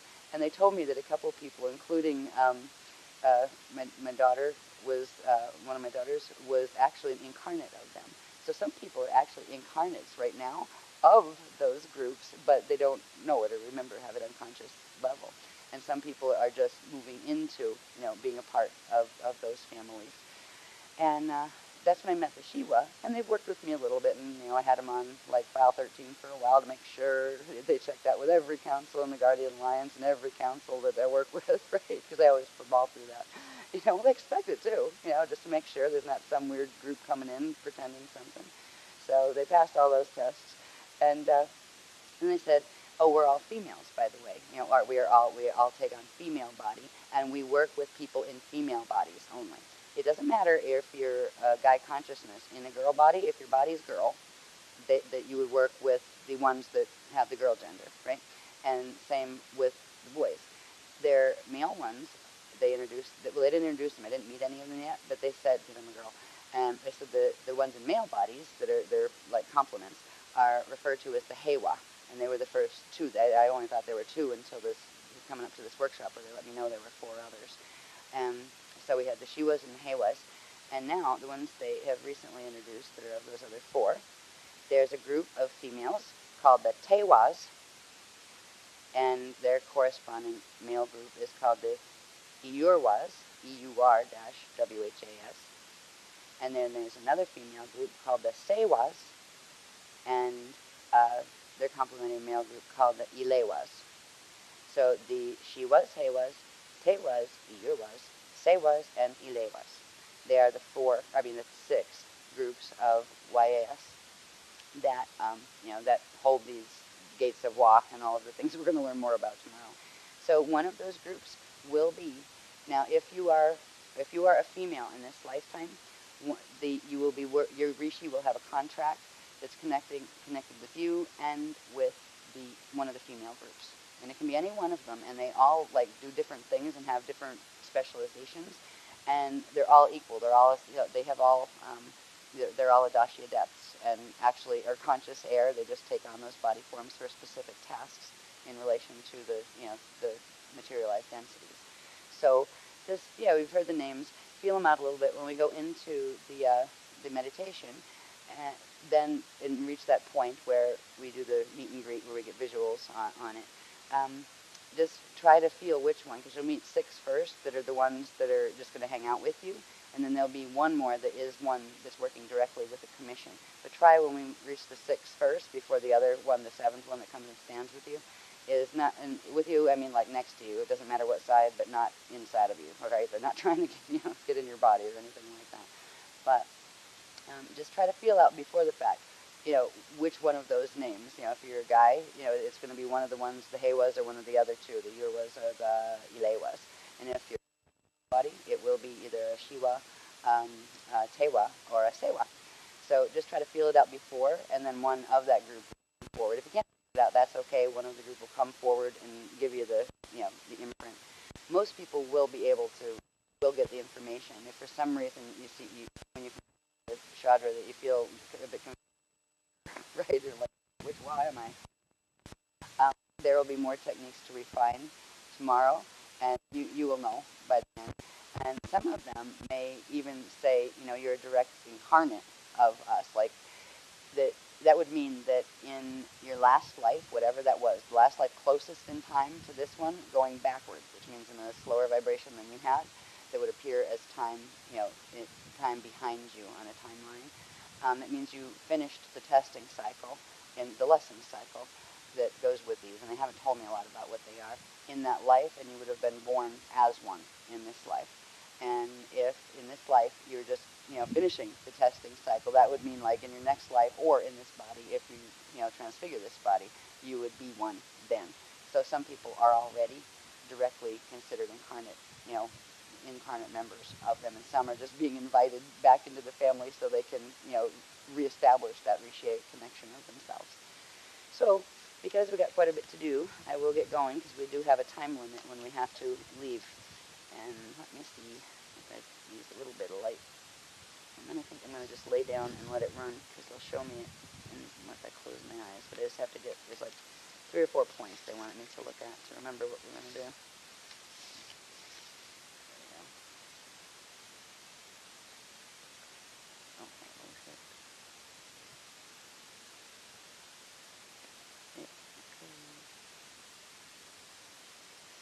negotiating with this.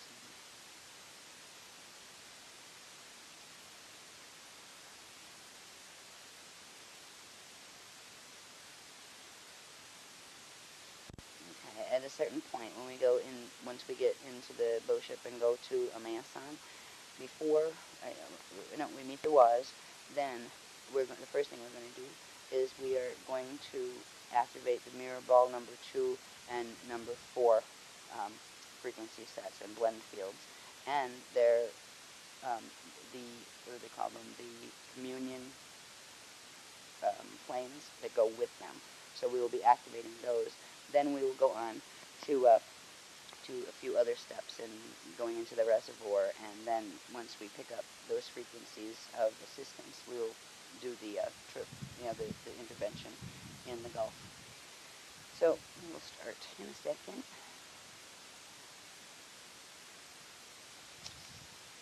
I just got to get myself laying down here for a second.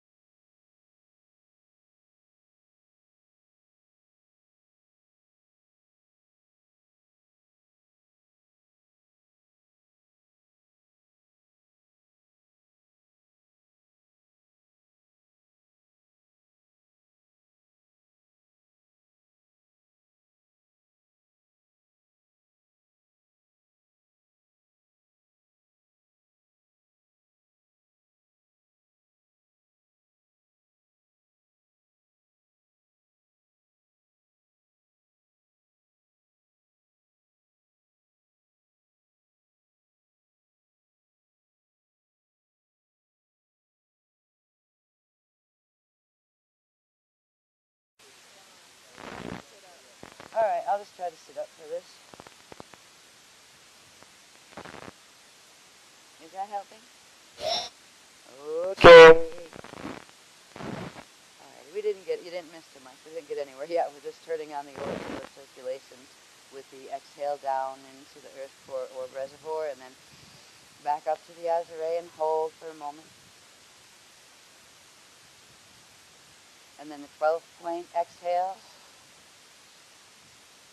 And the orb flow goes out into your field, out into your spirit body, out into your life body, out into circulation. Just breathe gently for a few moments.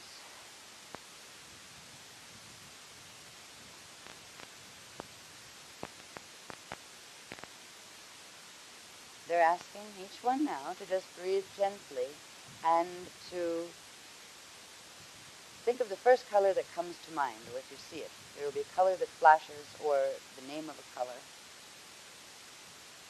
that comes to mind. And it can be any variation. It doesn't have to be just one of the primary 15. But if you can see it, just hang on to the feeling of that color. If you're getting a name of a color instead of seeing it, that's fine. Hang on to the name. Now, with the color, that is a frequency that is opening in your mind's eye. Imagine now that you're going to create a small little crystal of that color, a crystal shaped like the Christ Star vehicle.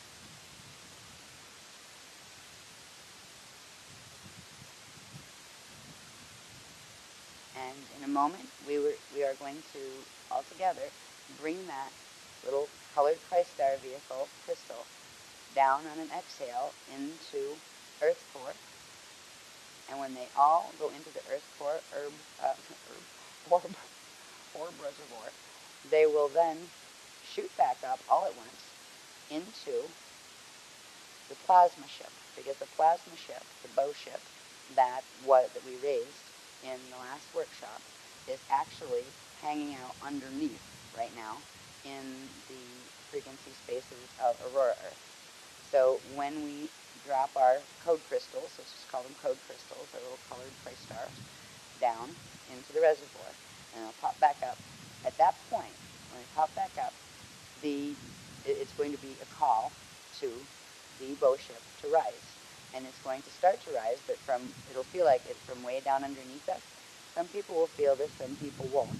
But there'll be like a vibration that's coming up, and it's much, much bigger than just the size of our Chandra, but our Chandra will be centered in the center of it.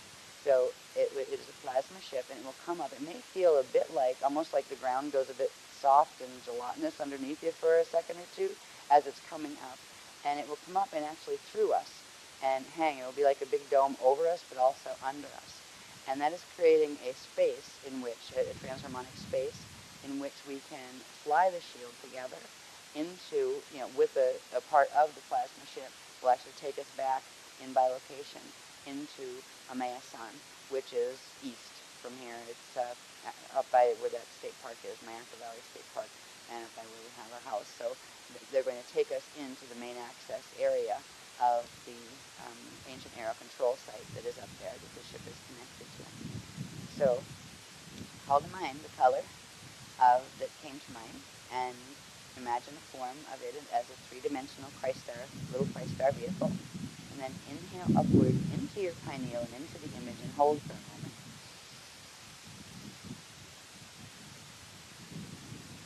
And then on the exhale, push it all the way down the Earth core, down into the orb reservoir.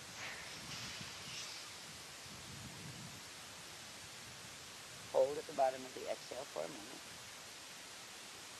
And then just breathe normally and easily. And in a moment, they will all trigger in like a little firework burst. They will shoot up into the plasma ship and call it into awakening. It's kind of an idle part at the moment. Alright, they're getting ready. So in a moment, I'm going to ask you to just inhale upward into the Azure and hold while it sparks. So when I say go, alright, 1, 2, 3. Alright, now. There it goes. And right now, I'm hearing the tones where it's almost like one of those, I forget what it was, Close Encounters movie where you hear, the ship is responding to the tones. You can exhale out horizontally, out your rod.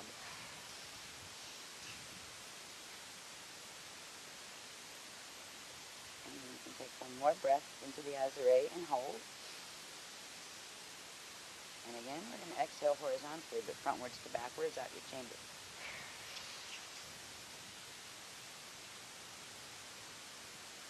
Okay, now just breathe gently, and the vibration is beginning of the plasma ship, which means it's beginning to start its rise. And as it does this, you may notice a sensation that your rod that's sticking out horizontally that would follow your arms and your chamber line that's sticking out front to back, they're starting to vibrate also. And in a moment, they're actually going to, both of them split, where you have part of each one going clockwise and part going counterclockwise, where they form like a spinning set of, one going front back, one going side to side, but they each have a part of themselves that goes clockwise and counterclockwise. So it's going to form almost like what am I visualizing? Kind of like a fan blade around you, right, where it's activating the interior set of portions of our Merkabah structure that we haven't even talked about yet, per se. So as the plasma ship rises, that's going to go faster and faster and faster. And you're going to feel a bit of an expansion in the size of your Christ-star vehicle around you. And it may even like pop out really, really far, where you can feel it like go out and touch the water or even further. And just let that be. Also try to sense underneath your body a bit of a gentle rumble that's coming up as the plasma ship is rising. It's not too far from reaching up where it will press the surface. and actually come through the sand and up over us. But its bottom, it's thick enough where its bottom will still be deep down into the mantle. But it's at that point that you may feel a little bit of a sloshing of the sand sensation underneath you, where it's just like, kind of like, a little bit like a waterbed effect, where you're laying on a waterbed. Okay, it's beginning to crest the sand.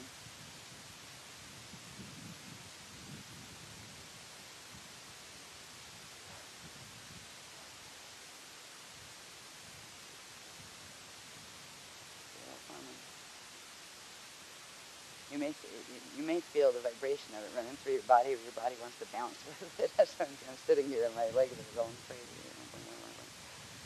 Okay. All right, now that seems to be easing as it's cresting, and it's actually going up now, and it's creating like a, not quite a spherical dome, but more like an oval dome, a large one that spans all across us.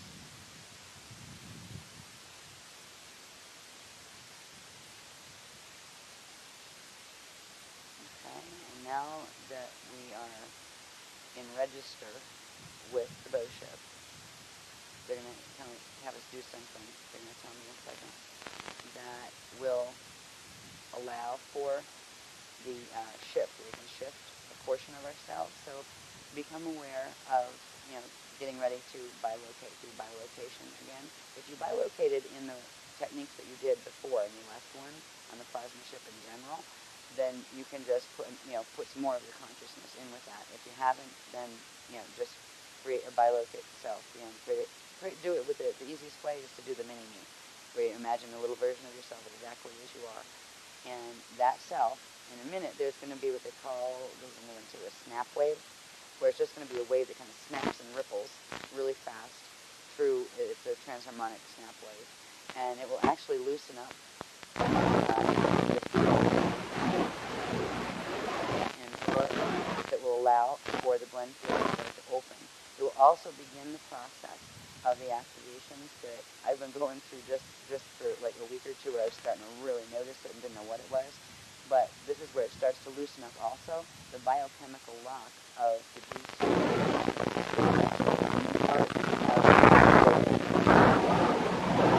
Well, and the mirror ball that goes with that. That's where you may start getting some of the shifting that I was telling you about, or even like the spinning or whatever. The reality picture seems to be a lot looser than it used to be, and those kind of things. So in a moment they're going to tell us what to do that. So imagine your mini-me and get it ready if you don't have a bilocate there already. Okay, they're going to. Sometimes they show it to me as opposed to tell it to me, so I have to watch, and then the words come.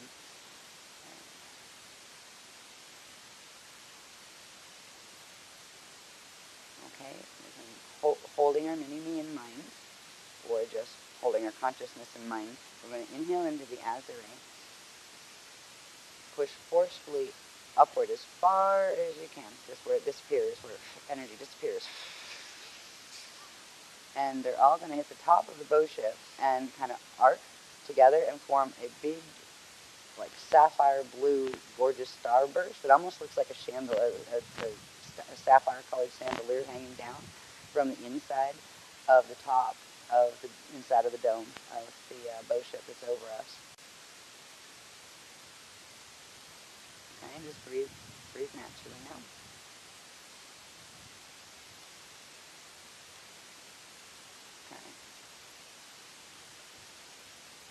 In a moment, there's going to be a transmission that the ship itself runs. It's going to actually pull frequencies from a meson and send them up into that chandelier effect crystal that we've created.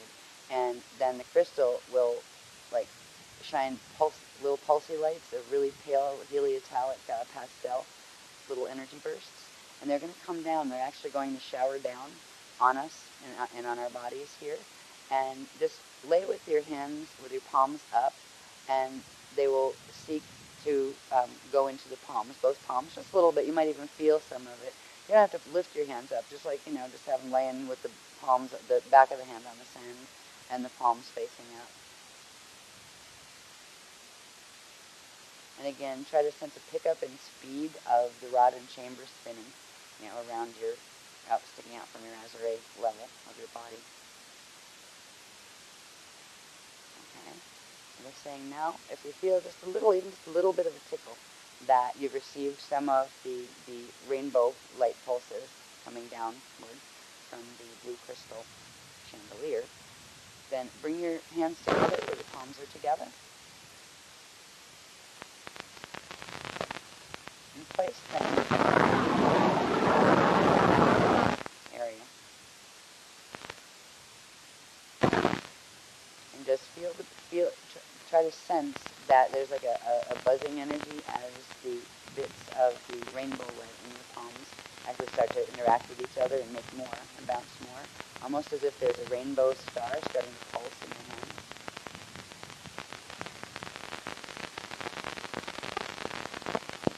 Little rainbow star, as it pulses, will get a little bit bigger. It won't get any bigger than it doesn't have to get this big for some people either, but for some it will get as big as about a tennis ball. A little radiating ball of rainbow light that's sending little pulses, like a pulsar out of the sky.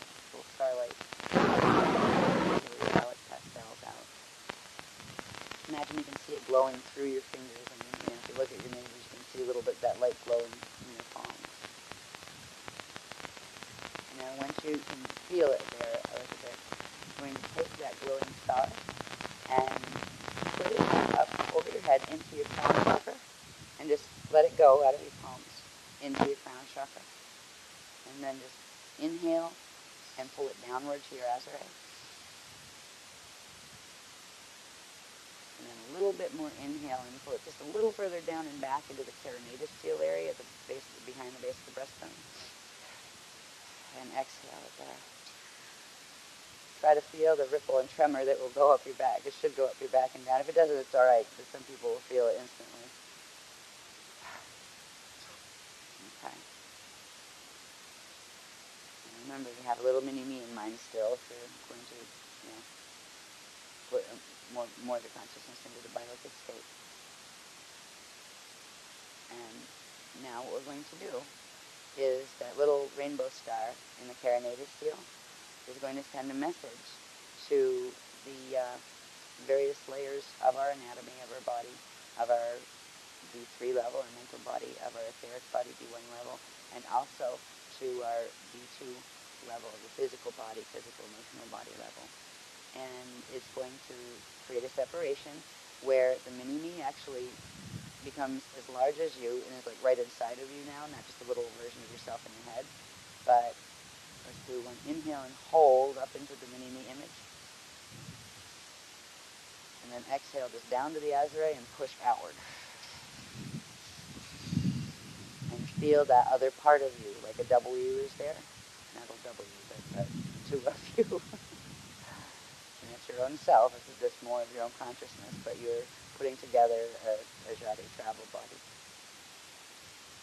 And now in a moment, the Maya Sun groups, and which include the Ajuna, but also the ones who are going to meet the YAS, are going to transmit something to the plasma ship that will have it begin to rise with our Shadra, with the double part of ourself that we just created. So that part of our shield, that part of our Shadra, is going to split from this one, and it's going to go up into the air as one large disc. I was just going to put it in the air and get off. Sorry about that. So they'll let me know when they transmit the rise tone. I'm still getting that bug. I'm feeling bugs right now. Okay. All right, they're getting ready to transmit.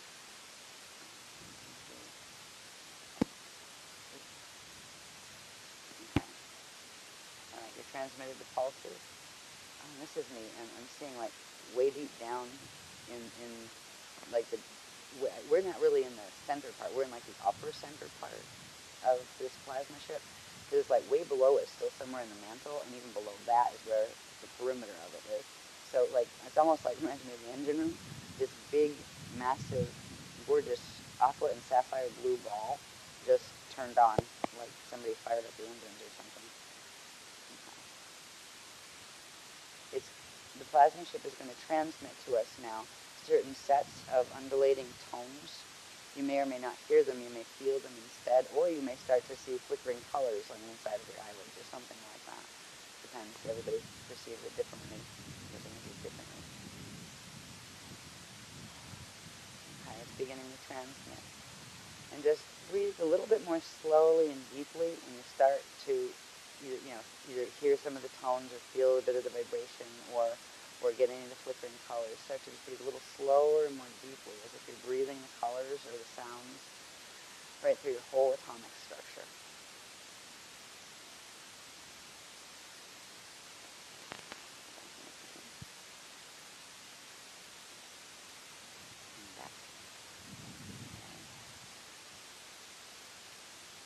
Try to feel like the rippling vibration of the tones moving through, almost like your atoms are starting to sing, like make that kind of like digital music where you can start to actually hear them and feel the vibration, as if they're starting to move and separate, and dance around a bit more. You're going to let that, with this some gentle breathing with that for a moment or two, and when they're observing the shield, and they'll be able to see when there's sufficient molecular movement, atomic movement happening. At that point, they'll give the next pulse to the blue crystal at the bottom in the engine room of the plasma ship. And at that point, the ship will start to lift, and it will pull our, not anymore mini cells, up. And as we come up and out of our bodies with the ship, we'll instantly pop into Jade orb. And all of our orbs will be of different size, different colors, but we will go directly into orb with the assistance of the plasma ship. So what we'll see is literally a glittering shield. It looks like it's made of many multi-colored, pastel-colored diamond-type shiny bits that extends way out beyond us. And we will each be a living orb of various undulating colors that is sitting on this massive shield. When we make this shift, and it starts to rise, we will then try to put as much of our conscious awareness here into our orb body before they send the ship on fly to go back to our mass form. Okay, so we're saying we're just about at critical molecular speed.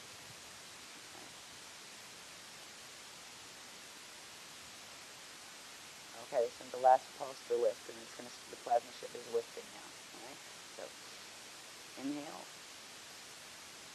feel the body lifting out, feel the body lifting out, and exhale up a little bit with the shield, and feel that body that you're lifting goes boink right into orb. And it's still just hanging maybe 2 feet above us now. It's not up in the sky or anything yet. It's still in the plasma ship like we are. Try to sense yourself as your orb self, as your Jade self, there in your position in the shield. Try to sense the people around you too. Try to sense the whole shield and all of the Jade bodies that are sitting on it. Consciously inhale into your Azure and push out your pineal, actually, and push your consciousness, more of it, into the Jade body orb. Try to get to a point where you can actually feel your eyes in there, as if your orb now has eyes inside of it that can turn around in any direction and look out. So imagine now that you can see your eyes awake inside and open inside of your Jade orb. Just breathe gently and try to see out of the eyes of your Jade orb, which are your eyes in the Jade state frequencies. It's alright if you can't, just try to sense it. Okay.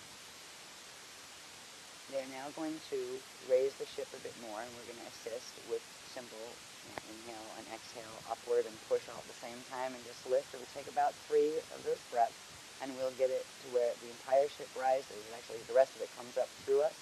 we may feel the blue crystal, the big blue crystal in the bottom, pushing up, through the center of the shield here. And so, okay, it's starting to come. Inhale once and hold. Try to feel the vibration coming up in the shield and the ship. And push the ship and the Chandra shield up. Hold at the bottom of the exhale for a moment. Then inhale again. Hold and exhale and push up on the shield and ship.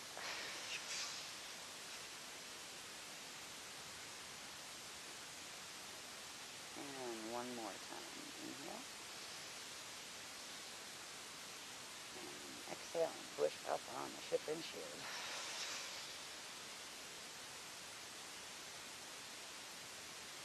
Now, if you can breathe gently, and in this body, in your body here that is still awake, try to feel the bottom part of the ship, which is like a dome-shaped, plasma dome-shaped thing. It's actually coming up and moving past us now. So our Jade shield and our Jade orb cells are now in the plasma ship that is just moving up, and it's going up, and it's way, whoa, it just jumped. It just went really fast, way up in the air, to where, like, it's like the size of what we'd look at and see a star. Okay. Now it's way up over our heads right now, and they would like each of us to keep on the live awakening connection to our Jade self as best as we can. So they're saying we're going to send a cord from our pineal and our third eye, so we can keep our chakra 6 open here and there. We're going to inhale and send a cord up. Inhale, hold, and from the pineal, you can send it actually right up the 7th chakra, and it'll turn on the 6th chakra, third eye. All the way up, cord all the way up to the ship. It looks like a tiny star point.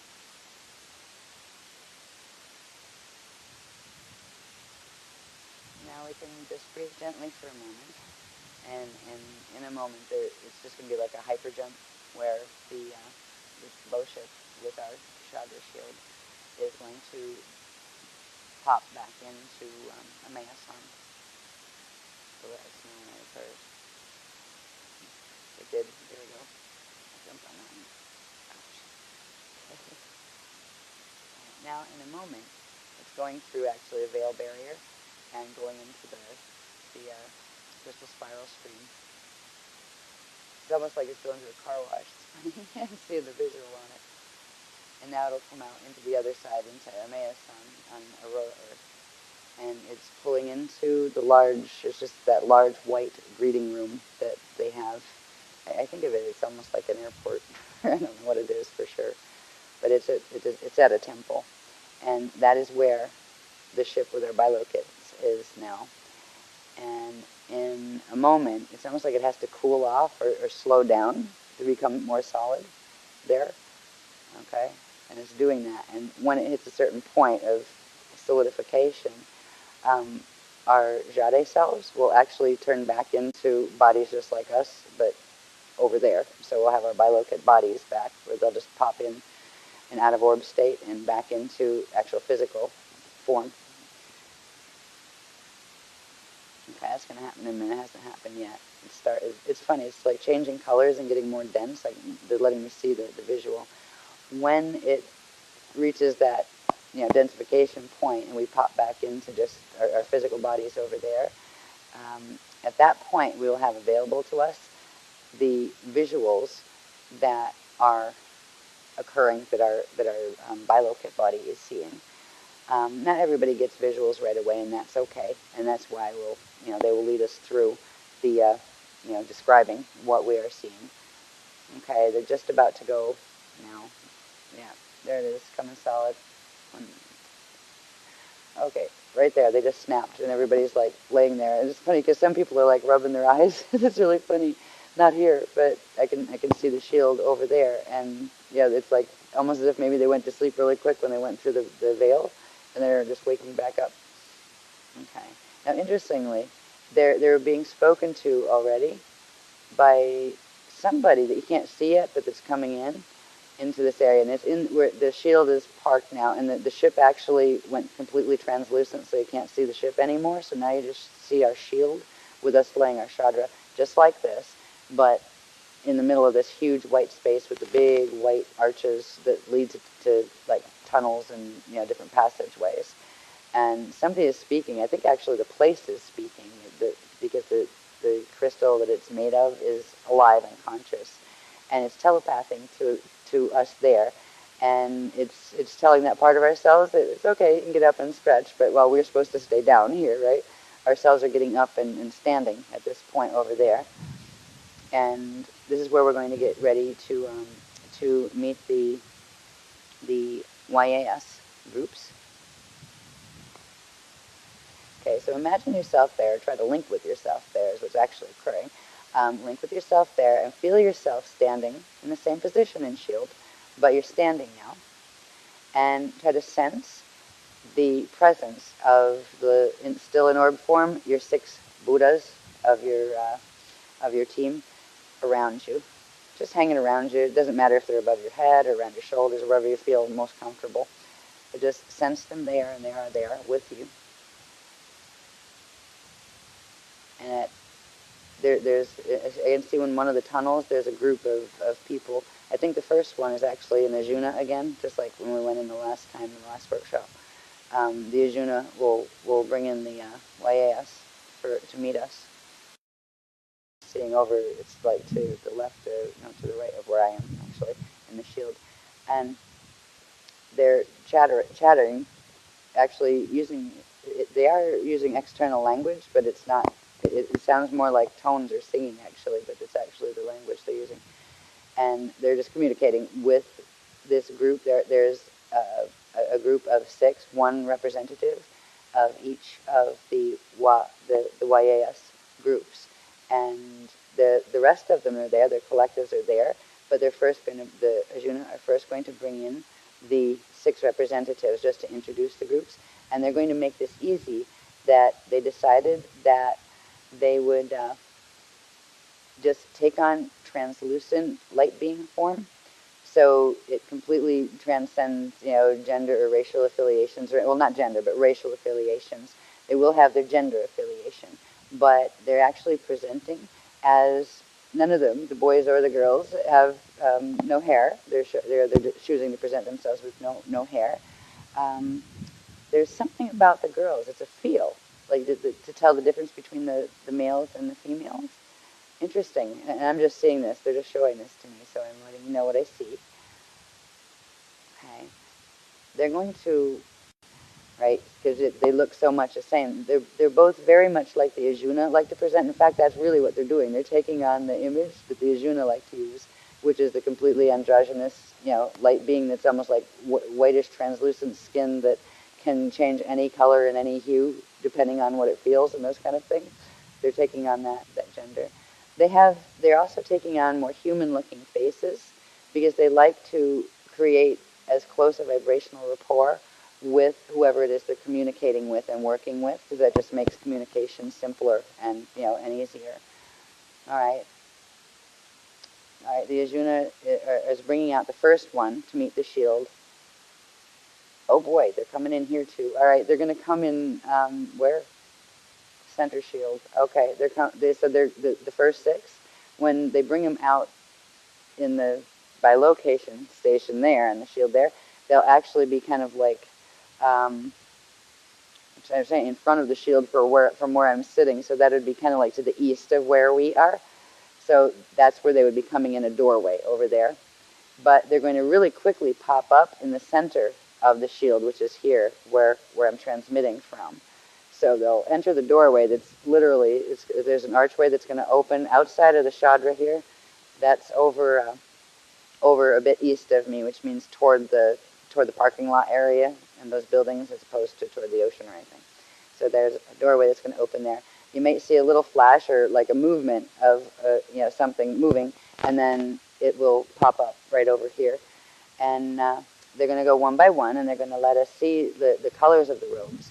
And the first one are the ones that had identified themselves before, and they are the Shiva. they are females, and they are showing kind of like a pastel pink robe. And they're just keeping it simple with that. Okay. Oop, there it goes. Wow, that was fast. It was just like almost like a little flash that you see it but you don't see it kind of thing. And it was in there over at the doorway, and bang, it was right here, and it is here. And I don't know if you can see it or feel the being, but I feel it standing here, right about, like over to my left, actually. It's standing right in that area. Okay, well, it was standing. Now it just levitated upward, and it's sitting cross-legged like a Buddha, and just hanging up in that position, up over my, not over my head, but to my left a bit. All right, so that is the representative of the Shiva. The next will be the Hewa, okay, which are the male versions that, that are the, they work directly with the Shiva. Oh, okay, neat. That was fast again, okay. They seem to be coming directly into this spot, going up and then shifting where they want to be, hanging over the center of the circle, because this one did it too. This one looks very similar. It's funny though, their facial features are a bit different. And this one does actually look more like a male than the other one, but they still could go, you could look at them and dress them up different, and they could go either way. But this one is wearing a pale green robe, like a pale, light, very light, like emerald green, cross between like emerald green and like that apple green, but not as strong as the apple green. And that one just did the same thing and went up and sitting like the Buddhas do. Okay. The next one is another female representative, and this is of the Tewa. Waiting for her to come in. Oh, this one decided to have hair. Cool. Okay. Didn't tell me any of them were going to decide to have hair. This one has a really neat bit of hair. The hair appears to be very, very, like, white, gossamer hair. And it's in a very strange configuration. Her whole head is bald, too, just like the others, except this braid, kind of like in some of the old, ancient Oriental styles, where there's this long braid of, like, thin, long braid of white hair. Not a real thick one, but a thin one. And it symbolizes something. I don't know what. But I think that has a connection to some of the, some of Oriental cultures, or at least some of the meanings that the Oriental cultures have drawn, and used that braid to represent. So the Tewas have this little braid hanging down. And what color are the robes? Let me see. They're very, very pretty pale yellow. A little bit, not quite as white looking as the little yellow scarf I was wearing earlier. It's here someplace. You might have seen me in. Okay. Well, that one's neat. That one just came in here and then zipped up over to my right. The other ones are coming up and going up over to my left. The correspondence of the Tewas is the Iurwa, and it's EUR-WHA, and they are males. And they'll be in a minute. I'll let you know when I see them. Okay. Yep, doorway's open. Bang, zoom up. Yeah, okay, whoa. Can you slow that down? I didn't even get to see the robe. It just went so fast. That one just came, going. That one up to the right, too. All right. Yes, I'd like you to come. I just went, would you like me to come back down so you can see the robe? I said, yes, please. Because it's hard to see up here what I'm looking at for some reason. All right, he's going to slow that part of the motion down and come back and stand. They seem to come in here and then decide what direction to go up, right to my left. Okay, thank you.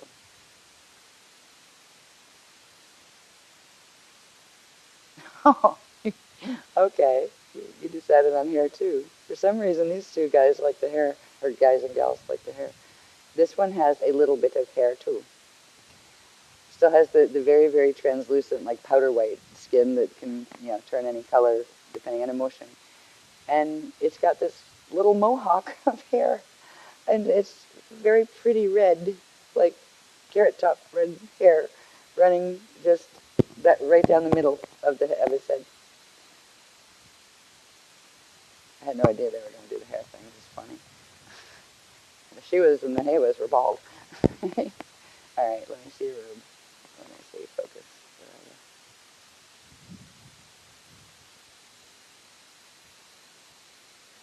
Oh, that's interesting. It's almost two-tone. It's got the top half of it is kind of more of a purpley indigo color, and the bottom of it is more of an indigo blue color, and there seems to be a pattern on the bottom part of it, like the skirt part of the robes. Okay. Ooh, this one also has sandals on six-toed feet. Yes, good. Okay. All right. Yeah. I'm glad we taped these because I would never be able to remember all this once it's gone. All right, and that one's up to my right now. All right, the next one will be a female, and this will be representative of the Sewas.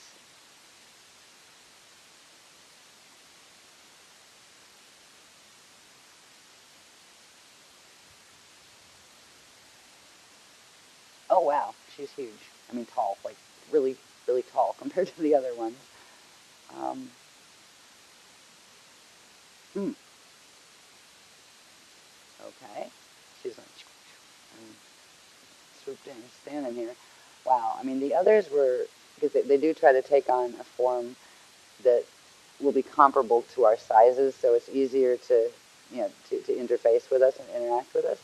But this one must be, what?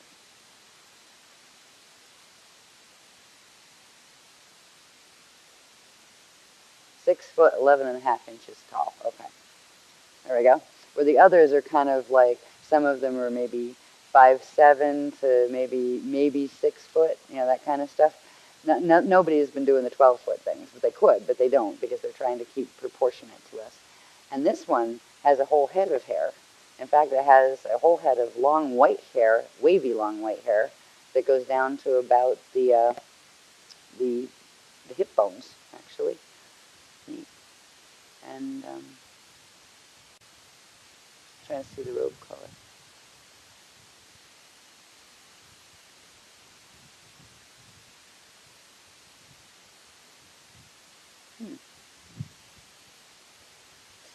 Interesting. It's it's a robe that reminds me more of a dress than a robe, actually, because it has like a skirt like dancers use that goes all the way down to the ankles, and if you pick it up, you can make the big fan with the skirt and stuff. She just did a kind of pirouette with the fan skirt thing, and it's kind of an interesting. All right, she's just the color of a sunset. It's kind of like it's not red and it's not orange. It's like that peachy, pinky sunset color, and it's a bit stronger color than the other colors we were seeing. All right, she's gone off and up, and one more is coming in.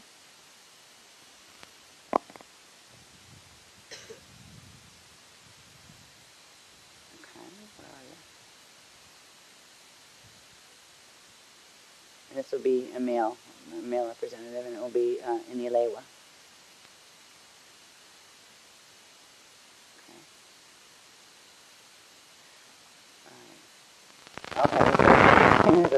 Don't try to measure me. I'm 7'2". All right.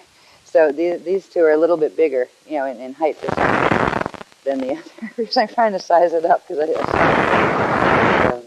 7'2". Okay. I'll never remember how tall these people are. I'll have to get this in writing. Make a list. And let's see, what does he have hair?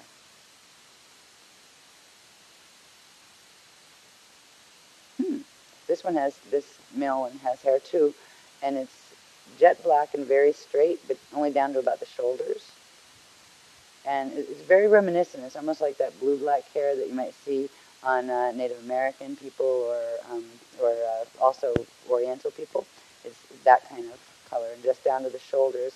And it's very straight and shiny, and kind of it's shorter. It goes to the shoulder in the front, but kind of scoops down and curves down a bit, so it's a bit longer in the back. So it's that shape. And oh, okay. This one is not wearing a robe either. He's wearing kind of a little skirt that's reminiscent of the Roman type periods, but it's not affiliated with Rome at all. but it's more of a skirt. It's, it is that I think of it as a kilt, okay? And there's a lot of cultures that's, that still wear kilts and things as, tribal symbols, they're part of their heritage and their culture. But this one isn't plaid like kilts are. It's interesting. It's kind of like striped in various, I'm seeing blue, purple, white, and gold. Kind of not straight stripes running diagonal, but they kind of curve around it. Interesting. And has a goldy colored waistband.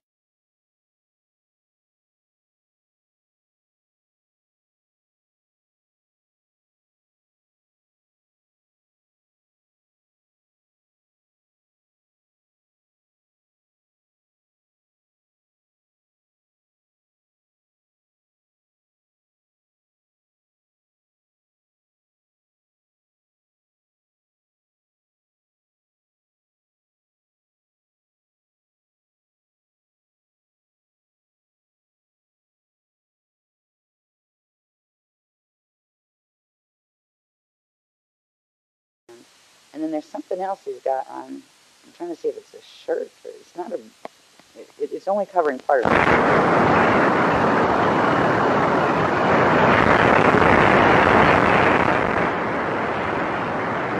It's kind of like billowy sleeves, like it looks like the girl with the long fancy sleeves and the pretty cuff at the bottom, coming down to where, like the breastbone where it shows the navel. So this is the uniform they're choosing to represent themselves in. Why, I'm not sure.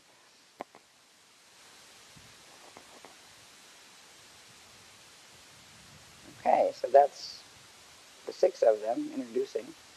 I'm not even going to try as I narrate this because I have to really look to see them, and because we need to get through the rest of it when we do the meetings and stuff, I'm just going to use the names. So I'm not going to say, remember that we're in this and that kind of stuff. That we'll eventually make a chart that just like we did for the Buddhas and things.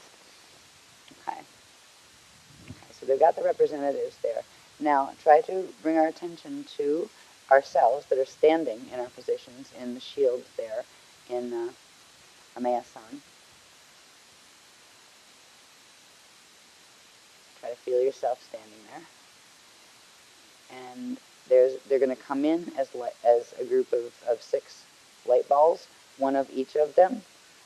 And I imagine the colors of the light balls will correspond with the robes. But I'm not sure what they're going to do with the kilt, honestly.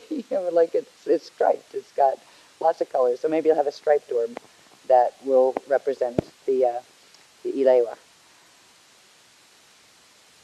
And remember, the ones that you will get one of each to come with you as part of the team for this work tonight, and they will work with you on other things. But there will be one of the same gender as your body that will stay with you as the one that is connected directly with your Rishi. So they're coming in, and, oh, this is neat. It's like a little org fest coming through the arched doorways. And they're coming in now, and they're kind of circling over the top of the shield there. And here. Okay, they're doing it here too. Cool. And they're coming in about the size of tennis balls, actually, bearing the colors of the robes. And you can see eyes in them. Oh, this is neat. There we go with the eyes again, the eyes in the orbs. I can't wait till people start getting pictures of the eyes in the orbs. Okay. They're coming down now, and each person will get a set of 6 of them first. All right, so try to feel them because they're actually coming there and they're bilocating here. So they're actually going to come down and kind of like hang out over, like in a circle over your body while you're here too.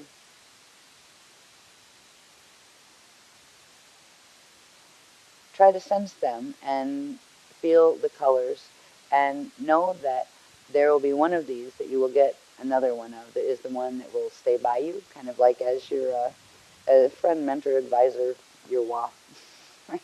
That will correspond to the Rishi contract that you have with the YAS. Try to sense which one it is before it comes in. just by remembering, you can remember the names. Is it a Shiva with a pink robe? Is it the Hewa with the light green robe? Is it the Tewa with the, what does it have, yellow, I believe? The yellow robes?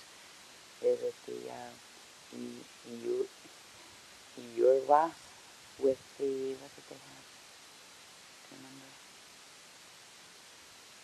Were they green? Don't worry about the colors. I will have to go through these and make a list where when we do more of these type of techniques. Anyway, we'll just do them by name. Is it a Shiva, which is female? Is it a Hewa, which is male? Is it a Tewa, which is female? Is it a Iurwa, which is male? Is it a Sewa, which is female? Or is it an Ilewa, which is male? And again, if you are male, you will get one of the male ones that will be where your Rishi contract lies. And if you're female, you will get a female one that is where your Rishi contract lies. So, if you can sense them, which one it is, that's good, because you will actually have the coding of this group in your body in this lifetime. It will be a dormant code that it would only come into activation under certain periods. It would actually only come into activation once the certain sets of lessons in many lifetimes were learned, and then it would come into activation to take you the rest of the way, with ascension. But because we're all on the fast track here because of the loadout and all of that, it will activate in your body with your renewed connection with the, your Wa family. So it is family. It's not just, helpers. These are direct family lines that you're connected with. Okay. All right, now there's another collective of them, one for each person, that is collecting in the shield, in the bilocate shield, collecting up above the group, and there's corresponding action taking place here. And they're actually going up above the ones the 6 that first came in to identify. Those 6 are going to leave. They're actually like the first 6 that came in to show as representatives of the group. They're kind of like, advisor levels to the other ones, and they don't come in directly, but you can interact with those sometimes. But they're going into orb right now, I'm watching, and a whole bunch of the Waz are coming in orb up above us as well. And now the one that will be the 7th one that will stand with you in shield will come down, and it's going to it's going to come down on your right side, and it will come down and kind of like hang out by your right elbow area or your right hand area. It won't be on your hand, it'll just be hanging out by you on this body as well.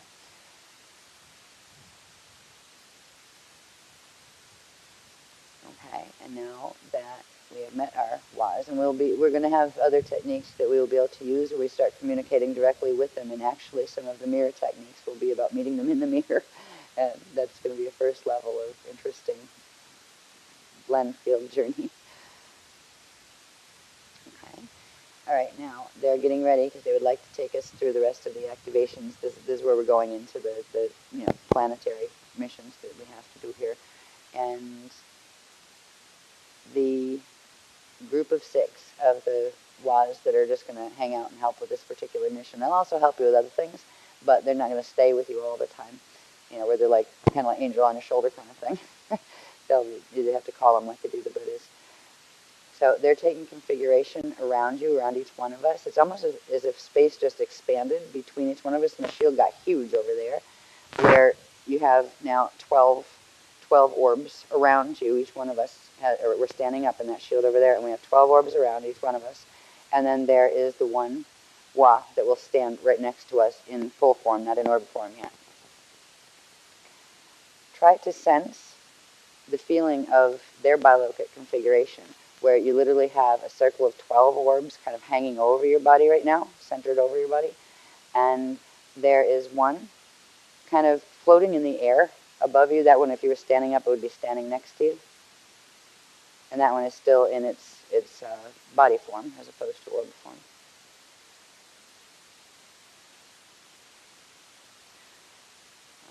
In a moment, they're going to have us go back into shield and into orb form, and we're going to fly the shield with the bow ship. And we're first going to they're going to do something. They're going to show me as we travel, And what it will do first, as we move the shield and the bullship, it will first activate the number 2 and number 4 mirror ball fields in the planetary grids and our own personal grids. And that will pop into activation the third level of the monadic temples, the Mashayahana Amareya temple. And when that part occurs, you may feel a big pop and ripple because that temple will grow here. It will just like pop, and then we have the big Amareya, Mashayahana Amareya temple literally right here, and that will be permanent. And it'll reach its snap speed, which I'd have to go back and look at. I think it's 7 something, 7 with 3 numbers after it. It's very fast. Right? So they're showing me that as the next stage. And from there, we'll be going to the orb reservoirs. We'll be flying shield to the orb reservoirs. So we're still all standing there with our friends, our Wa next to us, and with our Buddhas and the other Was and orb around us over there. And now in ourselves over there, we're all going to pull back down into orb form, including the one standing next to us and ourselves. So we're going back into orb form in our shield. And now our whole shadow shield over there looks like we're on this one where there's every body, every person has a spot in the shield where there's a body here, is what I'm trying to say, where there's a body here. Over there, you actually have a set of 12 orbs with 2 in the middle, all right? 1 being you and 1 being your Wa, and the others being 6 Buddhas and 6 visiting Wa, right? So it looks like a crystal shield with many glowing orbs with eyes in them. All right, now they're going to, all right, they're transmitting again. The Arjuna are actually transmitting, so they're going to pop the ship up again, and the ship's going to actually come up over there first, where that part of our shield goes into bow ship. All right, they just did that. And in a second, they said it's just going to be a really quick flash, and they're going to ask us to inhale, and just to help it draw it faster. And it's literally going to pull up and again, pull up and up from underground and come up through us again, and then go right up into the air. Okay, so they're going to ask us 1, 2, and 3. Inhale and hold, please. All right. And when it pops up through the ground, we'll exhale and push the breath down, which will send the ship up. And, okay, exhale. There we go. Good, okay. And now, they want us to remember that we have eyes in even when we're in Jade Orb state, and try to keep our connection, keep our cord in connection, and hopefully our vision turned on with the portions of ourselves that are in the ship again and in Jade Orb state. And we're now going to, the ship is actually going to dive. Oh, cool.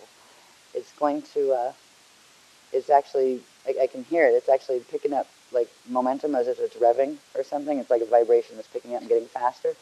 Because it's actually going to make a leap forward, because it's right over, way up high, but way over where we are, right over where we are. It's going to leap outward toward the ocean and then come in on a dive and actually go down at an angle and go right into the water. And it's going to literally create whatever angle it's going to use. It's going to angle right into somewhere that's near where the oil is spouting out from the hole. And they're going to go, all right, they're asking us to inhale and hold. And on the exhale, they're going to spurt forward and then real fast spurt forward way away from where we are and dive down. And exhale. And there it goes. And it's going down, they said, within about 10 miles of where the oil is erupting.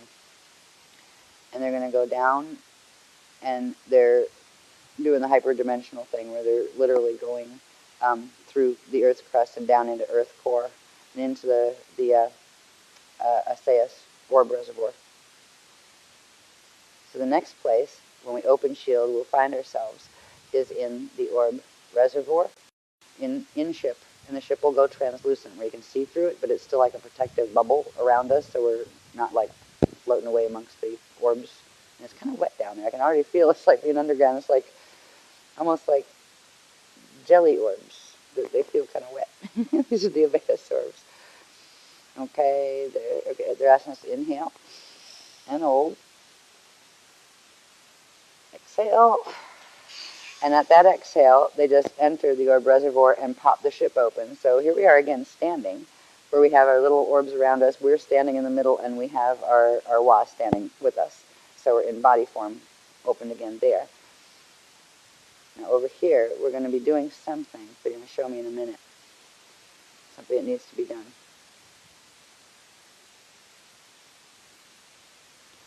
Okay, they're asking us over there, in that part of our bodies, to, in our mind's eye there, remember the color and the little Christ star crystal that we made in our mind? They're asking us to make one in our minds in that body, in our bilocate body. And then we're going to inhale here and exhale and send it down into, out of the ship and into the orb reservoir in our bodies over there. So, inhale and exhale. Down. Oh, neat. That kind of set out this neat communication where it's all like digital, where the orbs in the reservoir are all talking around the ship, and the ship is kind of like this translucent bubble that we're hanging in, like oval bubble, that we're all, our shield is hanging in, and we're standing in the middle of our, our spots in our shield. And it's the orb reservoir is talking to the ship and to us there now. Okay. All right. They're going to give us a special current that we can run for certain purposes. And from this point on, when this gift is given, the people who have done this exercise with us tonight will actually be able to run this current for massive grid work and intervention, in the name of the Christ, for other times. So it's actually a commission that you get, that once it's turned on, you become, what? They just said a grid wa, but they were joking. Right. They'll tell us more about what that classification is, but it's a special ops, it's a special ops category of grid worker, where it's like a direct elemental command with the ASAS orbs in the reservoir, where if you ask them to come, they will come, for purposes of both healing, but more so for large group work, or like large planetary work that affects masses, because they will always help with the personal stuff. But this particular commission allows for, I guess, probably a particular quantum of orb beings, orb beings, elemental beings, to be able to move with you and through you. So, for large things, we will be able to eventually do interventions when there's earthquakes and those kind of things, and actually open doorways, and when there's a lot of people who go out, die on a mass thing or something, we can help them get their spirits out and get them where they belong and those kind of things. So I'll teach us more about that tomorrow. But what we're going to do with this ability, now, we sent down our little crystals, and we're getting the chatter happening with the orbs chatter, the elemental orb field chattering with us. And the next thing that is going to occur, and they said you should be able to feel this in your body too. And of course, as usual, if you don't want to receive an activation, you always just say no, and it won't go to you. You can say, wait till later, I'll think about it, and it will hold in your field, and you can breathe it in later if you want to. So as usual, there's never an obligation to receive any of the frequencies that are part of this, part of our technologies. So there's going to be a flow given. Oh, neat.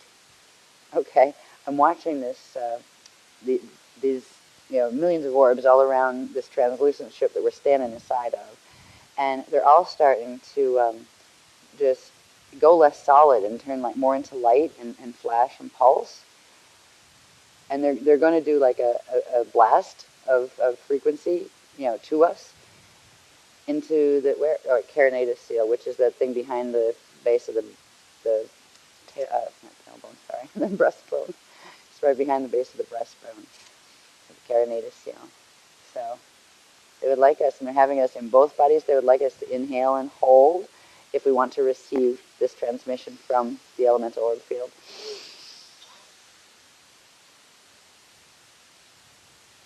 And when we exhale, they will send the transmission, and you should feel almost like a pop and then a flood of warm, cuddly feeling running all through your body from the carinatus seal. And exhale. And that sends the, these like, and then it comes from our bilocate into our body. Try to feel the warm orb flow. It will be a current that simply stays on. It won't be too much in your body, but the more you actually give out, like transmit out of yourself, out through your hands, your chakras, etc., the more it will draw in. So it will always hold an even quantum in your body. It will also help. You can also ask it when it's not, you're not engaging it for busy work on larger levels, to assist in your personal feeling and, for physical body, mental body, emotional body type things for personal as well. So you have this amplified orb flow access now, and once it's done, that is permanent. That can't be shut down. So it's just a much larger activation than the one we've done before, where we just got to use and interact with these energies. So now that we have this flow, they're going to have us fly the shield. We're going to go back into our orb state in our bilocate bodies and back into the ship. Okay, we're back in our orbs with eyes. And oh, neat. Okay, now it's actually the Ajuna that are remote driving the ship from back in the big white room at Amaya-san. All right, it's going to come back up out of the Earth core reservoir and shoot back up and up through the crust, up through the ocean, and angle up where it comes up directly in the sky, way over the top of, right over where this oil is spewing from, from the Gulf of, in the center, or not the center, but in the Gulf of Mexico. So it's going to go right over where the pipe is, where the main break is. Okay, let's inhale, and when we exhale, it'll actually go real fast, all in one motion. Okay. All right, now try to imagine that you can see from the eyes of your orb self that are now in that ship, hanging over this spewing mess that's way down on the ocean floor in that particular area of the Gulf.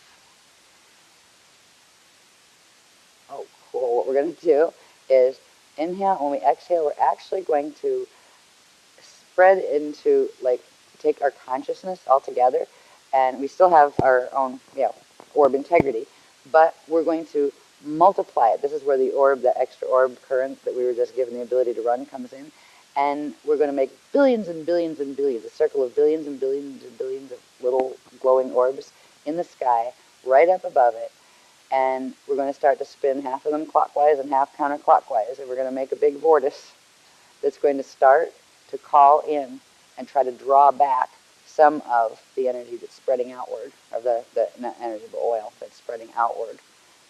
And then after we do that, after we get that vortex set, and it will stay, and we will come back, but the orb flow from the reservoir will actually stay there and keep that vortex circulating to try drawing the stuff back, so it's not, pushing toward the shores as fast, so it doesn't start contaminating even more than what it's contaminating. Okay, so, all right, let's inhale, and on the exhale, it's going to go pop, and all the orbs are going to go all over the place in a circle up above the mess. Exhale.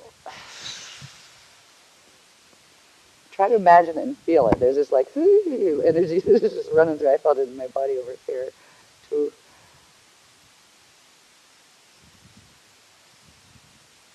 And they're going super, super, super fast, where they're almost going to become invisible. They're moving so fast. And right now, we're actually spinning around with them.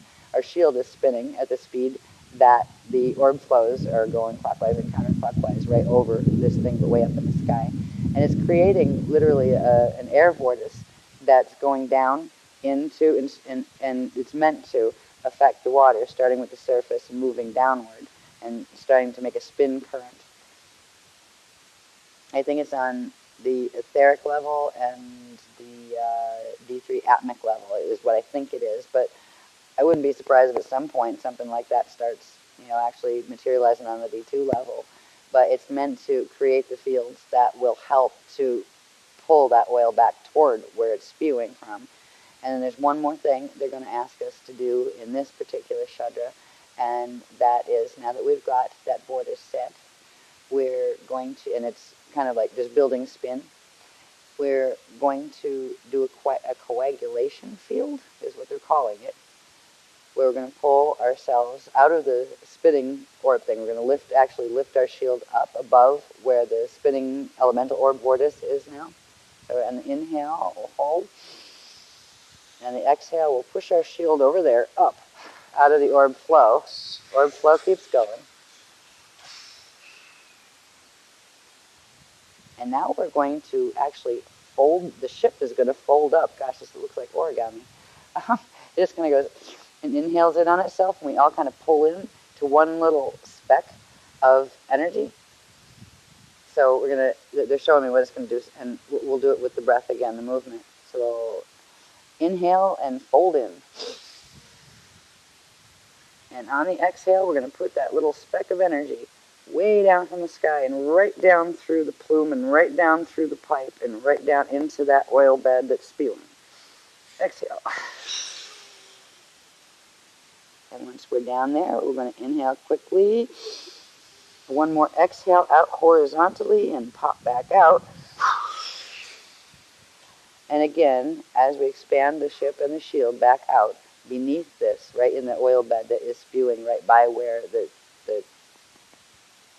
pipe is, we're actually, the orb flow is going to come with us. Another set of elemental orb flow is going to come with us and start creating it almost looks like a soup, like an orb soup, where they're being less made of light and more of like a little bit heavier gelatinous substance. So they're actually trying to coagulate it to kind of like make a clump that will start to slow the spew, but they're also stretching out along magnetic lines, the excitonal lines that happen to run through there, and other grid lines too, where they're trying to stretch out the pressure. So they will take it from there, but it will start to hopefully slow the flow a bit and also stretch out the pressure where it doesn't trigger other quaking, in things that are connected to it and that kind of thing. Okay, well, I'm asking them, are we done? Right? Do we finish yet? Almost. Okay. All right, they're saying, all right, bring it on home. Okay, how do we do that? Okay, inhale and fold the ship and shield up again like origami into its center.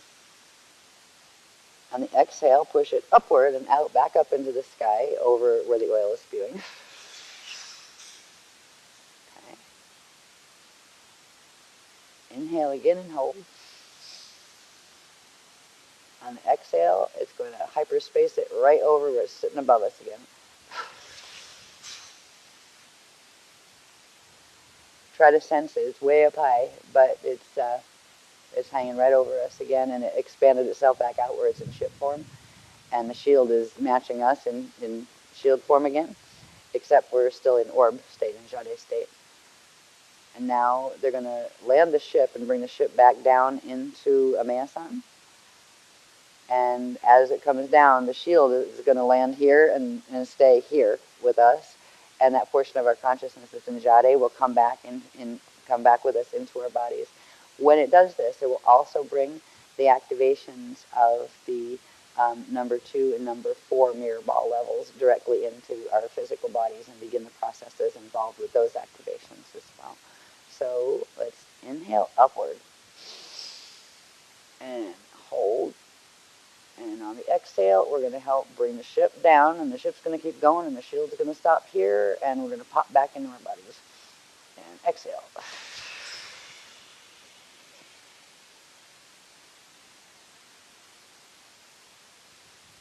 Sense your orb self popping back in, and you got all of your consciousness back. But also sense something that right now will be hanging out in the mentor space over your right shoulder area. But you may find it walking around you, walking behind you, standing in front of you, talking to you, until we are taught the first level of the using mirrors to talk with them techniques. And eventually you will be able to actually, see them with your physical eyes in the mirror. All right? So they're actually with you in your field. And just like you can see your face in a mirror, there's a certain level of activation and certain techniques, but we have to first code the mirrors and make them safe.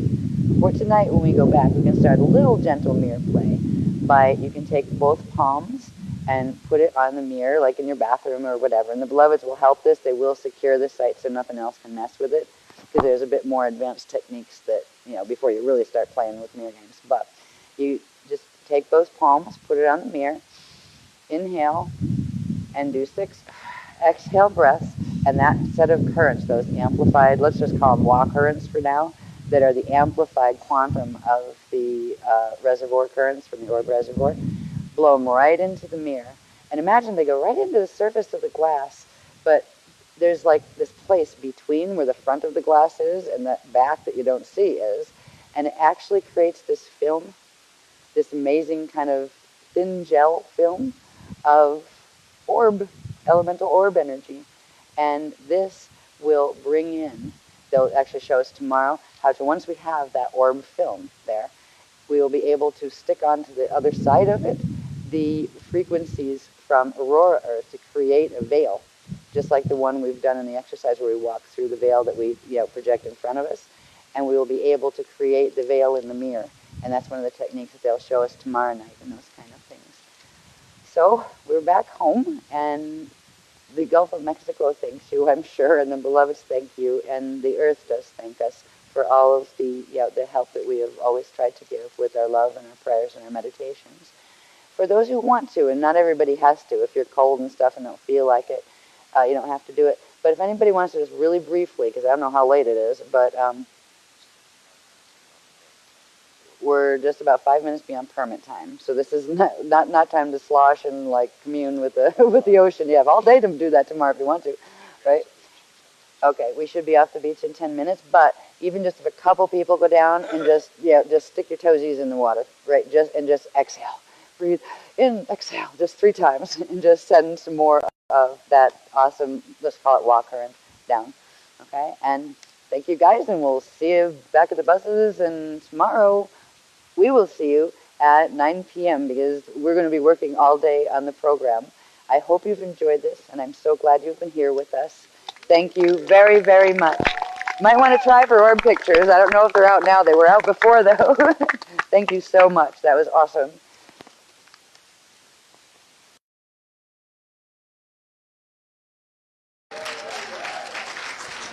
Thank you for still being here. And thank you for your patience. This happened last workshop, too. We had a breakfast workshop the last time. And at least that time, I had a clue of what some of it was about, because they gave us a little head start. This one was completely on security clearance. Part of the reason that some of this material can't even be given until the shield is assembled, when all of you come and we are all in shield together, it is because each of you bring a unique set of codes and frequencies that actually allows for the data stream to fill out large enough to bring in some of the transmissions from very high levels. And this one takes the cake so far as high levels. These are levels I didn't even know existed, that we're going to get a crash course in the WAs and what they are and why they're important. Basically, before we leave this morning, we will run through a several-part technique, which you will also have, thanks to Ason typesetting it a mile a minute as fast as he could, in a chart pack. You'll have a 21-page chart pack, as long as Kinko's doesn't fail us. Right? It's out there now. And the most important thing in that chart pack will be the several-part technique that you can use at home, but we will also run here as 3 major activation sets are going to come through that have to do with the 3 expedited events that were supposed to take place between now and FOL 11, January of 2011. There are certain things that have occurred in the grids that require this expedition of frequencies in order to continue holding the host. It's almost as if they've said this to me, that the activations that are coming in now, depending on what the other set does, the fall side does, will either make us or break us as far as the CRIST mission goes. If it makes it, it will give a huge frequency advancement for moving through the N2012 period and on further with the host. But if something goes wrong in the grids because of what the FA side is doing, it will go bad very quickly.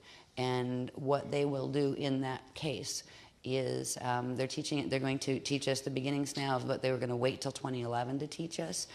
And that has to do with the mirror training, where if it did go bad quickly, we would be able to get out through the beginning. There's going to be more to this process in the next couple workshops, but this is the base process that if there was a shield pull where they had to do immediate evac, this is how it would be done. It would be done through what is called the WA window that's made through mirrors. It can also be created in front of you, even without a mirror. Now, mirrors can amplify the effect and actually help us to get more used to first communing with the family groups. There's a lot of WA words in this, by the way. We have WAs this, WA yas, WA yays, oh brother. Yeah, so it's, pardon me if I have to stop and say, see it in my head, say that's a WA yay, right. Anyway, this will begin our conscious private training directly, where once we open the mirror fields here, we're going to do them in the room, just using where if you don't have a mirror plane to put hands on and things, they call that the target area. Right? And there's a point at which you project into and beyond the target area 6 feet, just like you would project if your hands are on the mirror plane into the mirror 6 feet. So we're going to do it without having to use the mirrors here. If you have time, since you've set the fields already in the mirrors, we were asked to set the gel fields, the orb gel fields in the mirrors at the hotel. If you have time, you could try, because we will activate the whole set of sequences here in order to pick up something directly from our WA companions, which are actually our WA hosts, which I'll talk about a little bit before I get into some of the diagrams. But if you want, you can just transmit directly what you activate here into those mirrors and maybe get a little glimpse of actually being able to see the one who you'll be communing with here. And when you get home, you can use this technique, which tells you how to set the gel field and how to set the other fields that build up to form this WA window in the mirror. You will be able to set one of these at home in your own mirror.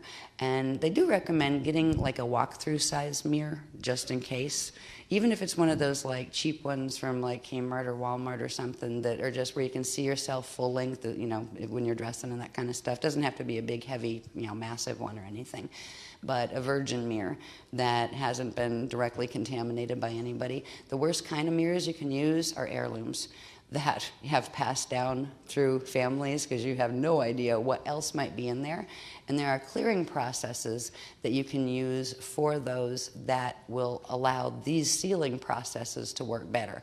But with general virgin mirrors, even if they came from a wacky mirror making place on bad grids or whatever, this will override that. And it will stick, which means it's the only program that has been purposely, consciously, directly put into that piece of mirror, and that it will hold. You can do the same with heirlooms, but you may have to redo it a number of times, and you don't want to be playing with moving back and forth through mirrors like that, unless you know it's a secure field. So we will create that literal field in front of us here when, as we work through these techniques. But you can go take that even into the hotel mirror, because the beloveds are actually holding a gel set in the mirrors for us, a shield there that will make it easier. And you might get, where you actually start the process of actually being able to see your companion there in the mirror and begin communicating there. Eventually, they said after about a year of practicing this directly at least once a week, the whole technique, right, at home, you should be able to actually have direct communication where you actually see the other and you do a patra stance on your mirror, and it will hold its hands up on the other side, and you'll have direct cognition, and you can learn all sorts of things. And they're also going to teach us progressively how to go beyond that, and I think that's going to be before the year is up. They're going to teach us how to start journeying through with them, where we can meet them and see them here. And actually, there's certain types of techniques that can be used that then you can can go and venture with them. And the hardest part is remaining conscious when you do, so you can remember what you did and come back with the full memory. But this is where we start doing much more conscious visitation into the blend fields back and forth. So it was worth the wait as far as the techniques, and it was also essential because the 3 activations that are being done early cannot be done unless they're done in this way at this point in time. They can't just transmit. We actually have to create that, what they call the Wa window, which we'll learn about as we move through the technique. The technique itself actually explains a lot of things, what's a Wa window, what's this, what's that. But before we do that, we have to look into a little bit about what is called the Wa-Yeya field, Wa-Yeya field, right? And this, of course, gets into who are the Wa-Yeyas families that are interacting with us. One of the things, before we get into that I'd like to mention that they have told me about the Wa-Yeyas that we have met, and we had identified the 6 families of the Was. And these particular beings, we have mentioned before, are as conscious air, right? Like that is how that is the state they exist in eternally, and they can shapeshift and take on whatever form they choose. And they have chosen to use the like light being type form, hominid form with us, and they do have 12 fingers and 12 toes in those forms. And they're not making themselves too big where they're like huge, where it's hard to do the energy interactions with us. But one fascinating thing, there will be a time when we learn to travel with them. And this gives us a little clue about plasma ships. Because there's going to come a time when working with that one Wa being that is commissioned with your Rishi level of identity, there will come a time when it actually shapeshifts itself into your own personal plasma transport craft. So the big plasma ships are actually huge collectives of them that do large mission work. But literally, it is a consciousness, it is a being, and it is someone you will get to know. And at a certain point in time, I don't know when that will be, if they pulled the shield fast, it would become your plasma ship. Because what's fascinating about the things that we're going to learn about called the Wa-Yeya fields and the Wa gates. The Wa gates are a very specialized set of gates that run through the aurora fields, or in the aurora continuum. And they're a combination of the light body frequencies from the Akasha level up and the Adashi cycles. Right, the Adashi return cycle. So it's a blend zone between those frequencies, which means a being, in order to pass them, a being must have accomplished a full Mashayahana ascension already, or they won't have the codes to be able to access the Wa fields. The Wa fields are going to become necessary to holding these planetary grids if things go well and we stay, and they're also going to be necessary for a quick shield pull evac in the event that they go bad quickly. And right now, no matter how fast we personally activate, we're not going to get to the point where we can do a full Mashayahana ascension ourselves because the planet isn't holding it. So what the opening of the Wa gates means is the Wa-Yeyas families will come indirectly. They are our personal host field. And they will also assist others, assist in the entire planetary host. But without them, nobody would get off at this point, off this planet and out of this realm before the gates close. So it's the fact that they are here is very, very special. They are a group of Mashayahana. They have had to at least reach Adashi level 1 ascension in their lifetimes and literally move themselves out of the entire time matrix and into the Adashi cycles. The 3 families have to do with the Adashi 1 cycle, Adashi 2 cycle, and Adashi 3 cycle, which correspond with the Akasha level, the Akasha A level, and the Akasha I level. So this is, when we talk about those levels, the Akasha and up levels of the light body structure, we're talking about fields where things can't fall. Vekas can fall and things below Vekas can fall, but Akashas and up can't. They are the eternal life fields. So literally, this is a host ascension that would take us through the Wa gates that connect up into those fields. And there's a lot to learn about them. This is the introduction. I never even heard of them. Some of us are actually direct incarnates of them, and we carry within ourselves very specific sets of codes that goes with one of those Wa families The Wa families are very important because they are connected to what are referred to as the three paths of the Christ. Each one of those, each set, so you have like male and you have 3 sets of males and 3 sets of females. They go in pairs, a gender pair, a male pair, male and a female pair, and they actually represent like one level, say the Adashi 1 level of ascension. They have a specific service mission here of what groups they help, and not just on the planetary level, but the galactic level, universal level, all of that. So there are specific assignments. The Adashi 1 level of these Mashayahana Wa Yeyas families, the male and female set, carry the what are called the codes of Dima, which means they carry all of the gate access codes to the path of Kali Dima fall that is going Christ fall. So their job, and they have to have enough thrust, is to go in, open the gates to the Christ fall systems when the system is going down, and get themselves back out, but allow the ones who can't go any higher that are taking Christ fall, Kali Dima, to be able to get into the Christ fall. So they have to go in, open the gates, and have enough thrust to pull back out so they don't get sucked in to that path. The second set have those codes, plus they have a set of codes that go with the path of Kali Rama step back, which means they have to be able to go in, open the Edonic doors, and pull themselves back out before, and they're not just like individual selves, but like they're collective, they're Rishi back out before it gets sucked in with the ones who have to go path of Kali Rama because they can't go any higher with their codes. And then the last set are the ones who have those 2 sets of codes plus the codes that go with the Kali Krista ascension, Starfire ascension cycles. And they have to do with codes that go with the, what do they call it, the Wa voids, which are the point where we fulfill the density cycle in the outer domains, and then move into the Adashi 1 cycle. There is a void field there, the great Wa void, as they call it, that we have to be able to do the turnaround in angular rotation and particle spin and go into the Mashayahana fold and all of that.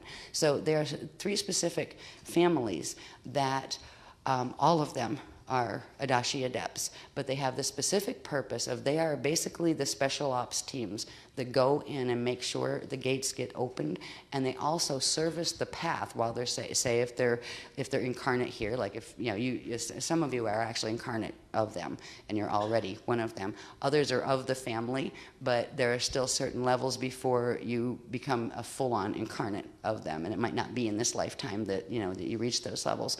But each of these groups has a very specific service path that is helping a certain group of people. Either the ones on the path of Kali Dima, the ones on the path of Kali Rama, or the ones on the path of Kali Krista. And it's together that, because of all those paths being assisted, that the Kali Krista path can actually make it, but it's also because of the Kali Krista path that the other 2 paths can make it. So even though we are all on the path of Kali Krista, we may have service contracts that go with the path of Kali Rama, which means we're helping people that are on that path, or the path of Kali Dima Christfall, which means we're helping people on that path. So, and this is coming like from your Rishi contracts on down, because it's at the Rishi level that you actually have agreements and contracts. So that's why you may have found, oh well, I felt comfortable with this this name of Wa, and that's okay, even if it turns out to be a different one than what your Rishi contract actually is, because some people have really strong affiliations with one group, because a lot of times we move through one group and then into another, of the Wa families. So if you end up, as you're doing your mirror exercise, where you actually see 2 show up and not just your 1, that means the one that showed up first was the one you had the strongest personal affiliation for, but the one who shows up second is actually the one that needs to be there too, because that is the one that is holding your Rishi service contract. So you would work with 2 of them, and they would work together and combine their fields in order to work with you. So it doesn't matter if you just have 1. That means you actually felt the resonance with the one you have your Rishi service contract with. So you'd only end up with 1. It doesn't mean you're missing something if you only end up with 1. But if you end up with another one showing up, either during the technique we do tonight, or as you're doing your mirror communications when you go home, it just means that there was the one that's the Rishi contract that decided it would let you meet the other one first because you have the strongest, resonance with that one right now. So it's, no big deal. No, this type of contact is very personal. It's different for everyone because we are all unique, but we all do have a Rishi level of identity in Density 5, and these are literally Rishi contracts. There's a lot more to learn than we will learn in this workshop. The most important thing in this workshop, and what I'm probably going to do is I'll go through the graphs, and then I want to get to the technique just because if there's people that have to leave for earlier flights and that kind of thing, I don't want them to miss this technique. And then we can come back to more of the discussion and maybe go back to some of the graphs to fill in more of the information. But this workshop was all about the activations, and they only do that when there is pretty much a leap happening, where there has to be an acceleration, where there isn't time to do the long form of the programs. And when it's on security clearance like this one was, I'm looking at this, the many graphs that could have gone with each one of those, and just rolling my eyes like, yeah, right, beloveds, maybe by next month, But we managed to get it together enough where you'll see graphs that we've used before, but with new scribbles on them. There was not time to typeset most of them, but there was time to typeset a couple, and thanks to Asan, one of the primary graphs that you'll see fly by that will be in your chart pack is most of it is typeset. The small, tiny stuff that you'd never read if it was in my chicken scratch is typeset. Nothing has been proofed yet, though, so it's always like when we have these type of workshops, we say, and trying to read my writing in order to typeset it, God bless anybody that does that, seriously, because sometimes I'll go back the next day and I can't read my writing either, So if there's typos, it's because it's hard to translate what I write, especially when I'm doing it fast. No matter who's typesetting. So sometimes, Asan, gets stuff, that isn't quite the way it was because he can't read my writing, and same with Willow and Jared when they do it for me. So, please pardon us. We will let, when we publish the whole thing, we will have the corrections put in, because we'll have time to do the proofing on it. But it's enough to give you the gist and get basically the accurate information there, and the technique will be fine as it is, though there might be a little bit of, with as many different wah stuff that was in this technique, why this, why yays, why yas, why, right? If a few of them were transposed because I wrote fast and you couldn't see the AH on the end or something, we'll see when we, correct that with the proofreading and stuff, but it will still work. And we will run the technique, tonight. And this is an exciting technique because it is the one where you get to the point where you can start. I had experiences with the mirror training. Before I didn't have any training. I had the experience with the mirror contact. And in the very early days, before I actually walked in, my walkout was a bit terrified by some of it because we didn't have sealed mirrors in those days. And they kind of cycle through, where sometimes the frequencies of a mirror set would line up with hibernation zones as opposed to the Christic frequency bands. So you never knew what was going to come through. But on the cycles when they were lined up with the Guardians frequencies, they would try to contact us through the mirror, and we actually have had doubles, our doubles from like Parallel on the other side of the mirror, wearing different clothes than we were while we were looking in the mirror and couldn't see. We saw ourselves, it will look just like us, except it was wearing different clothes and talking to us, right, and like doing the hand thing and going, ah. At first it was scary because we didn't know what it was. And later we progressively received more and more of the mirror trainings, both in like the dream state and in various sati states and that kind of thing. So now it's bringing that to a conscious level. They weren't planning to do it till about 2011, but now they're going to need to accelerate these activations that go with it. And you need to activate the WA fields in the mirrors before we can. So we're getting it early. And that's why we get wacky hours sometimes when we're making these leaps in time. It's really funny. We have an old saying, Asan and I, we go, is it Monday yet? Right? Just to survive a workshop, because usually it's so long drawn out and we're working up there all day and then we're trying to deliver all night. And it's like, yeah, it's already Monday and we still haven't even delivered most of it. Oh, God. Right. So, again, it's going to be condensed. And, more and more they're showing us that they give us more high-powered information in a short, condensed period than they used to in the longer periods where we'd be together for longer hours, but reach only a certain level of understanding, a certain level of activation. These are like power-packed, condensed, zip files or something, zip files in time, where the activations are just off the charts, and they come in very condensed, data form. So that's what we're dealing with here. What I would like to start with is the graph that we've seen this graph before, and it's coherent thanks to when Willa and Jared set the last chart pack or handbook. But there's a little bit of new things that things that aren't typeset already added to this that eventually they will be typeset too. Here's where we have the 5 planes and matter states of the Aurora Continuum. And when we introduced this, I believe we introduced this part in the last workshop, or it might have been a little bit in the one before and the last one. But we were talking about where the Aurora Continuum is, where Aurora Earth is, and where, down here, can I have this one, honey, please, up down here? Yeah, thank you. Yeah, here's where we have the net Earth field in the outer domain, right? And we have net Earth, higher Earth, and median Amente Earth domains are out here, right? And we were talking about when they introduced Aurora Earth, which is the eternal perfect version of Amente Earth, right? That actually exists in the Aurora Continuum between the the outer and the middle domain, Edons, and that is the area that is referred to as right in here, is the area referred to as the Aurora Earth. And that is the first set of gates and frequencies. They are the frequency fields we need to blend with in order to get to the higher Earth and to Achille and median Earth and Achille and up through the stack in Ascension. That was the level we left off at with the last workshop, where we did the activations pertaining to this and began the blend fields with the Aurora Continuum and Aurora Earth, Aurora Mente Earth. Now, what we have here, and we're using this diagram to show it because it pertains to understanding what they're referring to as the Wa fields. Now here, we have added to the title and the Waiea fields of Adashi Ascension. The Waiea fields are Mashayahanic Adashi domain fields that correspond to and blend with the Akasha through Yukatarista light body fields, which allow for intersection between Akashi domains and their Aurora Continuum counterparts.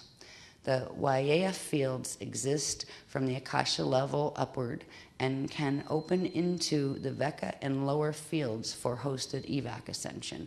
And that is what is occurring. They're having to open those higher fields because of something else we'll look at toward the end of the graph series that has to do with the Waziyenta, which is a part of these, the lower part of these gates, the ones that could potentially open down into the Vekas, that were compromised over in the parallel Akasha Borgia Fall matrix. The Akasha level of them wasn't, but the Veka, the 4 Vekas that fell in that system, those gates that could connect into the Wa gates were actually compromised to form a harness.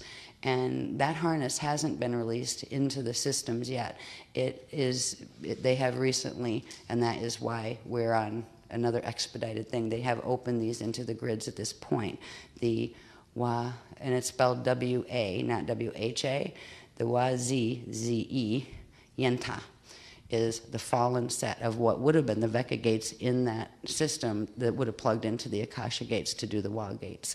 So it is yet another increase in frequency. They're trying to plug it into the Alpha Omega network and to actually run it into the gravitron. And that's why there are certain activations that they're doing in the Gulf of Mexico and creating certain conditions in the Gulf of Mexico, because that is where the graviton, which is that unnatural vortex set that controls the staff of this planet, the vertical staff of this planet, they are trying to plug that in now. And it would just roll the whole thing, toral rift and all, right into the Borgia matrix.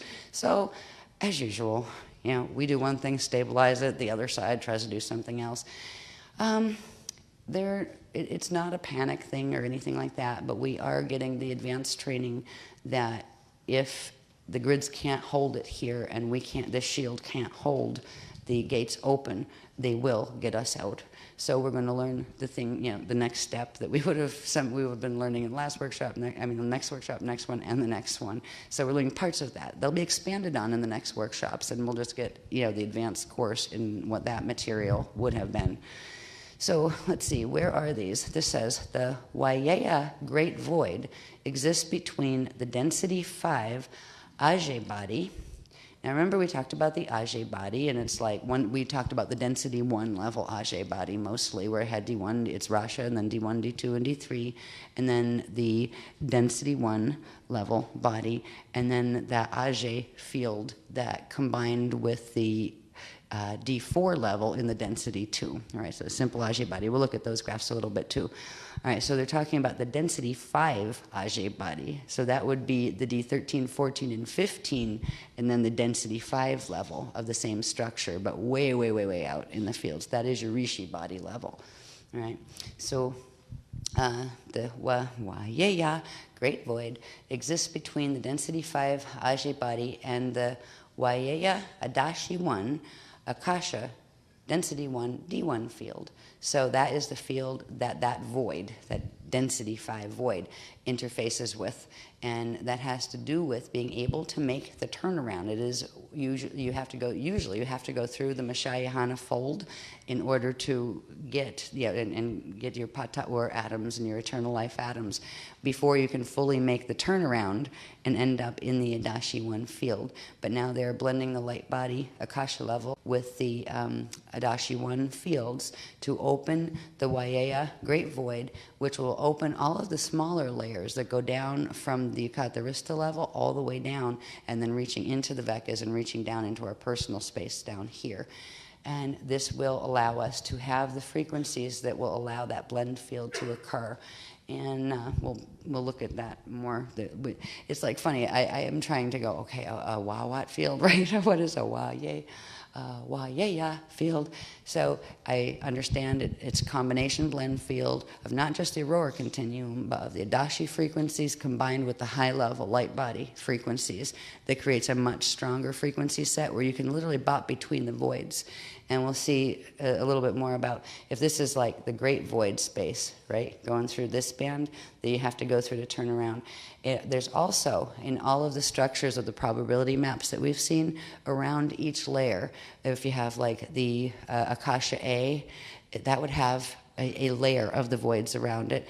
If you had inside the Akasha A, you have an Akasha, like 12 Akashas. Each one of those would have their level of the void around them as well. So this is literally being able to go into the Aurora continuum and leap through the void spaces, and that allows you to sidestep if things in the outer domains are falling or being dragged into other things. There's a lot more to learn about what it means to service these paths, where we actually go in and open gates, and we do that with, and eventually because eventually we will become our rishis. We'll fully embody our rishi consciousness as we work with our Wa companion, and together as a rishi, and with the Wa Mashayahana facilitating us, we will be able to service those contracts, help those people, and also to know how to journey, because they're going to teach us how to journey through the mirrors first, and then how to literally fully set those fields, where you can literally just set a mirror field, even though there's not a mirror, right in the air in front of you, and part the veil and go into these continua and go anywhere from there.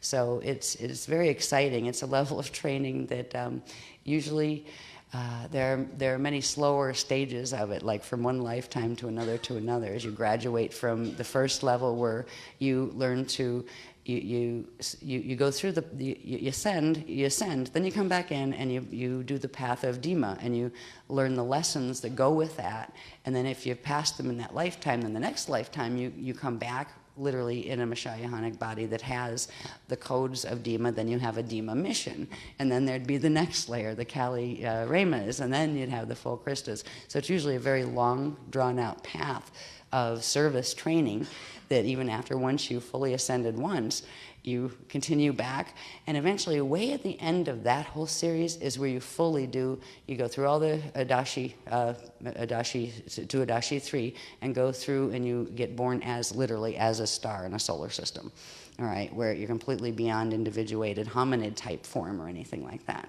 So this is that path of higher evolution, that after you ascend once, why would you be crazy? You have to come back in. That's why, because it might be really, really cool to fully come back as a solar system and know yourself as a son of God Source. Yeah. So these are the ones that are assisting us now are the ones who have already passed those tests and hold those ranks. And we are being invited in now with the ones that have the connection to our Rishi level as rishis. They will assist us in awakening as rishis, which means we hold the whole spectrum of our rishi bodies within our bodies here, so that we can assist with these. So it's like getting jumped ahead lots of grades, where we might be on one, just the beginning of one of these paths, and they will literally host the field for us. And that's where them serving as our personal plasma ships at certain points, where they will literally be the protective field around us, and it will be like a bioship. But it is them. But first they will get to know us in individuated hominid form. So you get to know them as people before you begin interacting with them as a vehicle of transport that will help you until you can get to that level where you can do the same thing for other beings. So it gives us some insight into plasma ships anyway. Not what are they, who are they? Right. Okay, let's see. I think that's enough on this one. Yeah. This is just showing the main Great Void. Now we'll look a bit more at more of the Waiea voids and where they show up. Next one, please.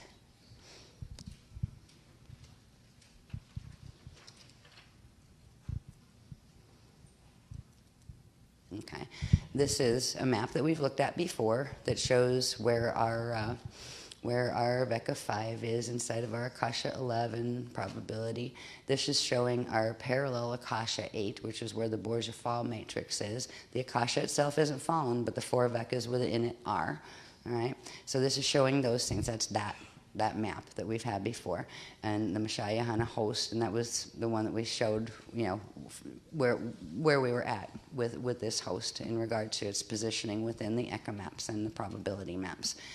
Using this diagram, we can simply illustrate where the Wa voids are. All right, we had the Great Void that was the big one around the entire Yukatarista in an outer domain.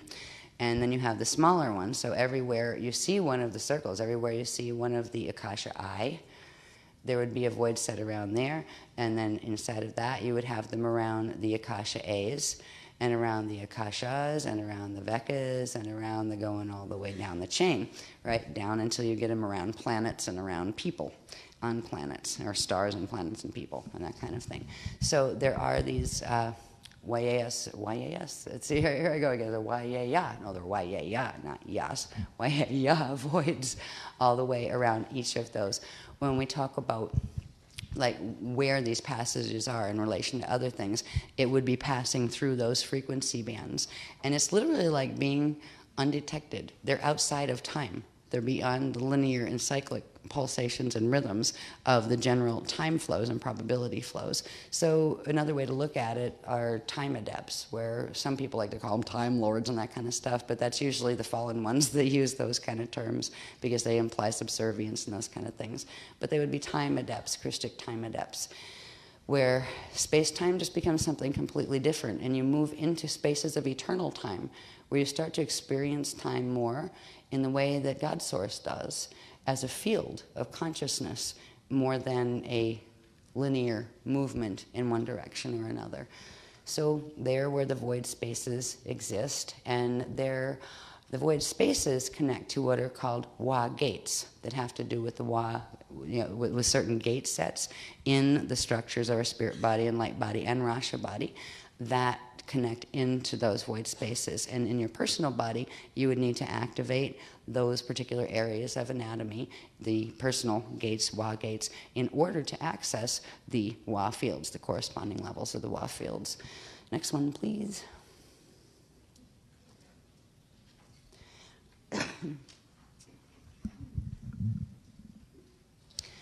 Now, this one is the Partiki body, the 5 elemental planes, right? That's the dark matter body. And the Waiyeas gates. Now we had Waiyeya, void fields. We have Waiyeyas gates. The gates on any structure, the Waiyeyas gates open in the Elan shield between lower and middle mantle. So they open in this area right here, which in the Rasha body template is between the layer 7 and layer 8. So it'd be like layer 7.5, and that's where the Elan crystal shield is. When you take this out into the materialized systems, this means it would materialize between 7 and 8. At 7.5, again, the Elan shield level in a planet or a star or a person in a planet, that would be between the lower and the middle mantles. So it's literally a crystalline layer between the lower and middle mantles. This is where there are 12 primary and 12 secondary gates. But the secondary ones would be the ones that go with the Adore side. But the ones that we would need to activate first would be the Elan, in the Elan shield, and there are 12 Elan main core crystal sets. And this is where these gates would open. The gates open through something in the center being activated. So we'll look at that in a minute too.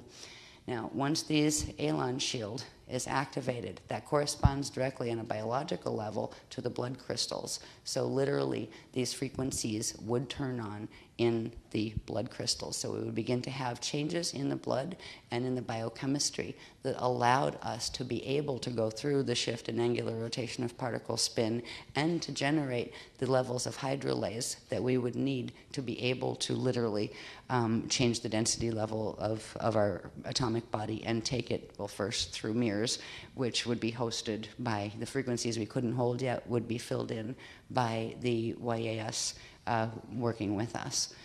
So we're going to be, these are activating. These are going to be activating tonight, not anymore, this morning, right? It's not tonight anymore. So we will, this is part of the activations that are going to occurring. This is the last one. This wasn't, these activations that have to do with the YAS gates and the YAA fields weren't supposed to occur until to start in January of 2011 with FOL 11. They were going to start there and go through a slower process of activation. Now they are going to initiate tonight, and I believe they get done in 2011 sometime. I have to. There's another chart that shows what started activating, when it's activating, when it got expedited, and when you have what by, right, activation-wise. Because there's a lot of activations that are happening simultaneous now, and understanding what they are helps a bit, because you know, okay, what part of my anatomy is immune to the Metatronic, the MetNet pulse now, right? So there's a chart that actually breaks all of that down. That took forever to analyze that data from various different charts and get the dates and get what was happening and all of that. So, and Blessed Mason set that, and that was enough to make you cross-eyed, that one. So you'll see that in a little while.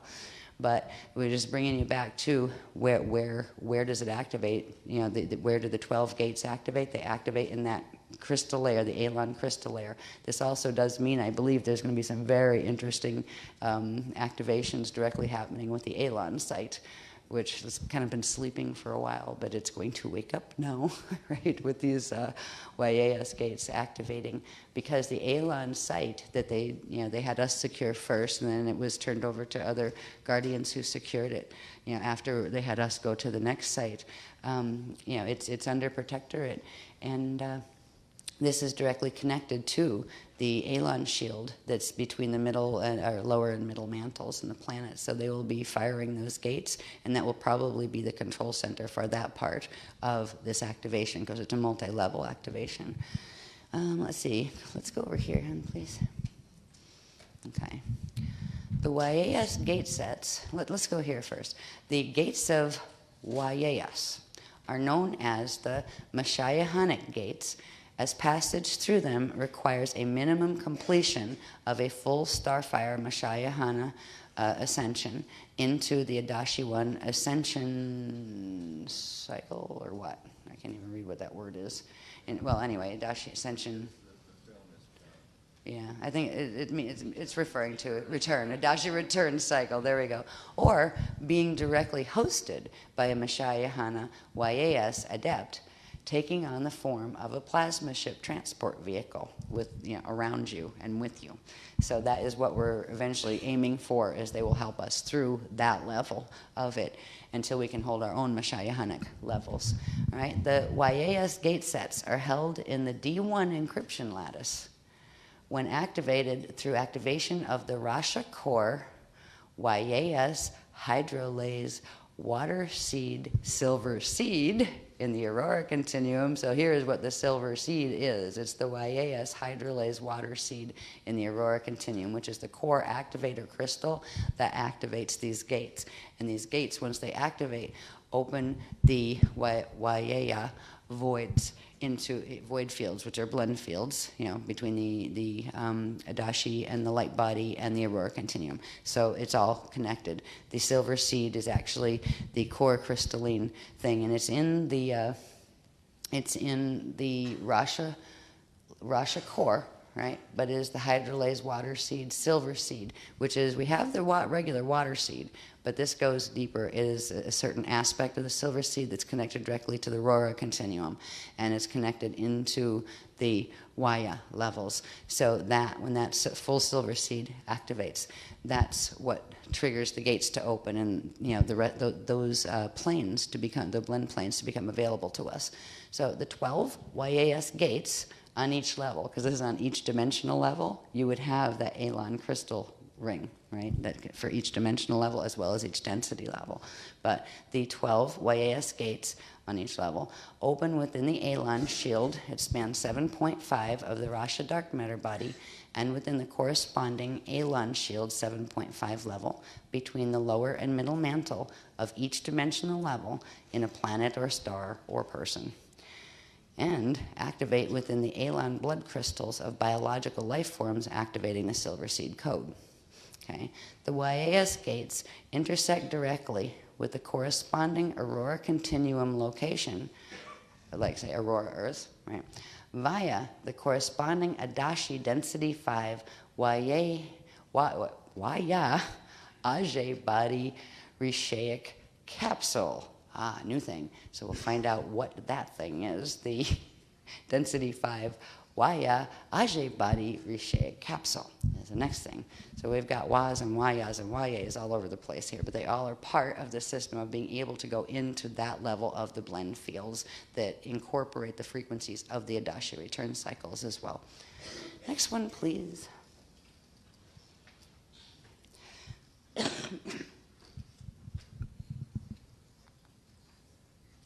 Okay, we've seen this one before. This used to be where all you see all these little handwritten ones in. They used to all say like density 1, right? And D1, 2, and 3 in density 1. That was the chart we used to show the structure of the density 1 Ajay body and the different layers.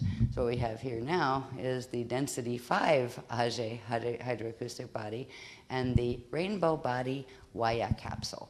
That's another word for it, the rainbow body. And there are some traditions, I think, in Tibet that refer to the rainbow body, and that is the same thing. You need to activate to, even if you leave a body through Bardo, a full proper Bardo is where you vaporize it and take it with you, and it's by activating the rainbow body that you're able to pull those frequencies of even your biological form and leave a little bit of the body dust left.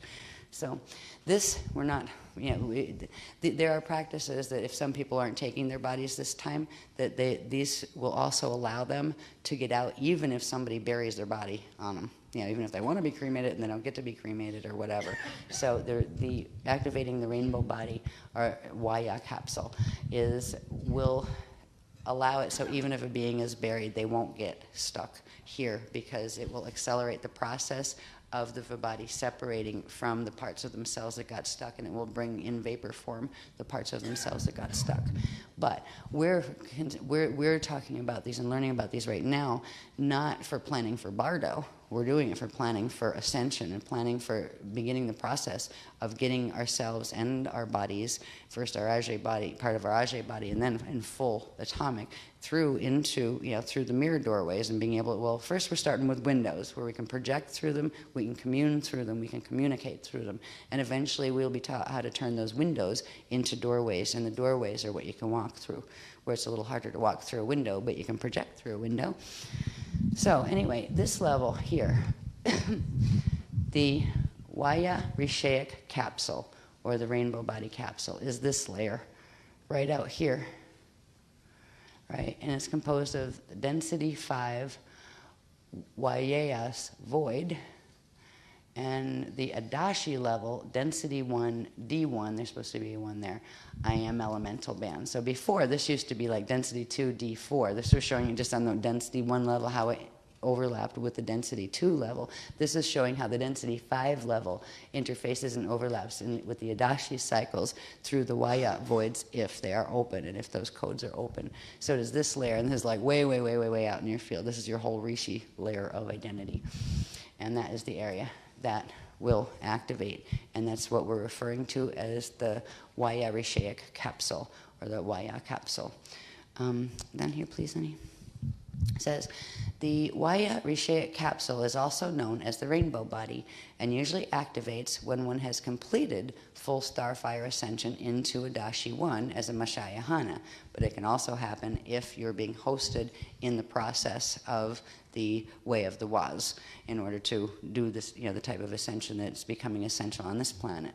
This 2 says the Vaya capsule, can also be activated in host by an Adashi adept, Vayas Mashayahana.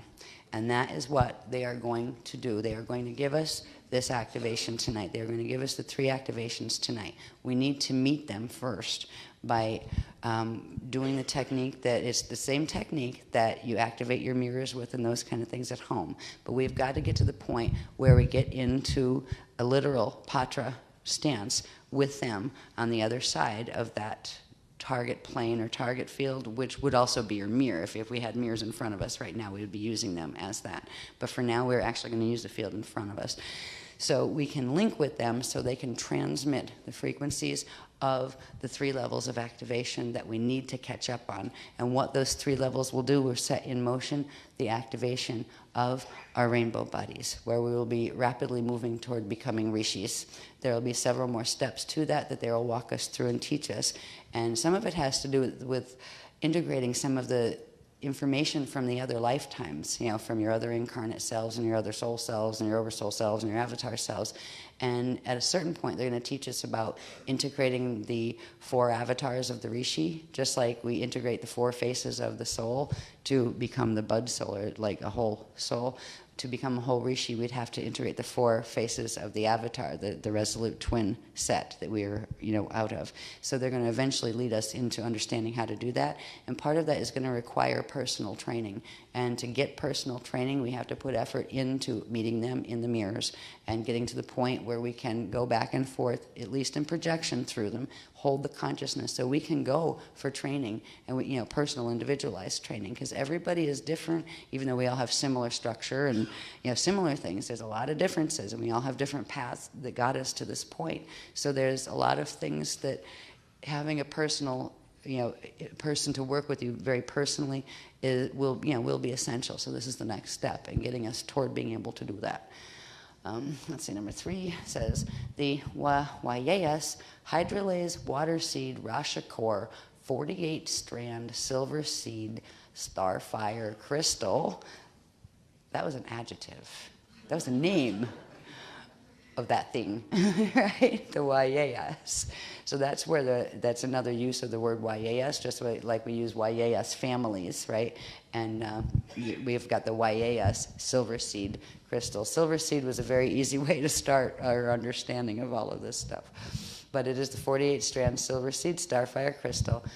Activates the dimensional sets of Vayas gates within the dimensional Elon shields and corresponding blood crystals, setting in motion activation of the Vaya capsule for Mashayahanic Adashi Starfire Ascension via the Waiea void fields. So they refer to this actually as the Waiea capsule, right? The Waiea capsule, the Waiea Rishaya capsule. So that's where we don't have Wa'es, we don't have Waia'as. It's the Waiea capsule or the rainbow capsule. That is the thing that activates when we fully activate the whole set of the Rishi. And that is going to be required in order to fulfill the ascension through the Waiea voids and to be able to go into those planes and spaces. Okay, next one, please. Yeah, I think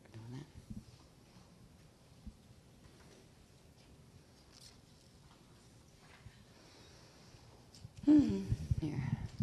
The Waiea transcendental fields, they're transharmonic transcendental fields is what they simply refer to them as, and the families of the Wa. Okay. The Waiea fields are composed, as I said before, of Akasha through Ekatharista light body fields blended with corresponding Adashi return fields through the Aurora Continuum fields. So it's basically a set of 3 different sets of frequencies because the Aurora Continuum fields themselves represent one set of frequencies, the Adashi sets represent another, and the high light body sets represent another as well. All right, let's see here. This is just a reiteration of the larger chart that we had. This is the 5 stages of translocation and the 5 Aurora Continuum matter states, which are the 5 stages of Jade Body Ascension. And this is where we've got those matter states, the Asayas state, right, which was the outer middle type of matter, where the outer matter and the middle matter together.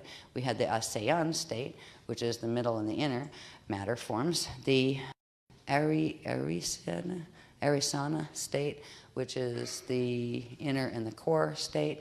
We're going to deal with these 3 now. There's probably families that go with these 2, but they haven't talked about those or the fields corresponding yet.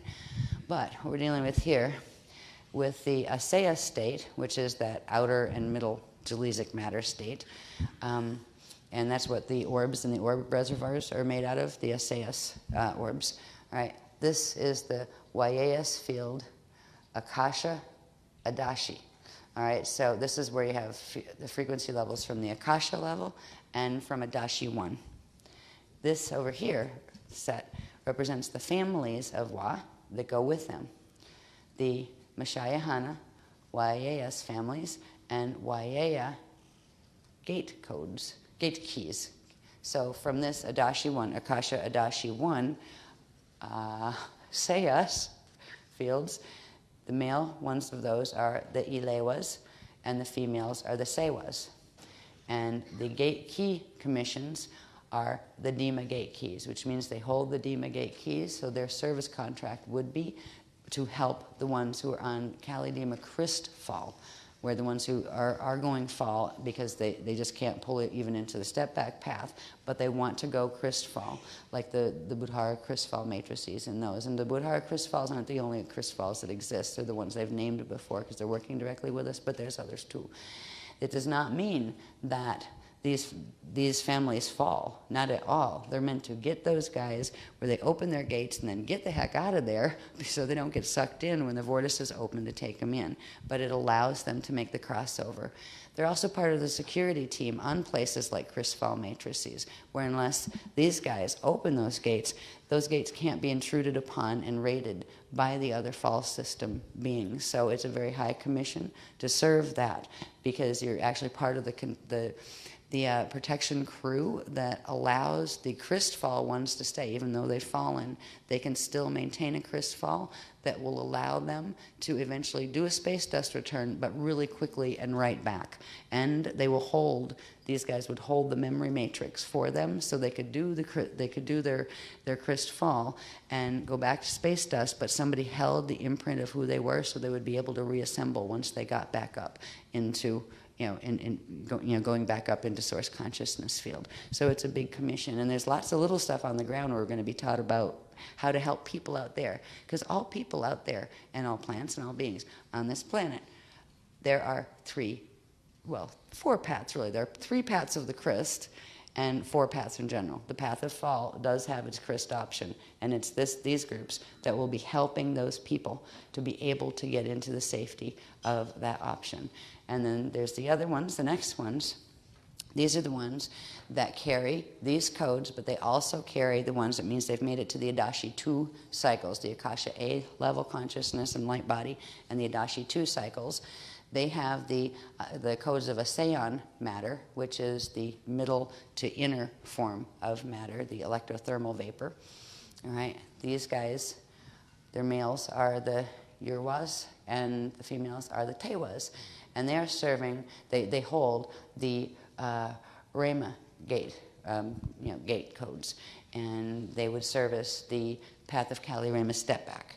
And that means they would get their gates open, help them to get there, and then get back out again. Because the jobs of these guys is not to fall with them, or not to go into those paths with them. They have already ascended, and they are on the let's become a solar system path of evolution at this point, because they already made individual ascension before just to serve these roles. And the next ones are these guys, which they serve the Arisana level of matter, which is between the inner and the core levels, and the Wyas field Akasha I level and the Adashi 3 level frequencies. And these also have the codes of the other two before them from the Adashi 1 and the Adashi 2. And the males here are the Hewas, and the females are the Shiwas. And they have the Krista gate codes, the Krista Wa gate codes. And they would be serving the path of Kali Krista directly, which means they're the ones responsible for getting the going up ascension gates open, and that's where the thrust comes to actually help the others not get pulled down once they get those gates open. That thrust has to be up kind of like a rope, bringing them back up.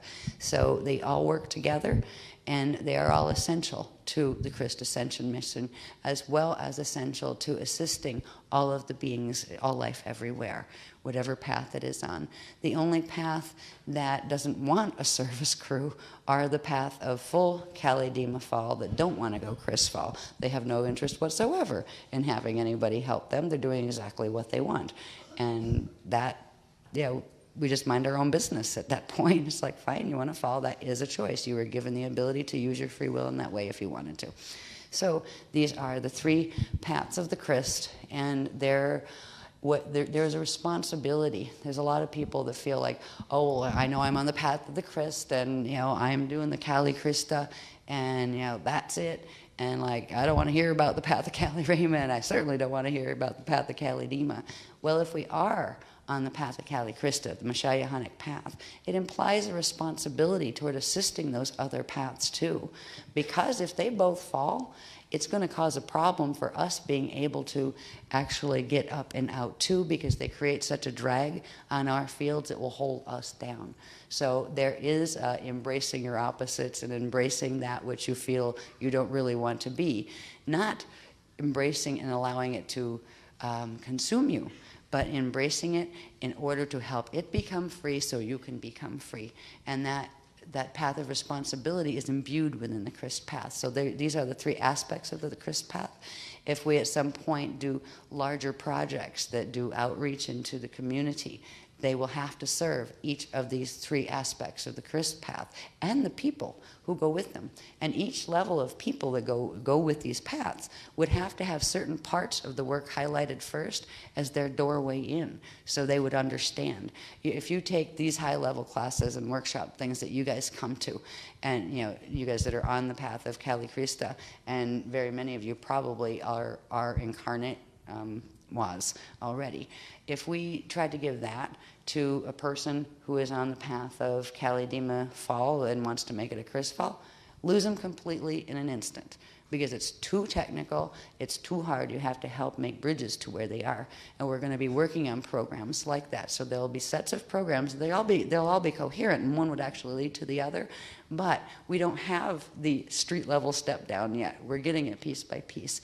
And this is really the beginning of where it's going to start to show, where we see the cohesion within those three aspects and why they need to work together, and why, for a time at least, it will be an embracing movement, not a separating movement. We had to get separate for a while so we didn't get drawn into the Metatronic mass. But now it's about being able to reach out, now that we're strong, now that we're becoming immune to the Metatronic mass and protected. And we can become strong and work with the adepts, the Wa adepts, in order to actually reach out to help those other people as much as we can in the way that they can be through the guidance we receive. So it is a very unified path, but it is not the path of false unity. It is the path of true unity, because Source is truly unified, and it is a path that respects everybody's evolutionary destiny and their choices. Those that want to do full-on fall and don't want Chris fall, they are using their free will in the way they want to. They don't want any help from us, and we are not trying to stop them. We're not saying they can't, but we are trying to help anyone else to get to whatever level out of that fall path that would be imposed on them if it weren't for the fact that the Christ stood here and had representatives, and the Mashayahana stood here and had representatives that were willing to serve each of the paths of the Christ, regardless of what system levels they went into. So there is a big love thing happening where we will be able to more and more feel that sense of connectedness and love, but we'll experience ourselves in a different way, where we realize ourselves even more so than we may already as a healing force, that even if we can't explain our ideas to other people, we can still set fields that allow them the highest evolution that they can reach. And part of that has to do with heavy grid workers teams. Not everybody has to be, but the ones who do will be the ones servicing, going in and literally getting the gates open for them and then getting the heck out of there. And that's the ones that will work with certain levels of the WAS that will directly teach us about kind of like being time adepts and that kind of stuff, so we can go back and forth and literally get gates open for them. And we'll probably get a lot of practice when the Earth starts to do a bit more rumbling and things, and larger groups go out in mass evacuation waves, where you find like a natural disaster and a lot of people, die on the physical. Well, they go somewhere as soon as they die on the physical. They're someplace, and most of the time they're very confused and trapped, and they don't know where the heck they are. That we will be actually trained at certain points to go through the mirrors, go find them, and actually lead them. We'll be guided to which, what frequency sets their consciousness actually goes with, and we will help them out. Not just individuals that we know, but literally waves of individuals. So there are different service levels, and that will be one. Everybody doesn't have to do that, but that will be one of the career options when we get into Wa-land. I wonder if it was Gondwana land. Gondwana land. There used to be Gondwana land, which was, they kind of called that, our early continent structures on Earth, that Gondwana land. Anyway, Waya land. So these are the basic rundown on the WAS and the paths they serve. And if you ended up saying, oh, I really like the Elewas, I just felt such a resonance with the name and the whole bit, and then you go, it's on the Dima, they're serving the Dimas. Oh, God, I don't want to serve the Dimas, I want to serve with the Christas. You are serving with the Christas. We're all serving together. We're all serving, with the Mayas families of the Mashayahana in order to assist all of these. And it's not about, oh, that path is yucky. It's not that path is yucky. They all have their challenges and they all have their beauty, but they're all meant to get us to the same place, which is the heck out of here on the ascension path, right? So, it's time to not worry about, that kind of thing. As far as know if you're serving the Dima Christfall path does not mean you are Christ falling. Just get that. And the same with the Kali Rama. Doesn't mean you're going Kali Rama. It means you're going to get gates open and get back out. So we're all on the path of Kali Krista, but these happen to be aspects of it and serving the other layers. Now the next one, please. Ouch. Ooh. Keep getting this shoulder thing, so if I do this thing with my arm, just pardon me, it's stiffening up. Okay, I want to see what the next one is, because I just put that one up leading into the next one. Yep, that one.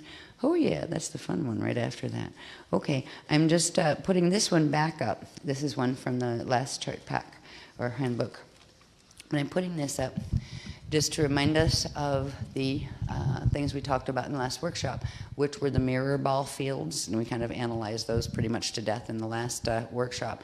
But the different mirror ball fields, they're the ones that open up where they blend the frequencies from net Earth with the frequencies from aurora Earth to create literally a blended transharmonic time wave field. And we begin the process of opening some of these up.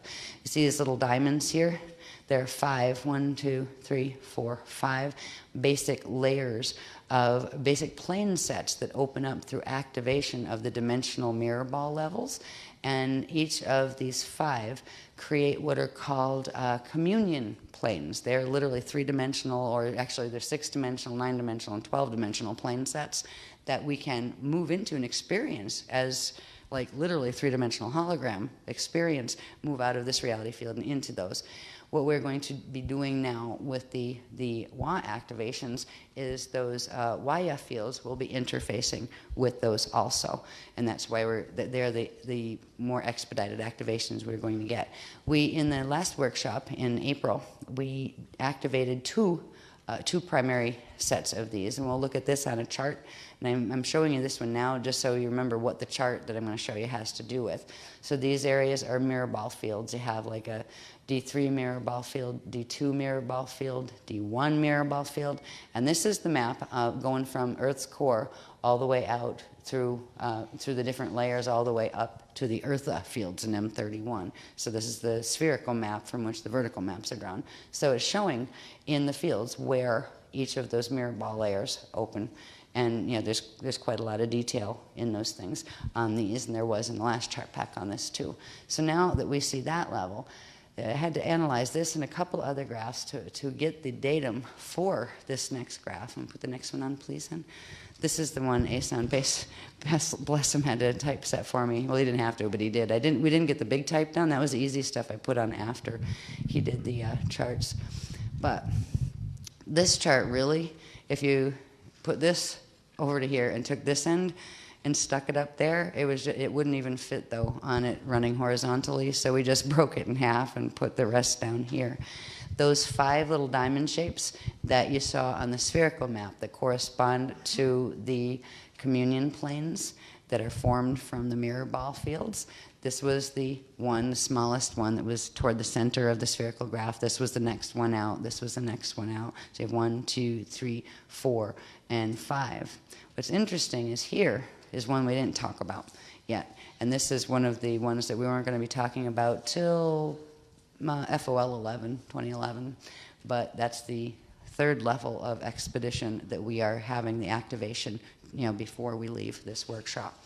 And this has to do with what they call communion plane 6. This is the Rishaic YAS gate sets. All right, it corresponds with those. Now, each of these, we had part of this graph already in the last workshop chart pack, where it showed this part. It showed the net and aurora Earth mirror ball blend field dimensional correspondences. Right, so you have the net Earth side over here and the aurora Earth over here. So in this plane 1, which was the communion plane 1, you have the D2 telluric physical mantle of net Earth blending in with the D1 etheric mantle of aurora Earth. So they are the frequency fields that would be blending to form that communion plane. Then you have this communion plane, which is communion plane 2, has D2 telluric physical crust and atmosphere. And there's also the encryption lattice, like what encryption lattice this corresponds to. The first one was the D2 encryption lattice that's located in the D1 crust, and the D1 encryption lattice on the aurora side. Here, the next one up, you have the D2 telluric physical and the atmosphere, and D1 etheric crust and atmosphere, because the D3 on our side and the D2 encryption lattice on aurora Earth are blending to form this field. So this is how you read this graph, basically, right? These parts. And I don't need to go all the way up on this right now. What I wanted to show is what I've added, because this you can look at, and as long as you see, you know, how I was just reading those, you can look at this graph in the other handbook, you know, from last workshop, or even just this section from this one. This line here was not on the graphs from the other handbook that was added because they hadn't even mentioned Communion Plane 6 that goes with the YAS gates. They have mentioned it now. And this is literally, should have a little circle on it with like a 6, a W6, right? It is actually Seaplane 6, but it's the 6th plane, but it's the W's. It's the YAS gate sets. What we added too was here, because this was enough to make you nuts, because, all right, the mirror ball numbers are different than the, I think they correspond with the encryption lattice numbers, but they're different than the numbers of the planes, right? So like, am I on 3, am I on 2? What has activated? It was my first question, like, how do I know what is activated, which corresponds with what level of the body and cleared what level of the net? Was how, my first questions I was asking at the beginning of the workshop. Excuse me a minute, getting heat flashes. I need to take a layer off. Just a second.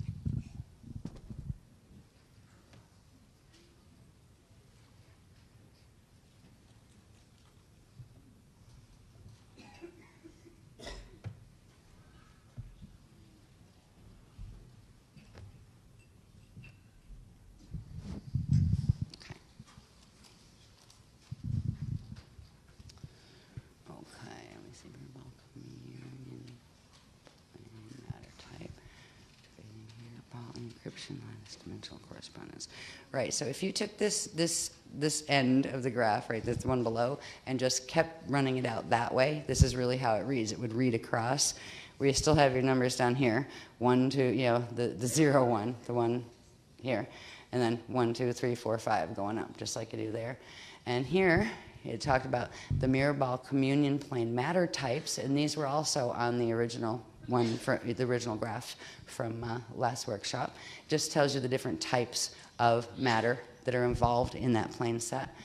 Then here, this is a new column that was added where they just started giving dates. As far as activation starting and completion dates, and in parens, when you see the parens, that equals the original scheduled dates that were expedited. All right, so if you see ones that have parens on them, that means they have been expedited from when they originally were going to take place. Now, we did in the last workshop in April, there were 2 activations that took place. We did plane number 5 and plane number 3, I believe. So we did 3, this one. It started then on the last workshop in April, and it was to end during this one, which it did in SL7. So it completed at that point, right? And this means that when you get down here and you read that, we're still on number 3, right? You go to number 3 down here. Can you move that up, honey, please? All right. This tells you more information about that. All right, it tells you, first of all, what mirror ball and encryption lattice dimensionally that corresponds to, which are these. It's the density 1 mirror ball and the density 1 encryption lattice. This tells you mirror ball, field, light body, and atomic body dimensional controls, right? This controls, this mirror ball controls the D2 light body and the D1 atoms.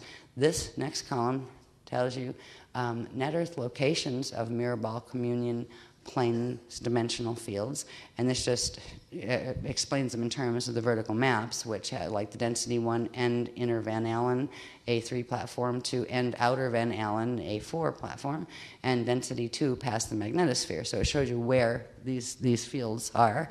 This next one is where it gets more personally helpful. Okay, the activation of mirror ball communion plane blend field initiates overlay bonding with MetNet level. This is where the mirror ball encryption merges with and brings its time wave and its cleared pattern into the Metatronic net field of the each dimensional encryption lattice, which begins making available to that level encryption lattice the natural, the organic program as opposed to the Metatronic. And that creates a corresponding MetNet freeze immunity biofield, and it also gives you the DNA strand correspondences that goes with that. So here on the D3 one that we actually the plane 3 one that we activated back in April. Come down here, it was actually in the density 1 mirror ball field and the density 1 encryption lattice, and had to do all these things here, right? Then this is the level of overlay bonding, this is where the overlay bonding occurred, where you had whatever the net field was, right? The METNet, the D3 level of the METNet is a D3 epigenetic overlay net, the EgoNet. So that one initiated the recoding of the EgoNet and and now when it completes at this workshop, it means it completely has running in the EgoNet level of your biofields. It has the dual wave running, the blend field wave running, which means that field can now take on the WA activations.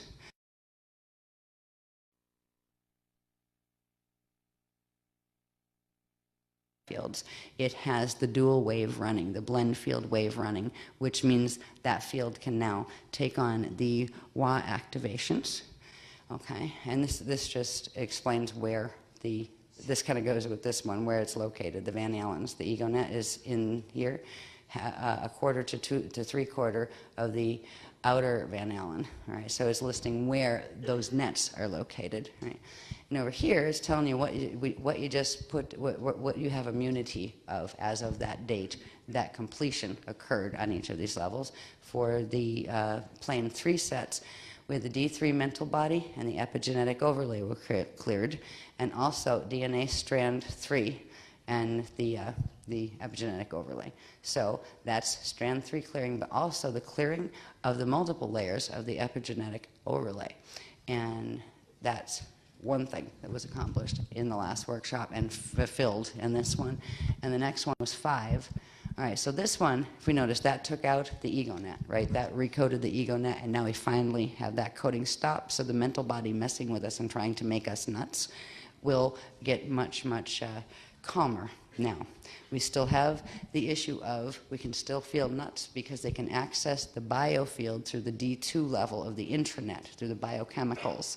But they can't push in and take over in the same way that they could when they were able to access the EgoNet and literally push the three-dimensional identity out of the body temporarily and get in and take over. So we've at least got, the mental body is secured, and it will not activate any more of the Metatronic coding. It may still be processing and trying to get rid of some of the encryption lattice mess that was there from whatever Metatronic activation had taken place, but it will not go beyond its present level of Metatronic activation. So it is safe from the 55 activations, it is safe from the progressive messing where the Metatronic frequencies are coming in and allowing progressively more ease of mental possession and those kind of things. So there is safe, the mental body is safe. Now, let's see, we also did 5, okay, seaplane 5, and you can read these over. I'm not going to read every one of them before we get to the technique, because I want to take a short break for restroom run before we go into technique. But anyway, we did this one. This is mirror ball communion matter planes type. The activation of this started again at the last workshop, and it fulfills during slider 7 workshop, which is this one. If we bring number 5 down and look at number 5 down here, okay, this is mirror ball and encryption lattice, the D5 mirror ball and the D5 encryption lattice, and they're in density too, right? Mirror ball field, light body, and atomic body dimensional controls. These fields control the density 1 light body and the D3, which are the mental body, atoms, the atomic atoms. All right, the net Earth locations of mirror ball communion planes dimensional fields. For this one, they're actually located in M31. All right, so they're not even in the Milky Way galaxy. Activation of mirror ball communion plane blend field initiates overlay bonding with METNet level. When we did this activation, plane 5, mirror ball plane 5, it overlaid the D5. They call it the FAMNet, which is the false ascended master net that's coming from actually Terra level D5, which is also referred to as a higher astral, and which is located in the D5 encryption lattice in the magnetosphere. So in our planetary magnetosphere, that's where that net lives, and that we also began the re-encrypting of in the last workshop, and that is completed in this workshop. And What this gives the MetNet freeze on, the immunity level 2, is the D4 astral body and DNA strand 5, interestingly. Okay, so we've got our astral body back as a, we've completed the astral body and the mental body levels of this healing and building of immunity.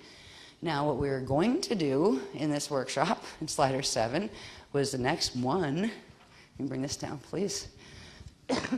Which would have been, let me see, this one. We were going to do C plane 2, our communion plane 2, which was the D2 telluric physical, right? And that corresponds with the D1 etheric over in the Aurora Earth. All right, this is located, or actually, I don't know, I forget why we put that there in the last one, actually, just ignore the net Earth surface thing, but it's physical telluric etheric matter type. This one is the one we're supposed to. Notice there's no expedited, the EXP number means the first level that was expedited, the second that was expedited, and the third that was expedited. This one was supposed to occur on this date, this date set, to start here at this workshop, and to end in the next workshop, which would be in August of this year, Sliders 8, right? So this was supposed to take place here. That one, which again is plane 2, corresponds with down here. Oh, please. Thank you. 2 corresponds with the D3 mirror ball, the D3 encryption lattice, right? The controls the D1 light body and Rasha atoms. All right, this is its locations. I won't even go into those right now because you can read them. They're not that important for this discussion. It creates the overlay on the D2 intranet in the outer half of the inner Van Allen to the inner half of the Van Allen gap. So that's where the intranet is located. So it actually begins re-encrypting and blocking that. So it's stopping the Metatronic activations of the intranet in our systems. And what that is, the intranet is the biochemical, the physical body net. So it's literally beginning the biochemical immunities in the physical body. Now, that was supposed to start now and in Sliders 8. And that's why Sliders 8 was going to be the advanced level of physical body, physical emotional body Sliders training. And it still will be. That's still going to be the title, but heaven knows what we're going to be learning at that point with it. But this will finish when it's supposed to in Sliders 8 workshop. It did start in this workshop. And the ones I'm saying did start are the ones that weren't just like initiated and waiting. These are the ones that are actually in motion from the activations that took place during the Shadra. All right? And this corresponds with DNA strand 2 and the biochemical DNA and the biochemistries in the body, the chemical biochemistries. So this is where we start getting the weird shifts and things where I've been getting spinning, and I've been getting reality shifts where I'm just watching the picture before me kind of divide into 2, and then there's 3, the one I'm looking at, and the other 2 that went out to the sides, and they come back again and kind of snap, and I'm going, whoa, this is really weird. So if you get any strange effects like that, it's because of this particular activation that is starting, that has been initiated in this workshop. Now, the 3 expedited levels are these. The first expedited level, this one was supposed to start in the Sliders 8 workshop and complete in the Sliders 9. It is starting, and these 3 will be the transmissions we receive once we go through the technique, get to the point where we're in a patra stance with our YAS hosts, because they're actually our hosts, right? They are the ones that are going to get us through. And they will actually transmit to us the frequencies to activate these 3 levels tonight. So we did the one we're already activating, and these are on idle. We got some of that in the Shadra, but they have to do the final transmissions to give the WA code, the WA codes that go with these levels. It will give a jump to those because we wouldn't actually access those for a while until after 2011. So we'll be getting this one, which is plane 4, okay, and plane 4 corresponds to, this one, the numbers actually match, plane 4 corresponds to mirror ball, D4 mirror ball, and the D4 encryption lattice, D3, it controls D3 light body and the D2 physical atoms. This is where it's located, and outer Van Allen, where it's located. You can read that. And this gives the activation of the mirror ball communion planes where it blends, where overlay levels get blended in, and thus the Metatronic activations get stopped in, or is the beginning of where they stop, right? And this in Sliders 8, this will be done by then. The D4 lower astral, the FCC net, which is the false Christ consciousness grid, the false Christ consciousness net. And that's located in the D4 encryption lattice, the outer edge of the outer Van Allen belts. What this will give the MetNet freeze immunity to is the density 1 Auger hydroacoustic body and DNA strand 4. All right, so there we've got our density 1 body in immunity level starting, and it will finish in the next workshop. We're also doing the next one, which is the expedited number 2. This one wasn't supposed to start until Sliders 9 in October, which is when we do the Mayan cruise thing, and it wasn't supposed to finish until January of 2011 during the FOL workshop.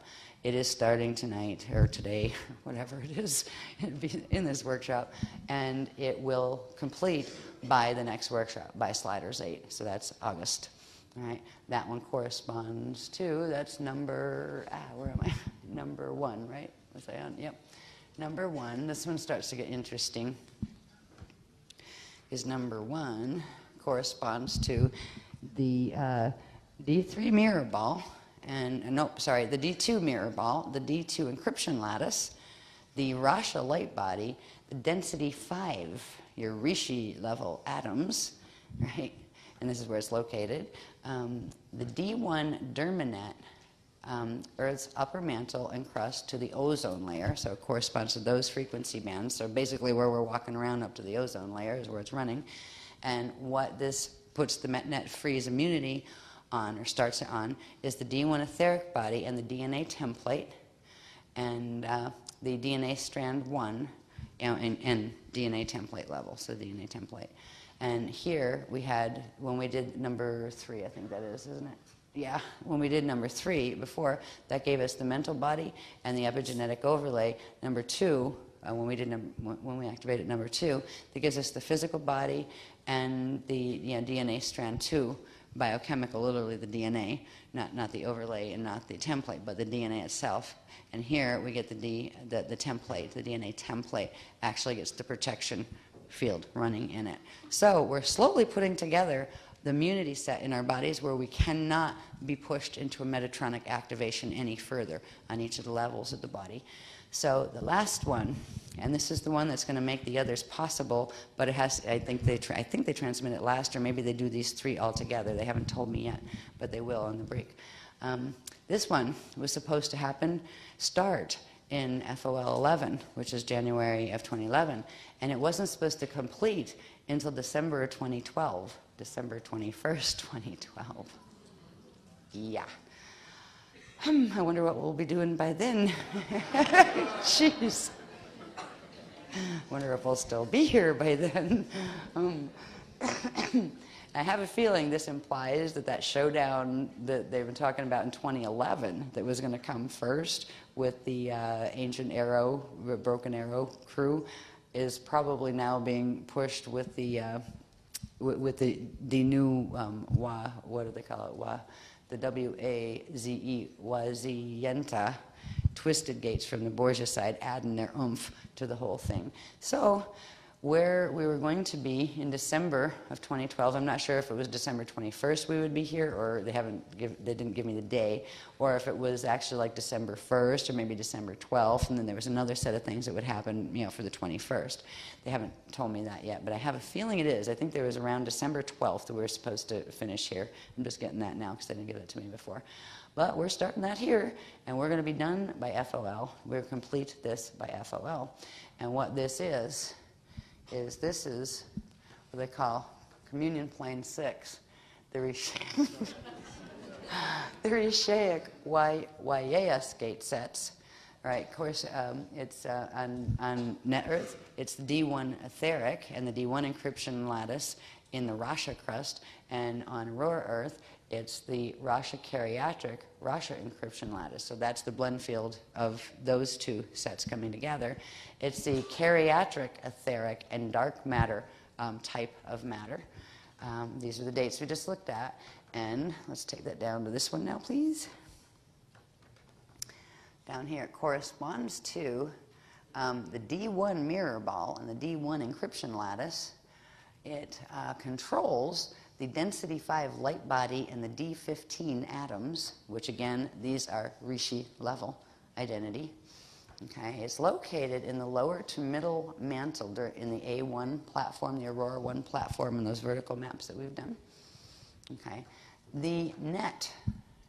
And it's not exactly called a net, it's called a harness, because it's beyond just the net layers that, that we've seen in the planetary grids, and they go into the solar system grids and the galactic grids, etc.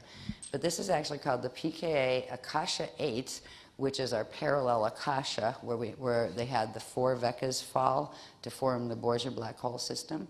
And it links into our parallel Vecca 2, we're in Vecca 5, and 2 is our parallel, which is our parallel Milky Way system, or Vecca level Milky Way system.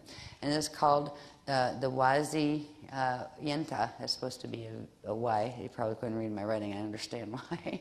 So it's Wazi Yenta, Y-E-N-T-A, harness. And there's a harness field where they link through from here to Vecca 2, through the Vecca 2 parallel alpha omega system and into our system. So this is the level of net that it is going to block and create immunity to in our system. And what this will give us is where we have a freeze where it can't mess with or make Metatronic these levels of our bodies, the density 5 Rishaic Ajay body capsule, the Rishaic capsule, the Ajay body level that we talked about, the Waya, I think they called that Waya, one of the Wa, whatever, is that density 5 level. I can't remember what it had on the end of it. But YAS silver seed Rasha 48 strand DNA core. As far as the DNA level, this corresponds to that one, the YAS silver seed, that when that sparks, it sparks open the Elon, in the Elon shield, the sets of Wa gates all the way through in the dimensional levels.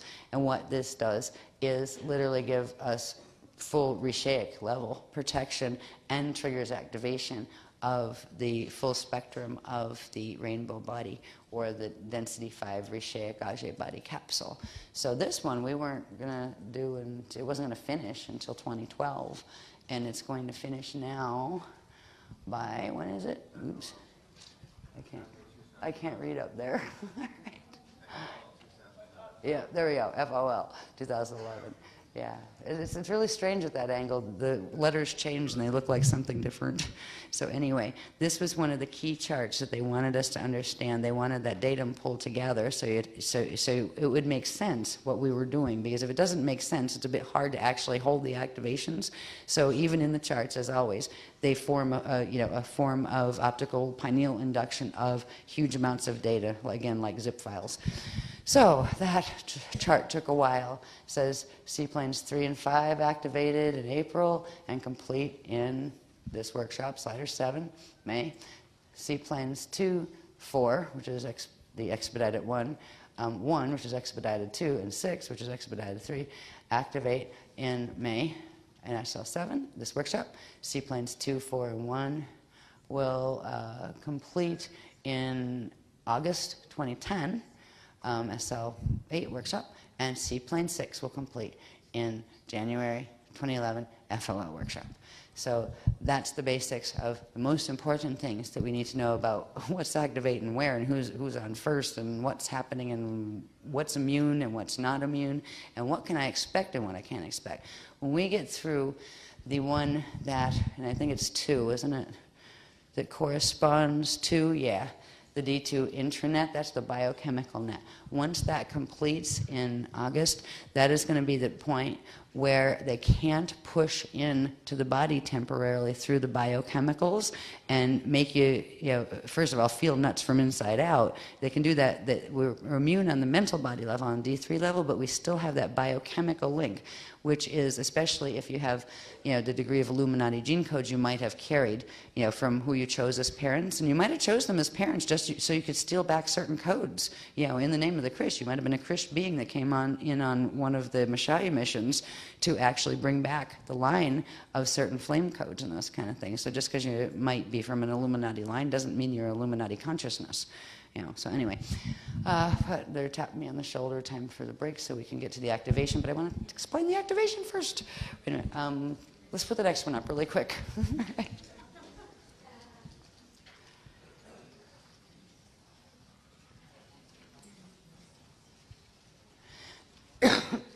Okay, and this was just showing the Wazienta fall gate harness.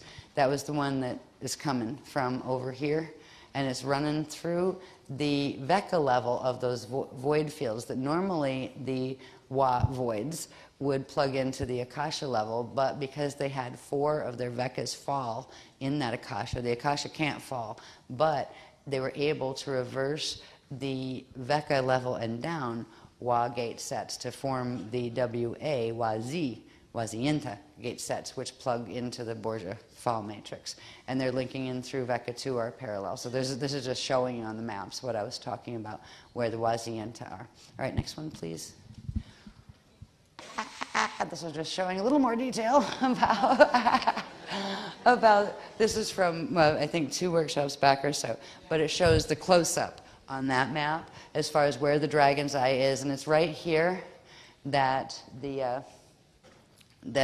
Borgia matrix interface is here. So this is where the Wazienta gates interface with the parallel system, and then the parallel system interfaces with our system over here, and this is on the Veka level, and then we go metagalactic, then we go galactic, and all the way down. So this is showing just the context. Next one, please.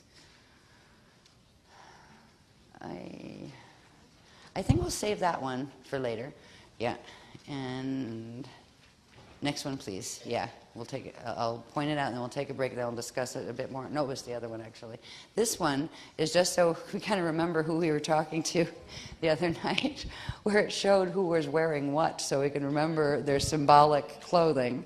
So, we remember how, the visuals that they gave us to use with them. But remember, they are conscious air, but they are fully conscious, and they'll interact with us in these kind of like their family garb. I don't know why they chose the symbology they did, and I'm sure at some point they'll start changing clothes for different purposes and functions and meanings for you when you start to interact personally.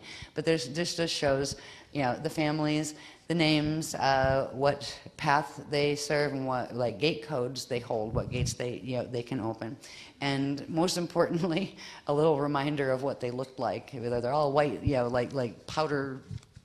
Like translucent powder-colored light beings, but they all have different kinds of symbolic clothing in their presentation to us.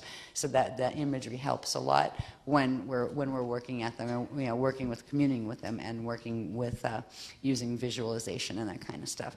So that one's there, and the one I'll leave up here when we go to break, I just want to put it on, was the next one, please.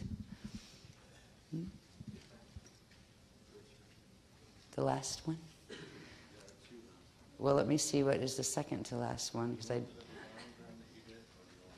little diagram that I did. Yeah. Oh, the one with the map we'll talk about later, after the activation. Yeah. These little sets of diagrams, we'll talk about them more before we go into the technique. But I just wanted you to see that they're here, because there's certain aspects. This goes with the technique, which is called preparing your mirror for YAS, communication, projecting, and contact. These are reference diagrams. I only did them for the ones that would be really, really confusing if you didn't see some kind of, what are they talking about there, right? Some, like where your position is, what constructions of energy are forming around you. So we'll talk more about these right before we go into it, and I also will do probably a bit of a rundown before we launch into the technique itself. So you just have an idea of how it's going to move from one thing to another kind of thing. But these will be the steps. This goes with part 2, which is called Parting the Veil of Wa. The Veil of Wa is what they're referring to as that veil that we've stepped through before in the techniques that we did in the last workshop. All right, so Parting the Veil of Wa.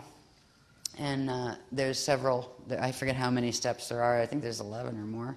But this shows the ones that were a bit more confusing, like step 5, step 7, step 9, and step 10 is shown because they were a little bit hard to just visualize in words if you didn't see the diagrams. So we'll come back. They said take about a 20-minute break. We'll come back and immediately go into just looking at these a little bit more closer, explaining what you're looking at, and then doing really quick.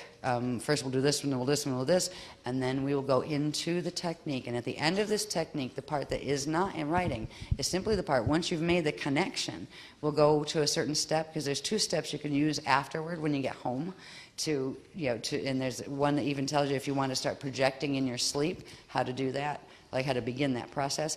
But we'll go up to the certain point where we are in Patra stance, and then I will take the wave live with them, because that is where they want to transmit those 3, the frequencies for those 3 activations, the 3 expedited activations to begin the activation of your rainbow body. So we will get to that point. And then the other couple of steps, we'll just read through them real quick, and they're the ones you can do at home after you run this exercise at home and get your mirrors going.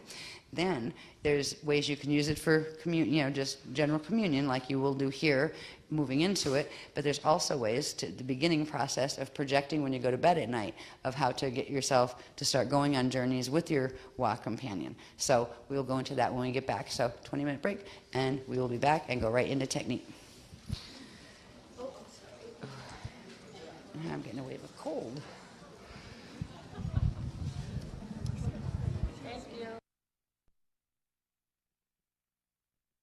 Hey, they made it. Thank you, Matt, for taking them. That's good, because you can follow along then with the one main technique that has several parts. That's from this workshop. It starts on page T1, and it goes through to page T6. Is this diagram, I believe, or is it 7? It's T7, I think this is actually. So there's 1 through 6 is the written version of what will be read. And then when we get toward the end of that, there is a live wave bit that when we get those 3 level of activations, once we make the contact, before we come back out of that. All right. So I just want to go over the steps a little bit with you with this, just to point out the various parts. We have one that starts with securing the mirror field to the Krishtic spectra, and this is where we activate our orb pillar and the density 5 Waya Rishaic capsule. And then there's the next part that's called Parting the Veil of Wa.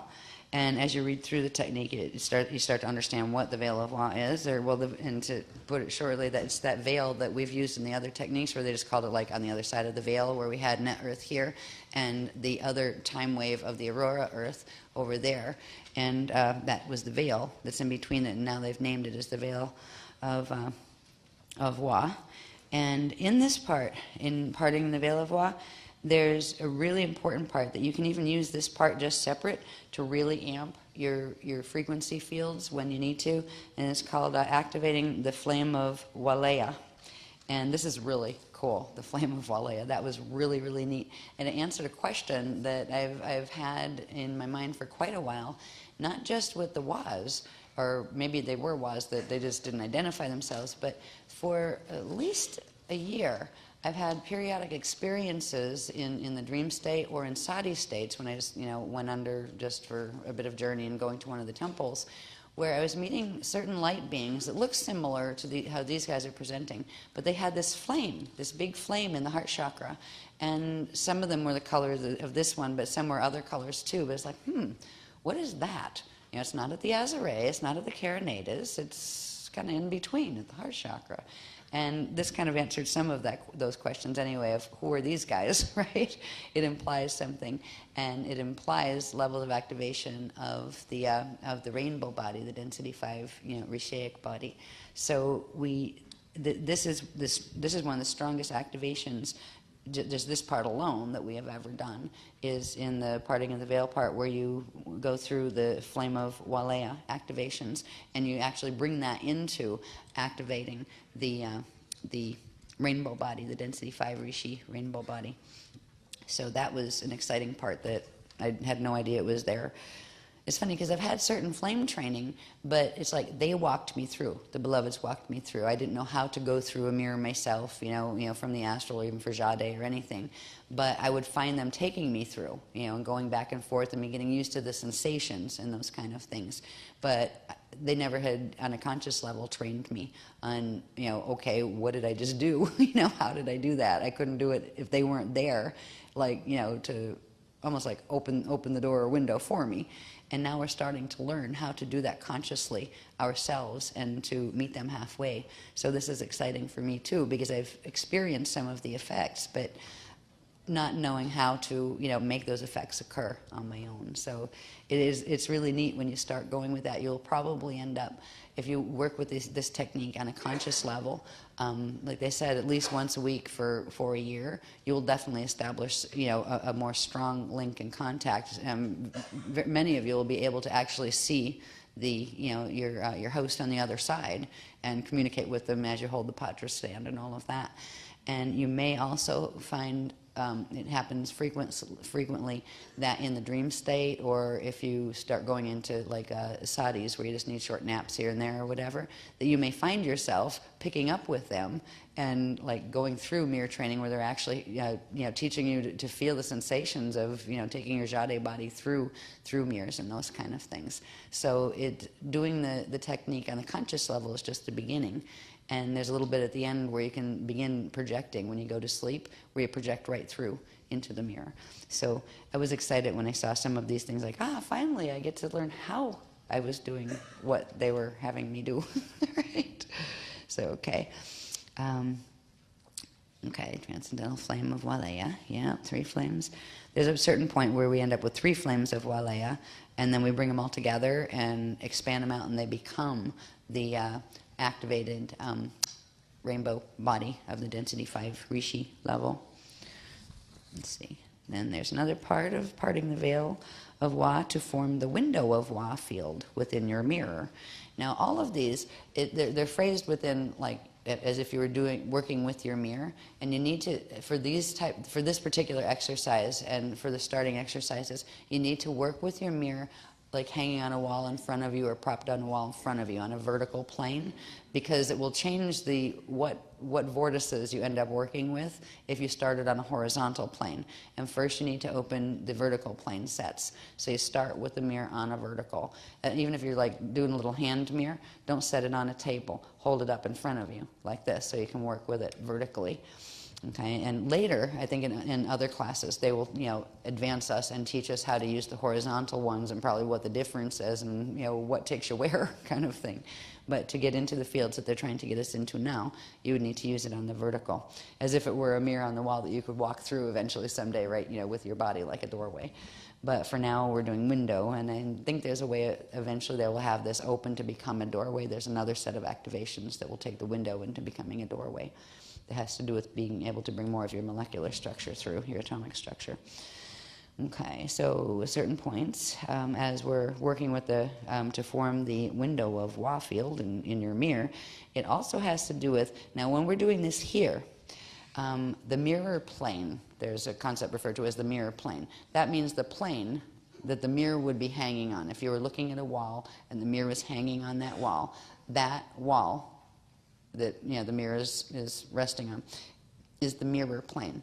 And in front of that is the room that you are in, or the space that you are in, and behind that, as if the mirror opened up through itself, that behind the mirror area, that is where we're going to open up the Wa fields. Now, because we're not using a mirror right now, we don't really have to. We can also use this technique to literally create your own mirror in space right in front of you. And you would literally put the palms on the mirror plane, but the mirror plane in that form would be referred to as the target area. So you would have a target plane, and that is the plane where your hands, your palms, and I'd put both palms up, but I'm holding stuff with this one, so you'd have your target plane, which is your mirror plane, and then there are certain things you do that go beyond, that go 6 feet beyond where that is. Now, if you're using a mirror, it would be 6 feet into the mirror, right, as if the mirror extended back 6 feet, and you do certain things with that. When you're not using a mirror, or you're just like imagining that there's a mirror there, you're actually using the target plane, and you're doing, projecting it out 6 feet in front of you. It means you're actually creating the field right in the air around you. And all of the things that would happen when you hear the word, like, on the mirror plane, this is in front of the mirror, this is in back of the mirror, it can also mean the front and back, like the front side being where you are, and the back side of the target area, or that target plane. So, you can think, when you're here, you can think of the mirror plane is that target field, where my palms are resting against, as it was a flat plane like a mirror would be. And you will get the same effect.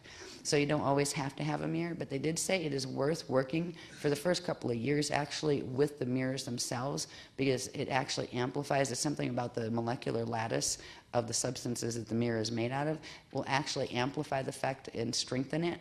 So it's worth using them. But you can also play with, like, going for a walk in the woods or whatever, and creating these spaces. And it would be literally creating mirror windows, spaces that you can go sit in and meet with your host. So it has numerous applications in that regard. And we all don't have mirrors sitting in front of us right now, so we will be using the target plane, but we will still read using just the mirror, using the mirror plane effect, and as if we were using the mirror. So just your target area is your mirror. And again, you can do the same thing, and we recommend you do with a literal mirror when you get home and do these exercises. Okay, so in dealing with forming the window of Wa field within your mirror, or within your target area and the space in front of you, we'll be using things called like the spark of Wa, and there's actually 3 sparks of Wa, and there's certain things we do with those, and all of these go into creating the window of Wa effect. There's a point before all this where you actually activate our orb pillar using the orb flows from the ASAES reservoirs at Earth's core, and really amplifying them and bringing up a very, very strong orb pillar all around us, like a swirling pillar of orbs. So there's various levels. Before we do the orb pillar thing before we go into activating the flame of Walea. And we do that before we go into activating the Wa window. So that, these are stages of activations that do need to occur, and they needed them to occur before they could transfer to us those last 3 activations that are actually ahead of their time, but are needed right now. Okay, so let's see. At a certain point, we end up with the what's called a spherical Waea field window that they just simply call a Waea sphere. After we go through several things, some of which are in the later steps, are illustrated here because they might be a little bit hard to go, what was that? Right in the in the writing. So the illustrations are there to give you a basic idea. I didn't have long to scratch these down. They're very rough, but they should give you the basic idea of where you are, where the mirror is, or where the target area is, and where the vortices are opening up, moving away from you, either through the mirror or into the space past your target plane. Okay, and I will go through these just briefly so you see basically what we're talking about. Somebody asked a question earlier, what is the Patra stance?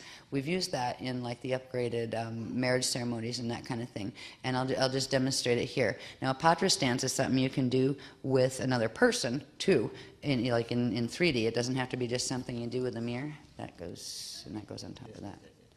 Okay, so would you demonstrate Patra stance with me, please? Just demonstrate. Do I need this? No.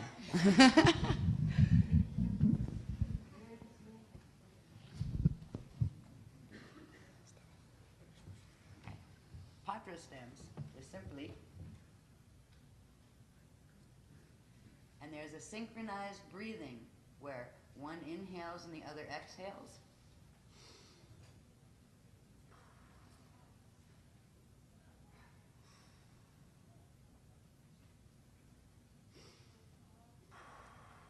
You're supposed to synchronize. I love you. We're almost synchronized. I love you. And while you're doing that, I'll go back on the mic here, but that showed the pose. Okay, that showed the pose. And you're basically supposed to synchronize the breathing rhythms where one literally goes and exhales as the other's going and inhaling, and you create this waveform, right? And then you expand the breathing through the chakras, where you're breathing through the palms and the chakras full on, and it creates a massive communications link. And it's used for certain types of grid work between people who are very close, or who even if they're not like partners or anything, but trust each other and feel they really want to amplify their fields together. Or it's also used as part of the sacred coupling and thing, yeah. Somebody said sex. Yeah, the sacred sex. No, I just, I'm an asexual android, don't pick on me. Anyway, I blush. But anyway, it is also something, it is a form of making love that is not about sexuality. It can be taken into that to actually heighten and deepen the experience. But it is also the way of forming a wave of direct cognition communication, where it's not just like a linear language where you're telepathing. You can start telepathing, but it goes into just direct cognition. And there's a lot of other things you can actually do with that and take it past a Patra stance, and that actually gets into like the sacred sex stuff. Eventually they'll go into that again, but first you got to get your field straightened out. And once we're on Metatronic freeze, where we're not worried about going Metatronic or somebody pushing us over into Metatronic because we did couple with them or something, they'll get into those later. The advanced level is the sacred sex workshops. So this isn't about sex, and the YAS are not interested in that kind of engagement. They aren't. They're conscious air. They're really beyond the concept. They can appreciate it, but they're not going to go there with you. And if anything tries to pretend it's one of them that's trying to go there with you, it isn't one of them, and don't go for it. It's something trying to trick you. Okay? Aw. Bad news, no. Sorry. Right. I mean sorry. I'm just supporting your point that if you pretend that they want to... Yeah, because none of the guardian groups will approach you in that way at all. And if somebody's trying to do that, it is not a guardian group, it's somebody trying to pretend they are one to get access to you at whatever level.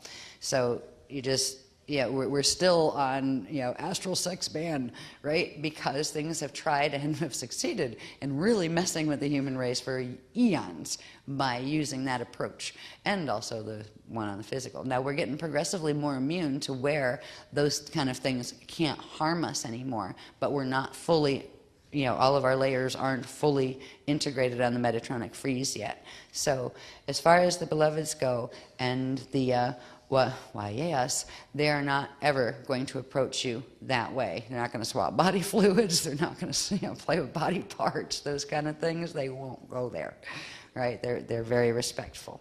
And not that you can't go there and be respectful, but it's not the context to do that in. They are right now our hosts and our teachers and mentors, and they're not supposed. Just like you wouldn't, that it is a spiritual violation for, say, an adult person to actually interface with a child, right? In that way, because the child does not fully understand the act, and it is taken advantage of. That is considered a spiritual violation. Just like we have predatorial people on this planet that are pedophiles and those kind of things, and some people have those urges, and it doesn't mean that they're a bad person. It means something's trying to use their field to get at something else that's innocent and easier to get at, that kind of thing. So not all pedophiles are horrible. It's an urge that does create a spiritual violation toward the younger one. And that is what it would be if these guardian races that are assisting us, if they approached us in this way. It is no different than if an adult approached a 2-year-old. And that was just, there is no excuse for it. So they would never, ever do that. There is not a context where that is considered all right in, in the Christian guardian worlds, because it is a spiritual violation. And by the way, if there's anybody that has issues with pedophilia and those urges, realize that it is something trying to push you into that direction, to use your body as to feed off of another source of energy. And children still have a lot of quantum left in their energy. They haven't expanded and grown. They're not tired and worn out. They're not near mana depletion. So very often that urge comes from things that are attached to a person's field that makes them crave having that kind of closeness with somebody that is inappropriately, aged and that kind of thing. So both sides get victimized. The child does, but so does the person that's being used like that. So anyway, I'm not going to go off on to that tangent. I should save that for another workshop. Save that for the Sacred Sex Advanced workshops whenever they occur. But I just wanted to let you know that that is why they just will not do that. They will not go there. And if you're getting any interaction like that in the astral or anything like that, realize that is not the guardians. They are not Christian and say, no, thank you, right? Because they just won't go there with you because of the, the pedophilic relationship with what that would mean. So anyway, past that, now that we know that we don't have to worry about that kind of patra stance happening, right? It's an innocent, pure androgyne asexual, which means not, it's just not, has no sex drive involved with it. It's a different kind of love. It is very loving. It is a way of making love emotionally and mentally and spiritually, but not taking it into the genetic bonding levels that can occur when you bring it into the sexuality part. So just so you know that. And again, if you get anybody that's actually trying to get touchy-feely with you, or even like swap body fluids, like even French kissing is considered, in the sexual category. So they won't go there. They hug, but they won't touch what we might consider private parts, those kind of things.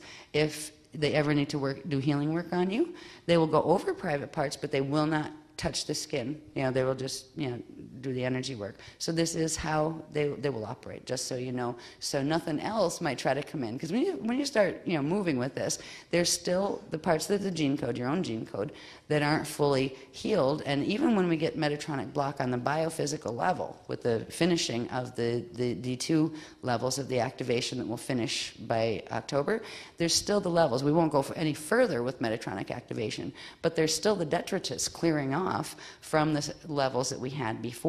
So you may still get weird stuff flying up in the mirrors when you're playing with them, and if you do that, just realize, no, and you have no power over me.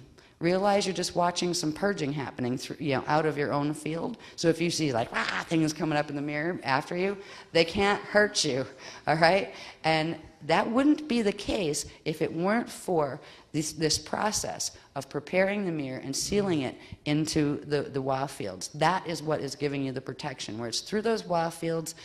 It can show itself, it can bounce itself off the mirror, but it cannot harm you or get into your DNA or your body. And actually, if you're seeing it, it's actually coming through your DNA in your body anyway, like detritus, coming off. So anything that tries to scare you, that you might come up before you're able to reach the one you're trying to reach, if that happens, it won't happen to everybody, but if it does, realize you can, in absolute confidence, say, you cannot harm me. Go your way. And, or something to that effect. You say it with absolute calmness and just know. Because that is a secured mirror, it is a secured field. But that's always, we also said to get, it's best to get a virgin mirror, right? So you don't have like grandma's demons or something, hanging out with you or anything like that if they happen to be in the family, So, all right, that's another point that I wanted to bring up, just in case those things happen. And I might as well bring this point up now really quick. Nason had asked, and it was really funny, like a wave, it came through him. He asked me right before we got off stage, when we took the break, and about 4 or 5 other people by the time I got outside asked me, it's like, well, can we share mirrors? Especially like if you're putting one, behind the bed so you can project into it, if you're couple or whatever. Yes, you actually can. You would each go through on your own frequency, and meet your own. Even if they're two different ones and not even on the same levels, that's fine. And you can do it at the same time if you want, or you can do it at separate times if you want. But you're not going to trip over each other. That, you know, if you each do it at different times, you will each get clear access on your own lone harmonic. So you don't have to worry about that. But it's also good, too, to have a personal mirror that you key to that part of the community mirror, let's say, you know, a mirror that you're sharing. And that can be even something small, like I'm getting the kind of like a little giggle effect where like those little compact mirrors that, you know, ladies tend to use, even like one of those that's kind of like, you know, the Beam Me Up Scotty communicator or whatever. Right, that you can, you know, do smaller type work, but use a, you know, try to use a larger one, you know, that you can use, even if you put it horizontally, like the ones that you use for dressing that are, you know, quite skinny but they're long. You can even run something like that, like over your headboard or something, you know, behind your bed, and just kind of go and drift up and through it when you're going to sleep at night, that kind of thing. But yes, you can share those, and you'll still go in on your lone harmonic unless you both consciously choose to try to bring your wah host in, and then the four of you go off and do something, you know, and learn something together. You can also do those, but for now, start with your individual one, and like, and even if you're going to use the group mirror, start at different times, you know, where you each have, say, a private session with the mirror to make your connections and that kind of stuff before you worry about combining that with another person. Like, get your connection strong first. Okay, I just want to show you some of these steps here. They go with the part 2 parting of the veil of Wa, and part B of that, and steps 5, step 7, and step 9, and step 10 were the ones that are just a little tricky if you know, if you don't have a bit of a visual. So I'll just describe what the visual is showing. And when you get to those steps, you'll see what the words are. Oh, yeah, that's what they mean by the Wa-Spark triangulation, right, in step 5, where it's simply, this is looking at, if that's you standing there, right, in front of the mirror, and that line is actually your mirror plane or your target plane, right, your target area plane. And the little balls there are there's a certain point in there where you're delivering sparks, like 3 Wa sparks. So little balls that look like they're on the tips of the fingers, they're actually like the ones coming out of the palms that are on the mirror. And then going into the mirror, 6 feet inward, right, which is away from you. It's going into the mirror, but away from you and away from that plane, would be the third one that comes from the heart chakra area in this exercise, like in this step. So, and they make a triangulation. So it's called the Wa-Spark triangulation, and when they say that, that's what they're referring to. And that's just looking at it as if you're looking down on the person doing it. So you can see the triangle that forms between, you know, between the 3 sparks. So there's a spark at the tip and one on the mirror plane where you have the 2 sparks in the palms. Okay. Let's see. And see this the way the diagram is. It says, you know, the mirror plane or the target area. That is what that line is. You know, so that would be that. Either the wall where the mirror is or the target area plane that you've put in front of you, you know, where your hands stop, right? And then you project to that point 6 feet away from there, either through the mirror or just in front of you. Now, and there's a step 6 after that, and then step 7 is another one that it wouldn't hurt to have an illustration of, and that's why we tried to scratch one here. This is looking at it from a different perspective. This is looking at it, I should probably go on this side of the stage, or I'm going to make myself totally dyslexic. Because the illustration is done as if you're standing, as if your wall is here, right? And your mirror plane is here, or your target area, and you're standing in front of it, and it's showing what is called the Akasha Merkaba Wa vortex. At a certain point, that as you move through step 6, this pops open. All right, this vortex pops open, and what it first does is as if a doorway shaped like a Cathara grid, like a flat, you know, just like an opening shaped like a Cathara grid, opens in front of you on the mirror plane, and then going back to that point, 6 feet in the mirror or 6 feet in front of you, a horizontal Akasha Merkaba forms, right? The top part of the Merkaba. All right, so you've got this vortex opening in the mirror at this point, this Christic vortex opening in the mirror. And then there's a couple other things that you do. And we get to step 9, and this gets into the YAS host in the WA vortice in the mirror. All right, so you do certain other things, through the steps to get to 9, and then at that point you can take your hands off the mirror and you just sit down in front of it, and this is like the floor, right, in the room where you're sitting, or the floor in the space that you're at. And again, where that door is the mirror plane, or the plane of the target area, and this point is the 6 foot into the mirror point, or the 6 foot in front of you point, and halfway in, about 3 feet in front of you, or 3 feet into the mirror, that's where you'll end up seeing your YAS host in their Jade orb. So they'll come in and orb first, right? And this is where if you end up with 2 popping up, it's because of that you had an affiliation with one group, but you actually have the Rishi contract with the other, so they will both work with you. So if you end up with 2, that's okay. You just need 4 hands.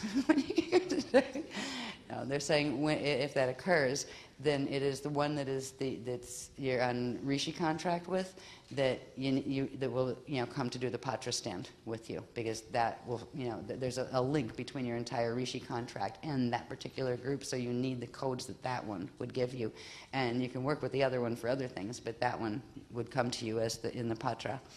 So this is just showing you this is going off into the mirror or into that point in front of you. And there's another step. When we get to step 10, it says the Waya sphere and Wa window of communion. All right. Now, this again is the same thing as this, right? There's your mirror wall. Here's you sitting in front of your mirror. And this is like the line of your floor. And this is where your wall would go up, and that's where your mirror is. And so you're like, sitting on the floor. And even if you're not using the mirror, if you're just using the space in front of you, you don't have to have your hands there anymore. You've already got the target plane area, designated. It already has its open window in it.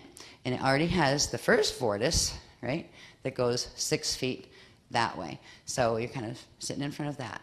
But there will be a point in this, in the steps in 10, and in the things you do in step 10, that the whole thing will pop, and you'll end up with another vortice. Again, its base being right here at the plane, but this one will go horizontally out this way, 6 feet behind you, and there will be another one simultaneously, as if there was a Cathara grid running through that plane, that same plane, right? But left to right, and that one will pop up a 6 foot top one, top vortice, and a 6 foot going down into the floor, right on that, right, with half of it would be on your side of the plane and half on the other side of the plane with all of them. And when that occurs, it creates this Waya sphere all the way around you. It's a protected sphere, and it is literally made out of the Waya frequency bands, which are those that are the combined of the Akasha or higher level of the light body and an Adashi cycle. And the first level will be the Adashi 1 cycle and the Akasha level and the Aurora frequencies. So it will literally create this waveform around you. You'll be sitting in this half of it, the half that comes this way from the ones that are sticking out that way, and the half of the top and bottom ones. And then the other part will go through the wall and through the mirror. And if they're not using a mirror, it will go through that plane, and the orb will continue into the other side of it. And in the other side, that's where your YAS host will be. And at a certain point, there you actually assist it to come forward and then to bring itself out of orb form. First it goes into a pillar right in the plane. It's still on its side, right? It's still on the other side, the mirror side or the Waya side. And it will first turn into a pillar, an orb pillar, kind of like a undulating orb pillar, and then condense itself and start to take form into the light being. And once it, and it will be wearing the symbolic clothes of its clan, let's say, that it showed as symbolic. And at that point, it will go into Patra, stand with you. And when we get to that point in the steps, in the written technique, then it goes into what you can do with that, and when you're doing it at home by yourself. But at that point, we're going to go off, and they're going to let the wave run as far as how to get the transfer of the frequencies for those 3 expedited activations, leading to that final silver seed activation that has to do with the Rasha seed thing.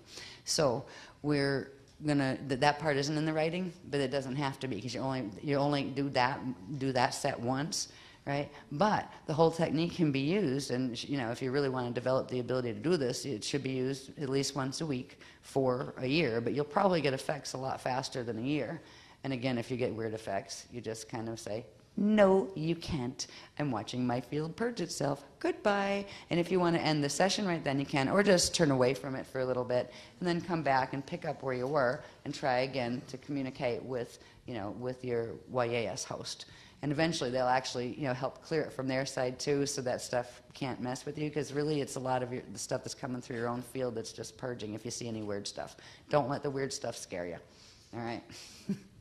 So anyway, you'd be sitting in your half of the orb, and the other would be, and at a certain point, you'd actually stand up, because it will be standing when it solidifies from its pillar, and then at that point you can stand up and meet it, on your side, and you stand up and do Patra through the mirror plane. What you can also do, if you're not using a mirror, you can actually go in to that side, where about 3 feet in front of you is that halfway point, right, where this point is like 6 feet in front of you.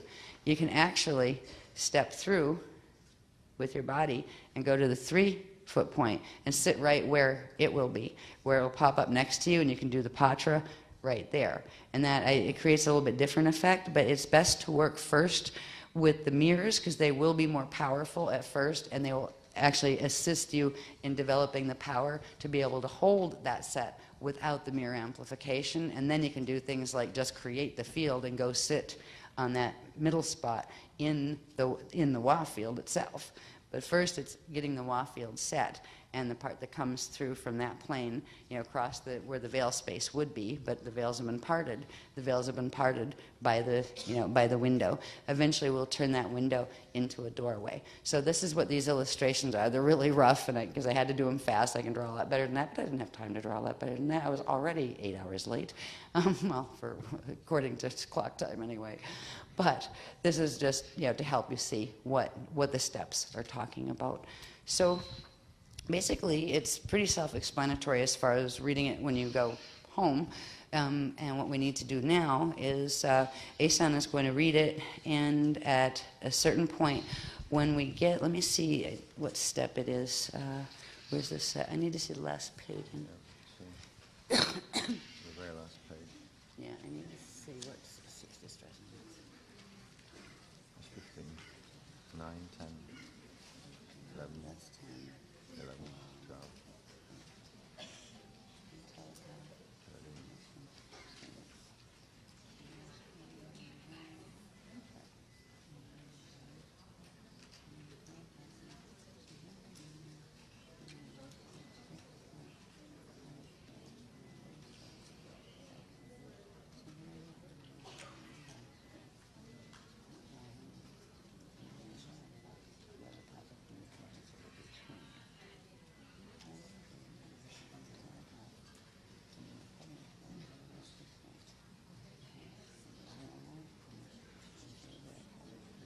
All right, it's right in this step here. What step is that?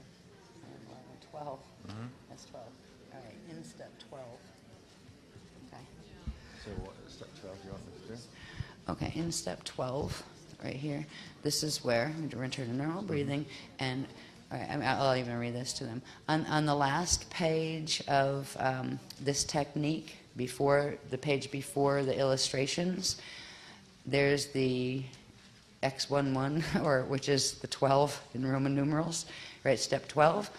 It says, return to normal breathing, and with some stuff in parens, and begin to telepath and direct cognition whatever you would like to say or ask your host, right? That's the point where if you want these, these 3 activations, expedited activations, that's what you telepath in this particular instance. And any other time when you're doing it at home, you can talk about anything you want and ask any questions you want. But this time it's to get, if you want to receive those 3 activations, the expedited activations, that's when you say, would you please, I would like to receive those. And then the sentence continues, then breathe normally for a minute to receive the direct cognition, telepathic communication from your YAS host. And it's at that point that they will send them, but they will probably give me narrative wave run right there to show what is occurring, to narrate what is occurring. So that's the only thing. That part will differ right there, and that's where we'll take it at step 12 on that last page. That's where we'll take it into the finishing of the live wave run. But after that, it goes into step 13. It's like when you get to the step 12 at home, you just do it the way it's written there. And then you can converse as long as you want. And when you're done, you just say, bye, until next time. And then the other steps, like 13 through 15, are just for when you're home, what you can do, with this process as you begin to build. So we're going to go up to step 12, and it's in step 12 that you will ask, when it says, begin to telepath your direct cognition, whatever you would like to say, that's when you say, I would like to, And if you could also say, well, I'm not ready to, but I'll do it later, but I'd still like to be here and watch or communicate. You telepath what it is you feel most comfortable with. But it is in step 12 that you will, telepath your communication to your YASA. YASA. Yes. Yes, YAS. Host is good. Yeah, and then that is where we will deviate off, and they will say anything that they want me to narrate as far as what that transfer, when they telepath back to you, they will be transmitting back to you, and they'll probably show me what that looks like, and say whatever they say. I don't know what they're going to say, but anyway, that's how that works. So you have it. They gave us the technique that we had to use tonight to get these activations, but it's also the technique that is good to go for at least a year, and there'll be things you can add to this. There'll be techniques that they progressively add to this, and how to amplify, from window to doorway at a certain point, and there'll be more and more progressive things, but this will always be like a core technique to get your mirror set and get your WA field open. And so it's like a ground technique that a whole bunch of others will plug into that will be used over and over again. Okay, I think that covers it. Yeah. No, it doesn't, but it as long as either if you're sitting on a chair when it's time to sit in front of it, that it's like not up here where you're kind of going like, hello, right? Yeah, I mean, if it's sitting on the floor, then you can sit on the floor and you're right there, right? But you can sit on a chair if you need to at the sitting stage, just so you can reach it comfortably and, at least look face to face and, do the patra with the hands, with the being, on the other side. Yeah, so if it's up too high, you'll be like, I can't reach your hands kind of thing, and you won't be able to see. So as if it were a real window, where you could look right out and touch the other being. All right, we have one, and it's the art-shaped thing, and I think it came from the catalog company called Touch of Class. They have this catalog that they send out. It was like 3 or 4 years ago we got them.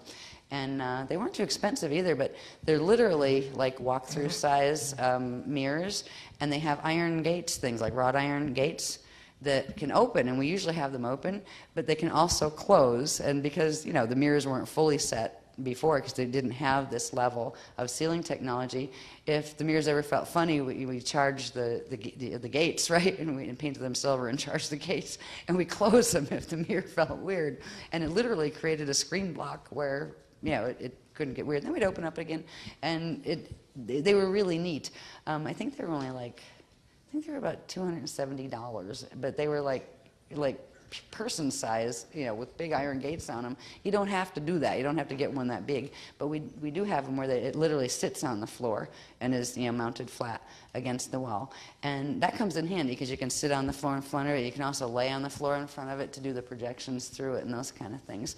So it doesn't have to be an expensive mirror. What is good though, if you're going to get just like, even a small inexpensive one, you may want to sometimes, even though these will be very, very protected and sealed, you may want to just have like a little cloth or scarf that you you drape over it that means, okay, closed for the day or whatever, that kind of thing.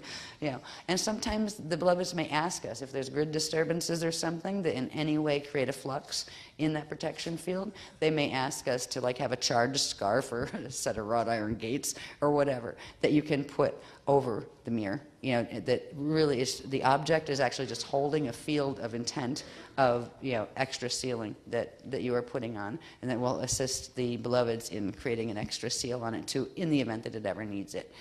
Okay. So limit to how many mirrors in your house you can use? For a location? Like different houses? I'm asking.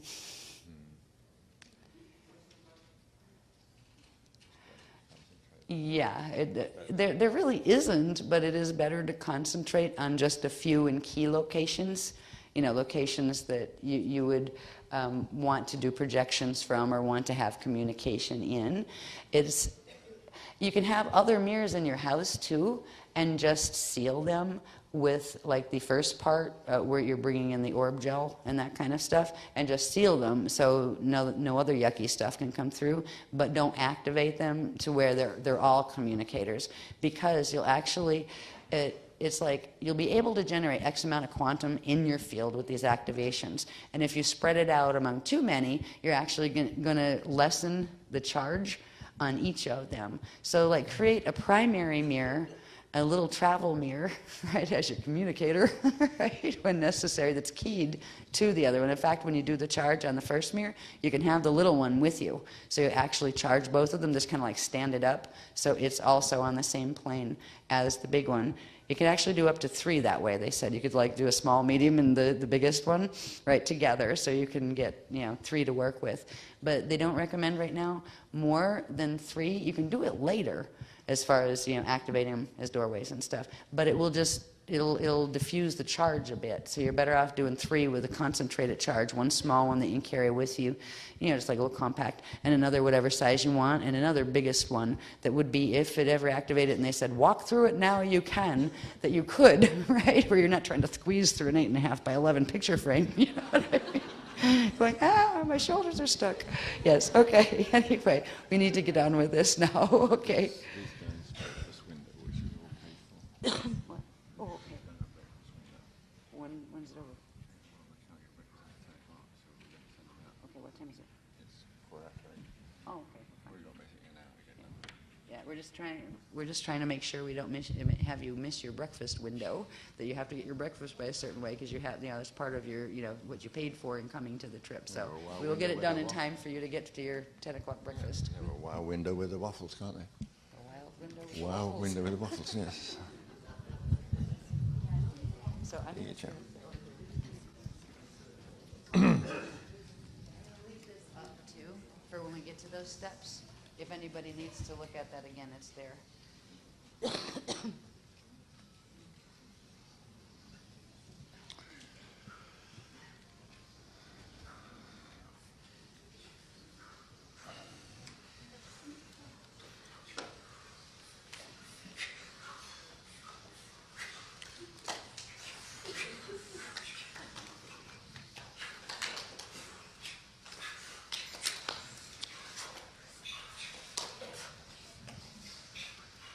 So, you'd just like to complete your preparation and regulate your breathing a little bit. As we approach the core technique from Slider 7, Sarasota, May 2010, entitled Preparing Your Mirror for YAS Communication, Projection and Contact. This technique is also used for activating the ASEAS Orb Master Wave Pillar. And before we begin, and in particular for the reference of those who don't have the privilege of being with us today, we are making clear and emphasizing that throughout this technique, your mirror must be placed and kept on a vertical plane and not placed horizontally at any time or for any reason. The technique... Because you just added words to that. No, they're here. Don't look. No, I need to say something before it gets confusing. I'm sorry. In terms of at any time laying them horizontal, that doesn't apply to the compact mirror. So it's okay if it ends up horizontal in your purse or your pocket. I just needed to clarify that since you went that far with the explanation. Okay? Good. Very good.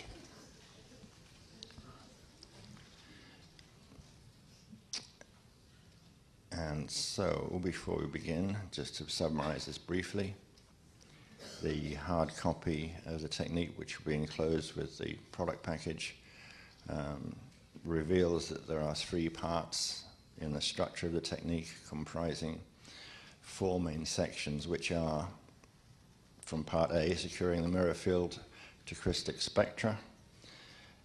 Still in part A, parting the veil of Wa. Part B focuses on parting the veil of Wa to form the window of Wa field within your mirror. And part C is devoted to the patricommunion contact with your Wa Yayas host. So now we'll begin with securing the mirror field to crystallic spectra, which is about setting the Assayas orb gel field from Earth core Assayas orb reservoir into the space between the front and back sides of the mirror. So we begin now by inhaling the Assayas orb master wave up from Earth core orb reservoir to your Azare. And this inhale will be followed by an exhale, a 24-point orb burst from the Azare outwards through your 12 Alarayan chamber lines and 12 fire chamber lines. If you exhale now, just breathe normally and sense that a massive pillar of swirling Assayas orbs pops out around you and within you. The diameter of the orb pillar will extend from your central vertical column within and outward to a 6-foot diameter running through and around your body. The vertical extension of the orb pillar will run up from the orb reservoir at Earth core, through and beyond your body, and all the way up the dimensional scale to the Rasha core of your D15 Rashik body, and outward to the DN5 Waya Rishik capsule. Now, place both palms on the mirror's front surface, or in this case the target area, since we're not actually working with the mirror, and inhale orb currents from your orb pillar into the Azare and the Carinadis seal.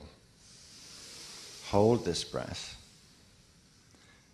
and then firmly exhale Ayayas orb flow currents from the Azare and the Carinadis seal down your arm channels, out your palms, and into the space between within the mirror, or the target area. Hold for a moment at the bottom of the exhale.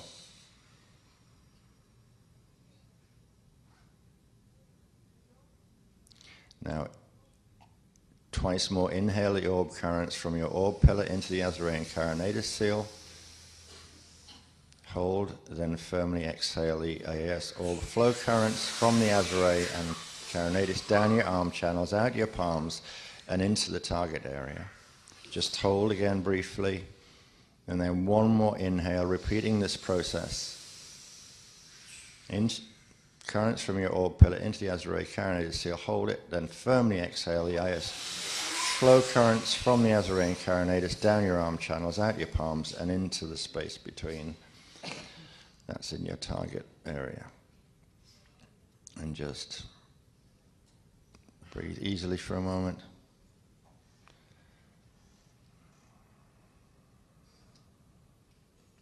Imagine that you can see the entire mirror field fill with orbs, and which grow in number.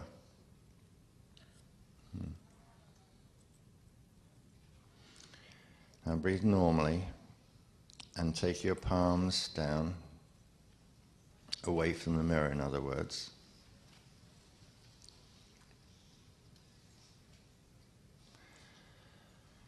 Observing that the orb field is set within the mirror, the target area solidifies slightly to form a moist, gel-like orb field of pale golden silver color. Just observe or intend the orb field you set solidifies slightly, and it's forming an orb field of pale golden silver color.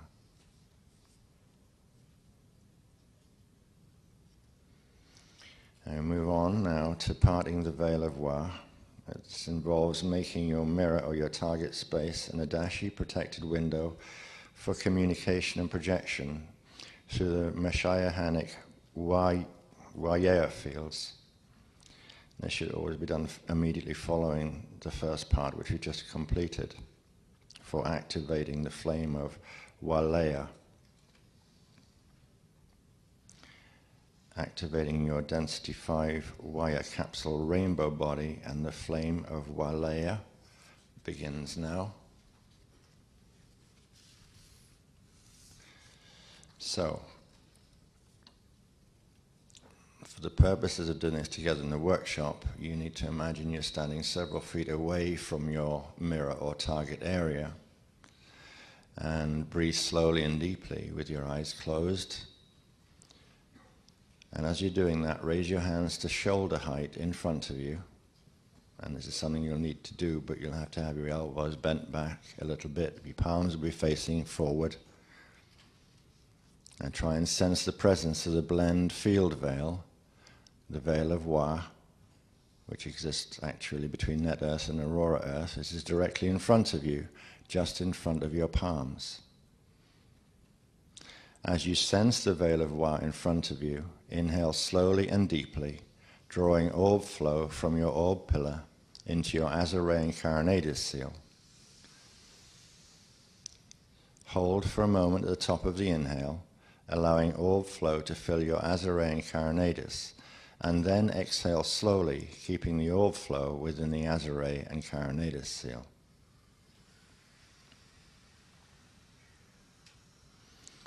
Now repeat this step. This is step 2 that we're doing of the second part. Do it 2 more times to amplify the orb flow quantum in your Azarae Incarnatus seal.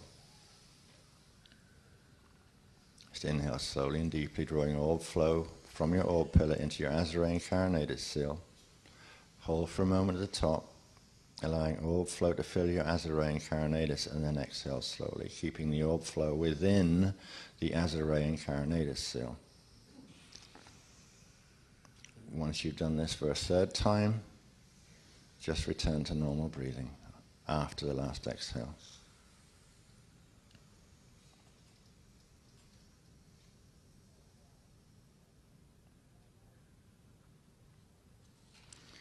And just breathe normally.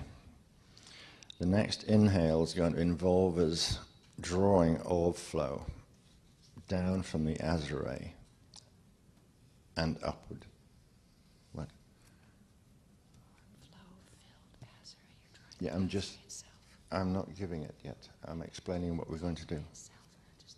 The Azarae itself, yes. So they join, merge.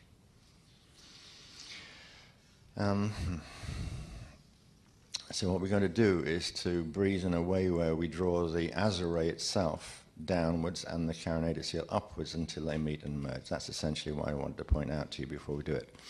So inhale slowly and deeply now, using the breath to draw the orb flow-filled Azarae downward and the Carinatus seal upward, literally, until they meet and merge at the center of the 4th heart chakra, around the center of your breastbone. Hold at the top of the inhale for a moment and sense a pop sensation in the heart chakra as the Azarae and Carinatus merge and pop into a violet-blue akasha flame about 3 inches high and centered around chakra 4, the heart chakra. This is called the transcendental flame of Walea. Now just exhale gently and breathe normally.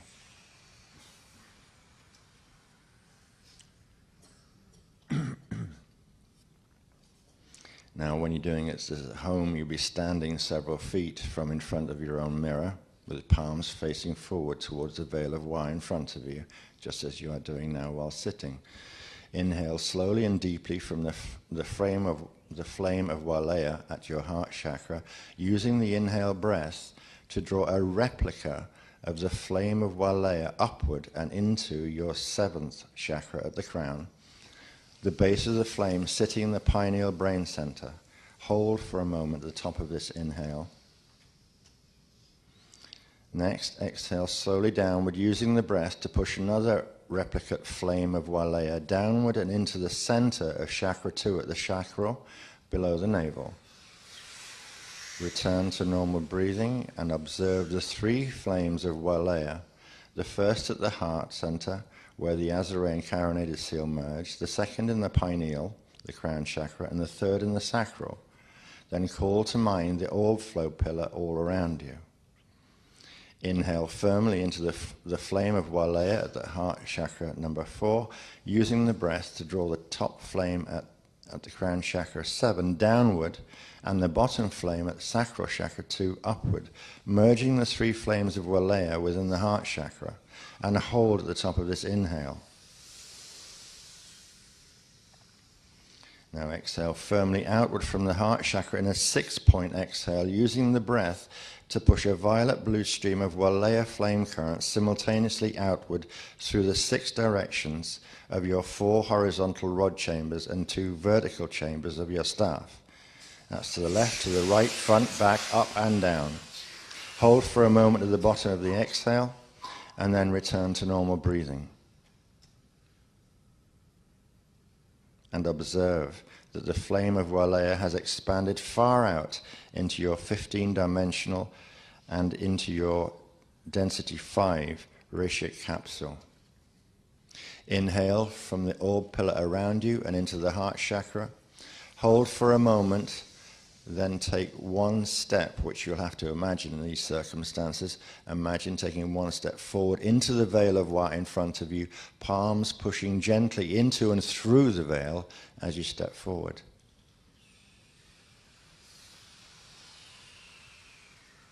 Standing within the veil of Wa, palms still facing forward, exhale firmly, a 24-point exhale outward from the heart chakra and into your 12 Alarian chambers and 12 fire chamber lines. And then return to normal breathing. As you breathe normally, notice and sense that the entire veil of Wa field within which you are standing begins to tremor, vibrate and shake as its oscillation rapidly accelerates. Observe a rushing sensation as the veil of Wa field folds inward and rushes into your heart chakra 4, becoming a minute golden silver spark. Notice also that the entire veil is now gone and you are standing in free space within the crystal spiral flow of the Aurora Continuum Walleya field. You have just parted the veil of Wa. Continue to breathe easy as we move into the next section, parting the veil of Wa to form the window of Wa field within your mirror. And this can also be used to form a window of Wa in the air in front of you without a mirror, which essentially is what we're about to do together. So breathe normally and call to mind the minute golden silver spark of Wa within your heart chakra, which formed as the veil of Wa folded inward. Imagine yourself stepping forward and placing your palms directly on the surface of your mirror or onto a target area of air if you're not using a mirror, which we're not right now. Inhale into the spark of Wa at your heart chakra 4. Then exhale firmly, using the exhale. Push 2 replicate sparks of Wa outward through the palms and into the orb gel layer in the space in between the target area, to push the original spark of Wa directly from your heart chakra straight forward into and then through the target area, as if the Wa spark came out of the mirror back and just kept going to a point about 6 feet through and beyond the mirror or target area. Now inhale gently now, leaving the original spark of Wa at its position 6 feet in front of you within and beyond the mirror, or 6 feet beyond your target area in front of you. And notice the 3-point triangulation from the 2 Wa spark points on the mirror plane and the 1 Wa spark 6 feet forward beyond the mirror or target area. Now exhale gently from your palms and heart chakra, sending out 3 streams of orb flow from the orb pillar around you, 1 stream into each of the 3 points of triangulation.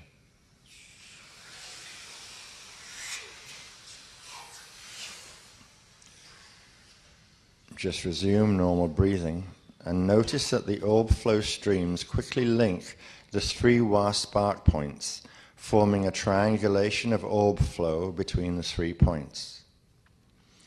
Inhale and use the inhale to bring your palms together in front of your heart chakra 4. Then exhale firmly while separating your palms and again placing them on the 2 Wa spark points on the mirror plane or target area.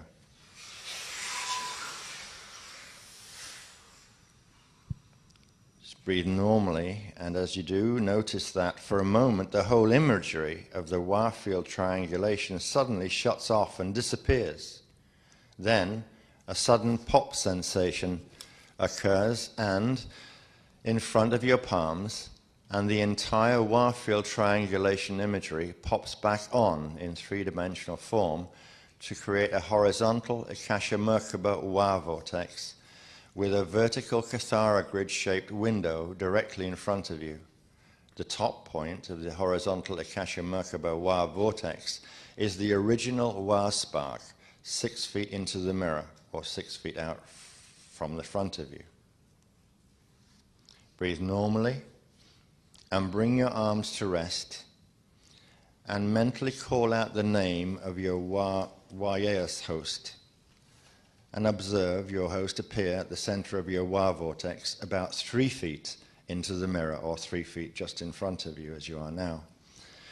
Relax and sit down in front of your mirror and project a part of your consciousness in Jade Orb into the center of your Wa vortex within your mirror, or physically go sit with the Wayeus host 3 feet in front of you if you're not using a mirror. Notice that when you join your Wayeus host, the Wa vortex pops to become a spherical Wayea field window, which is called a Waya sphere, which forms around 4 Akasha Merkaba Wa vortices. You are now within the transharmonic transcendental window of contact and communication.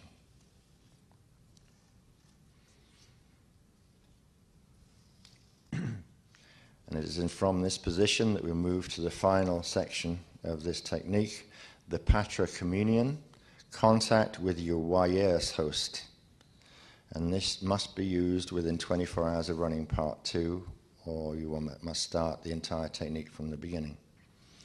Sitting comfortably in front of your mirror or within your target area, and within your activated Waye sphere, Wayea window, and place your palms on the mirror surface within the Wa window, or palms in your target area.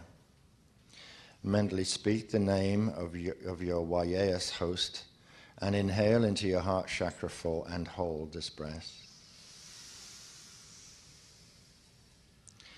Exhale a 3-point breath from your heart chakra and both palm chakras into the Wa vortex center point, about 3 feet into the mirror Wayea field.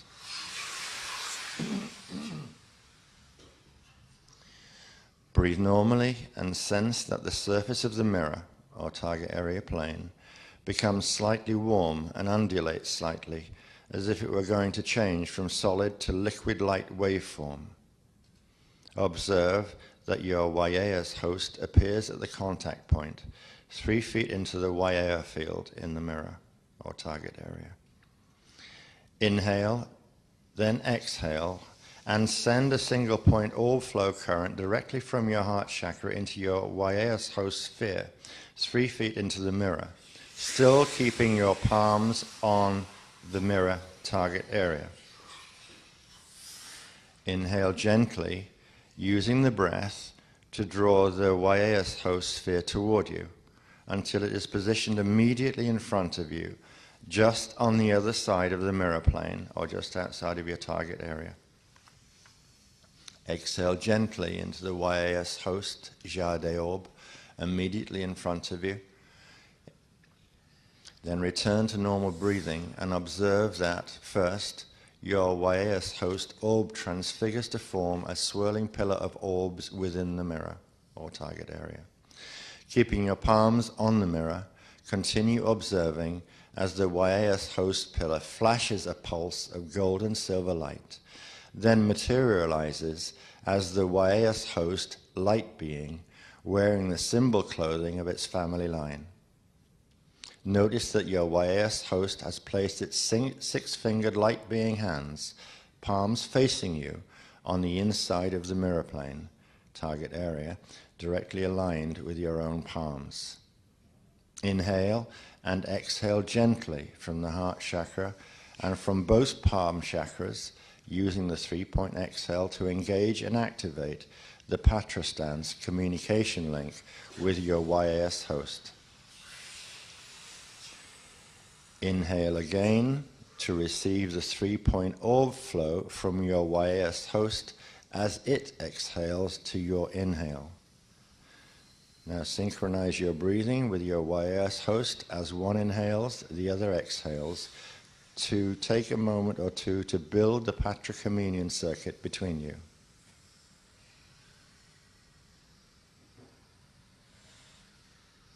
We'll just do this for a minute or two.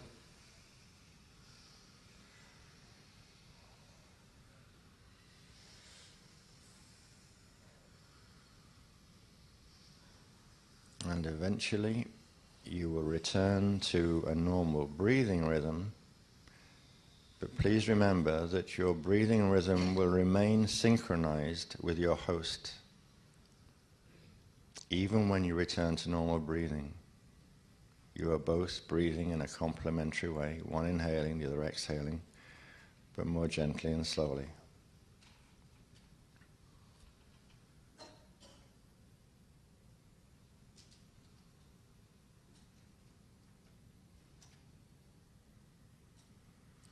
And this is the point at which you may request, using direct cognition, telepath to your host, whether or not you're inclined and willing to receive the three activations that are available in this moment.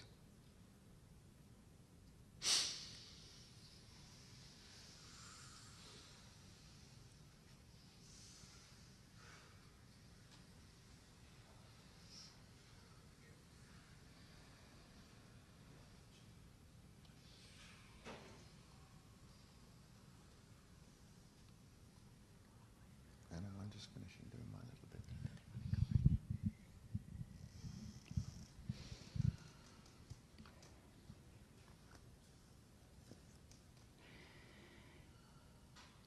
Once you have transmitted the intention that you would like to receive the three sparks corresponding to these activations, continue to keep in the Patra stance with your palms linked together with your host.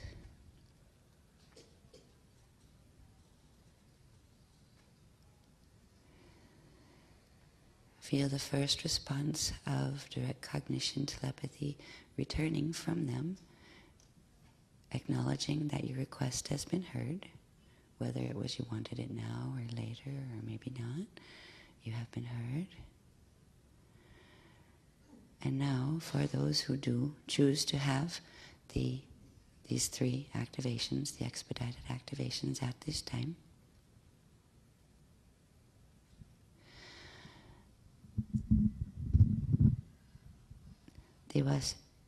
they are asking us to move our palms, keep them on the mirror plane in front of us, and bring them closer together. And our host will do the same on the other side of the mirror. And now they're asking that we just tilt the bottom part of our palms a little bit toward the mirror, which makes our fingers come a little bit backward.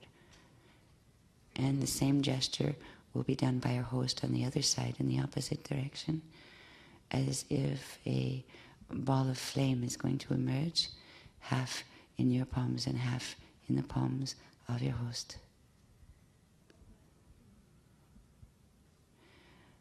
At this time, instead of synchronized breathing, we are going to breathe at the same time, where as we inhale, our host will inhale simultaneously. So we'll inhale upward and hold.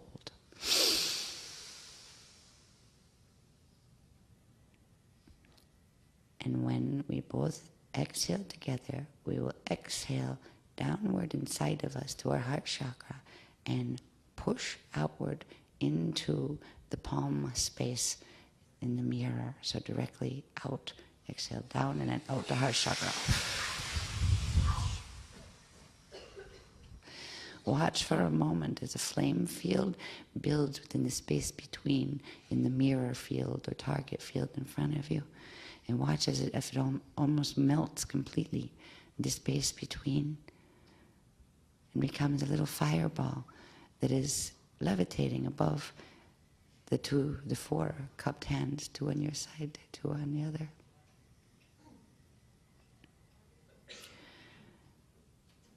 Now into this field,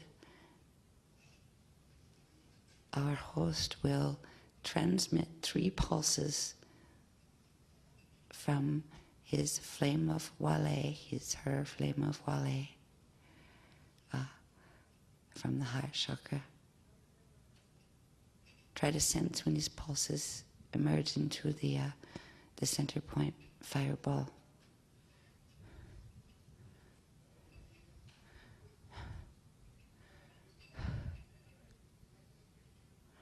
When you feel that the 3rd pulse has emerged, then take your hands away from the mirror and cup them around the fireball.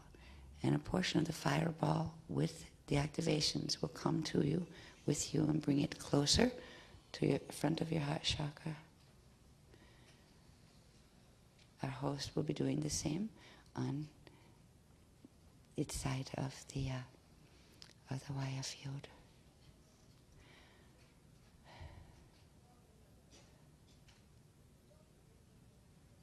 And now they're asking us to bring the fireball up closer, as if we are going to inhale it through our nose and mouth simultaneously. And take a nice, slow, deep breath through nose and mouth, and inhale the entire fireball, and feel it move right down through our lungs and actually into our heart chakra from the lung conduits. And hold at the top of the inhale. You may place your palms at rest now, but feel still the warmth of the fireball with the 3 activations in the heart chakra. And now at the exhale, we are going to push an orb flow current, bring it into the fireball, and then push upward and downward simultaneously with the exhale.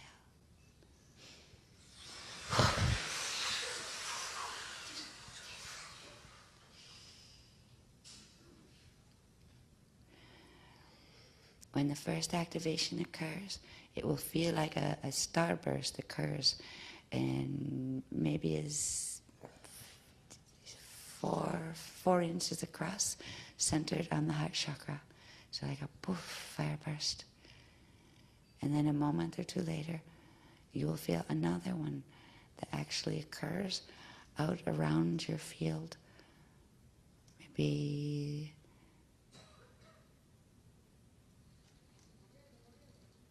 Maybe 6 inches above the head type diameter of a field of poof, circle, second activation. And before the 3rd one activates, you will feel a rumble in your entire field, as if your 12 Lorien chamber lines and 12 fire chambers are all starting to vibrate and oscillate, and it's sending ripples through your entire field. And in a moment, the 3rd and final activation is going to occur from the center and spread outward through your field. And when it begins, we'll inhale, and we'll do that 1, 2, And we now inhale into chakra 4. Hold for a moment. And now firmly push outward the 24-point breath of the third activation.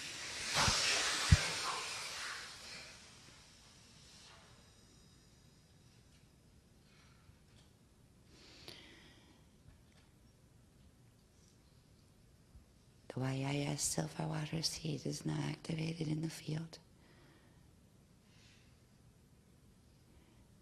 It will keep the flame of Walaya active within your density 5 Rishi body. The flame will go dormant. For some people it'll be in about 12 hours, some 24. But you can just do some gentle Christ-star breathing again and bring in more of the orbs from your orb pillar and more of the orbs from the reservoir by using the first part of this technique and just breathing it out to your Rishi level, and that will again activate the flame field, the flame of Walaya in your density 5 body. And at this time you have received the 3 expedited activations. They will upstep and downstep in your biofields at a rate that is compatible with your base pulse rhythms, where it doesn't overwhelm your fields or make you feel jittery or any of that. It should be a very calm and comfortable activation. But you may begin to start getting some of those perceptual shifts that we spoke of. We may get a bit of the heat flashes, cold flashes, those kind of things. Now we are still sitting in communion with our host.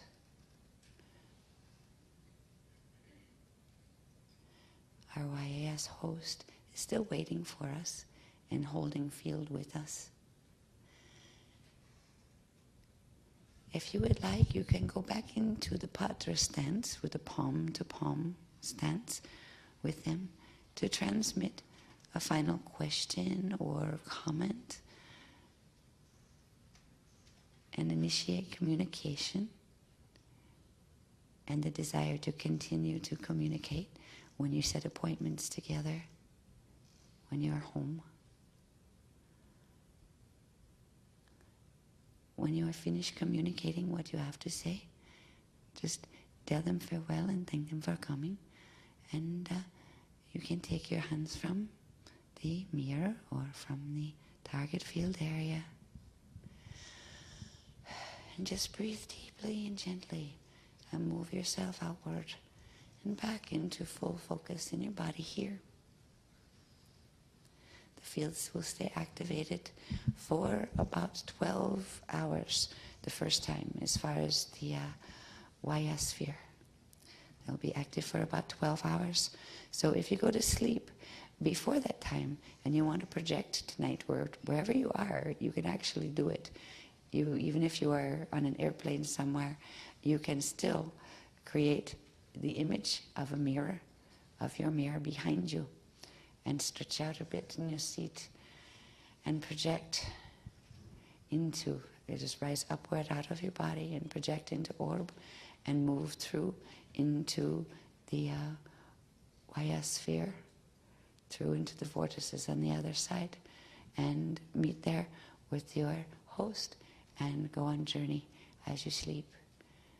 And you can use this technique as often as you like, but at least once a week for a year, and you will develop very strong and much more vivid each time communication with the YS hosts.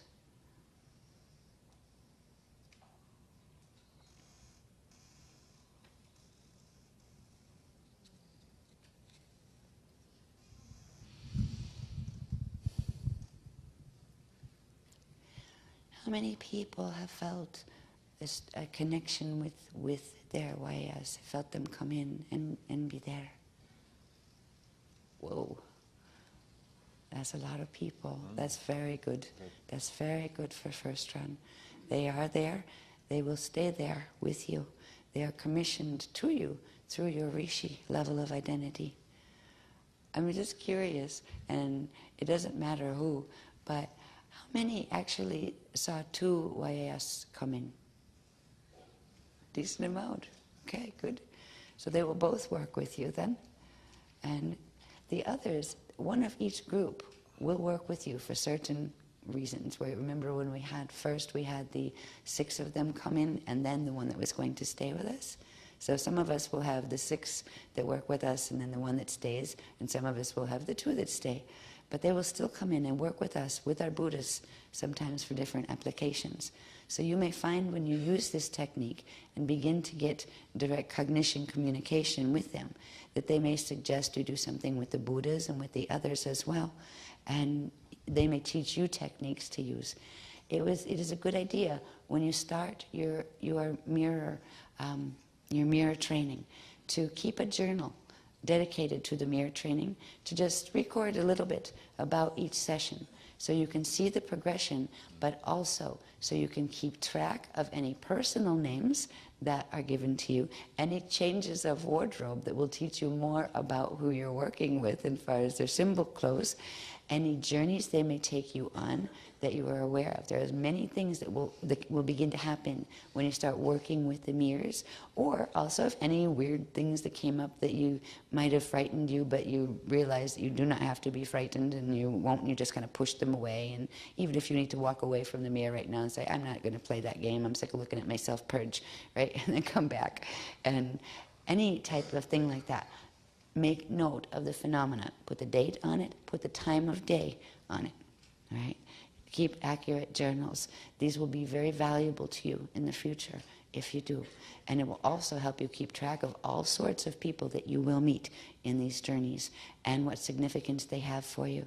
There will be a time when we also get to meet more of our own incarnational selves on the various different levels, where we will start to see their faces and see some of their memories and be able to actually, with the assistance and the protection of our host, be able to actually do patra with them and start communicating and understanding what they are and who they are, where they were, and how that pattern has actually affected your life in some way, because especially the immediate 12 incarnations will be having, and since you are born, have a direct effect.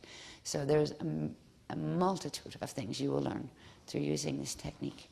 It is the beginning of a very precious relationship that one day we will be able to, if the grids hold and our activations hold, we will eventually be able to first, in bilokit state, where we actually go to sleep and literally go through the mirror and know we're going, and be able to follow ourselves and remember as if we forgot this body and this was a dream body, and then come back and remember. Those things will happen first, and then eventually we will actually be able to do the transfiguration that would allow us to go through into the Wa fields. But at that point, they will be teaching us of how the Wa host, the Wayas host, will actually shape-shift itself into the plasma ship that will be our buffer field, because we will need one, because we have not done a full Mashayahanic Christ-star ascension yet.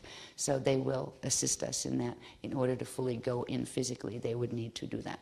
So this is the beginning of an amazing round of training that wasn't supposed to start until 2011, like begin in 2011. And well, sometimes it is a good thing that things need to be expedited. Sometimes it isn't, but this is, even though there are attempted negative things happening from the Borgia matrix, the positive effects that can be gained by expediting these activations in our planetary grids, in our galaxy, and in our personal selves and bodies. It will advance our training very, very quickly, and we will begin to learn at a much higher rate. And we will begin to learn from this point forward with our own personal teachers. But it is up to us to make the appointments in time, to connect with them, and to do the mirror work. The effort you put into the mirror work, they will meet you with. But they're not going to like knock on your mirror and say, hey, yo, you haven't talked to me in a month, you know. They're not going to do that. So, I don't think I'm just going to comment. I guess we could, yeah, we could put that up really quick. Yeah, just briefly. Yeah, and just briefly, before we go, I mean, I'm excited about where this is going to go, not just for myself, but for all of you, because this is just the next step. This gets so real. I've been through what can be done with the mirrors. I didn't know how they did it, but I have been through some of the experiences. I have been taken on journeys through mirrors to amazing places and come back, and then had to write down the journeys really fast so I remembered how to get there and whether you turn left or whether you turn right and all sorts of things. I mean, this has been amazing. One of the things I do want to just come back to before we leave is I just want to look at the work that we did involving the Gulf of Mexico and the oil spill. I just want to point out what, we described what we were creating, and I just wanted to show you a little bit of where we are. We're here in Sarasota, Florida. This was a map that was in the newspaper, the Herald Tribune. There's Sarasota. We added a few things. Nissan put in this is about 200 miles to where this sheens and scattered tar balls are happening, and over here is where the spill actually is, the Deepwater Horizon site, and this is where we created that the set of double vortices that are actually meant to start trying to pull it and pull the tension back in, so it keeps it from moving toward the shores. And underneath that is where we set the coagulation field and of AS orbs, where they're trying to coagulate it so to slow it a bit, but also spread the pressure before slowing it enough where it would stop. So we have done our share in attempting to assist with this. The reason that some things look like accidents but weren't. This was allowed to occur on a higher level of Illuminati because there were certain disturbances that were needed in the Gulf area, because in the Gulf of Mexico there is the center core anchoring of the gravitron vortex sets that run the staff, and they are still trying to plug the staff into enough energy where they can roll the crust and finish the sixth and final extinction. It's still holding, and we have, the Phoenix Workshop where another set of activations will happen, and we also have the October cruise, which is the Mayan cruise, and that is where we are going down to pick up the grids from the Green Dragon set, that will allow us to fortify this region. But there is going to be times when we are asked to create intervention posses and use the mirrors, go meet, and be able to assist in holding off potential earthquakes or assisting in areas and stabilizing areas when there has been earthquakes, assisting waves of people who happen to pass over in natural disasters and things like that. So this is the beginning of just the huge grid work projects. I do believe probably in the next workshop, I think we'll be covering some of the things that involve attending the workshops that the beloveds will give on Aurora Earth by going through the mirrors, projecting through, meeting with our hosts, and then kind of flying with them into the Amayasan school systems, because there are certain there's schools in that city complex, and there are certain areas of frequency that we still need buffered to get past, but will be ongoing meetings. We'll also be taught how to give our own. So in the event that there's media blackout and we just can't reach each other, we know how to reach each other. We reach each other through the mirrors, and we will be able to get more and more conscious of doing that, where it's not just each of our hosts with us, but eventually we can do this in the mirrors. We can actually meet collectively, and we'll put out special workshop in the AWA shop. Oh boy, we'll have workshops in 3D and we'll have washops where we'll put out a time and place, and you can go in on Lone Harmonic whenever time and actually meet there, right? And experience the content and those kind of things. So this is the beginning of quite an amazing journey of learning, of continued learning. I thank you for being so patient with the crazy schedules that come through with some of these. This has been a huge and amazing workshop in terms of activations. This workshop was all about the activations and about one of the most precious techniques we've had in a long, long time. I hope to see you in Wa soon. And have a very, very safe trip home. And the Gulf thanks you.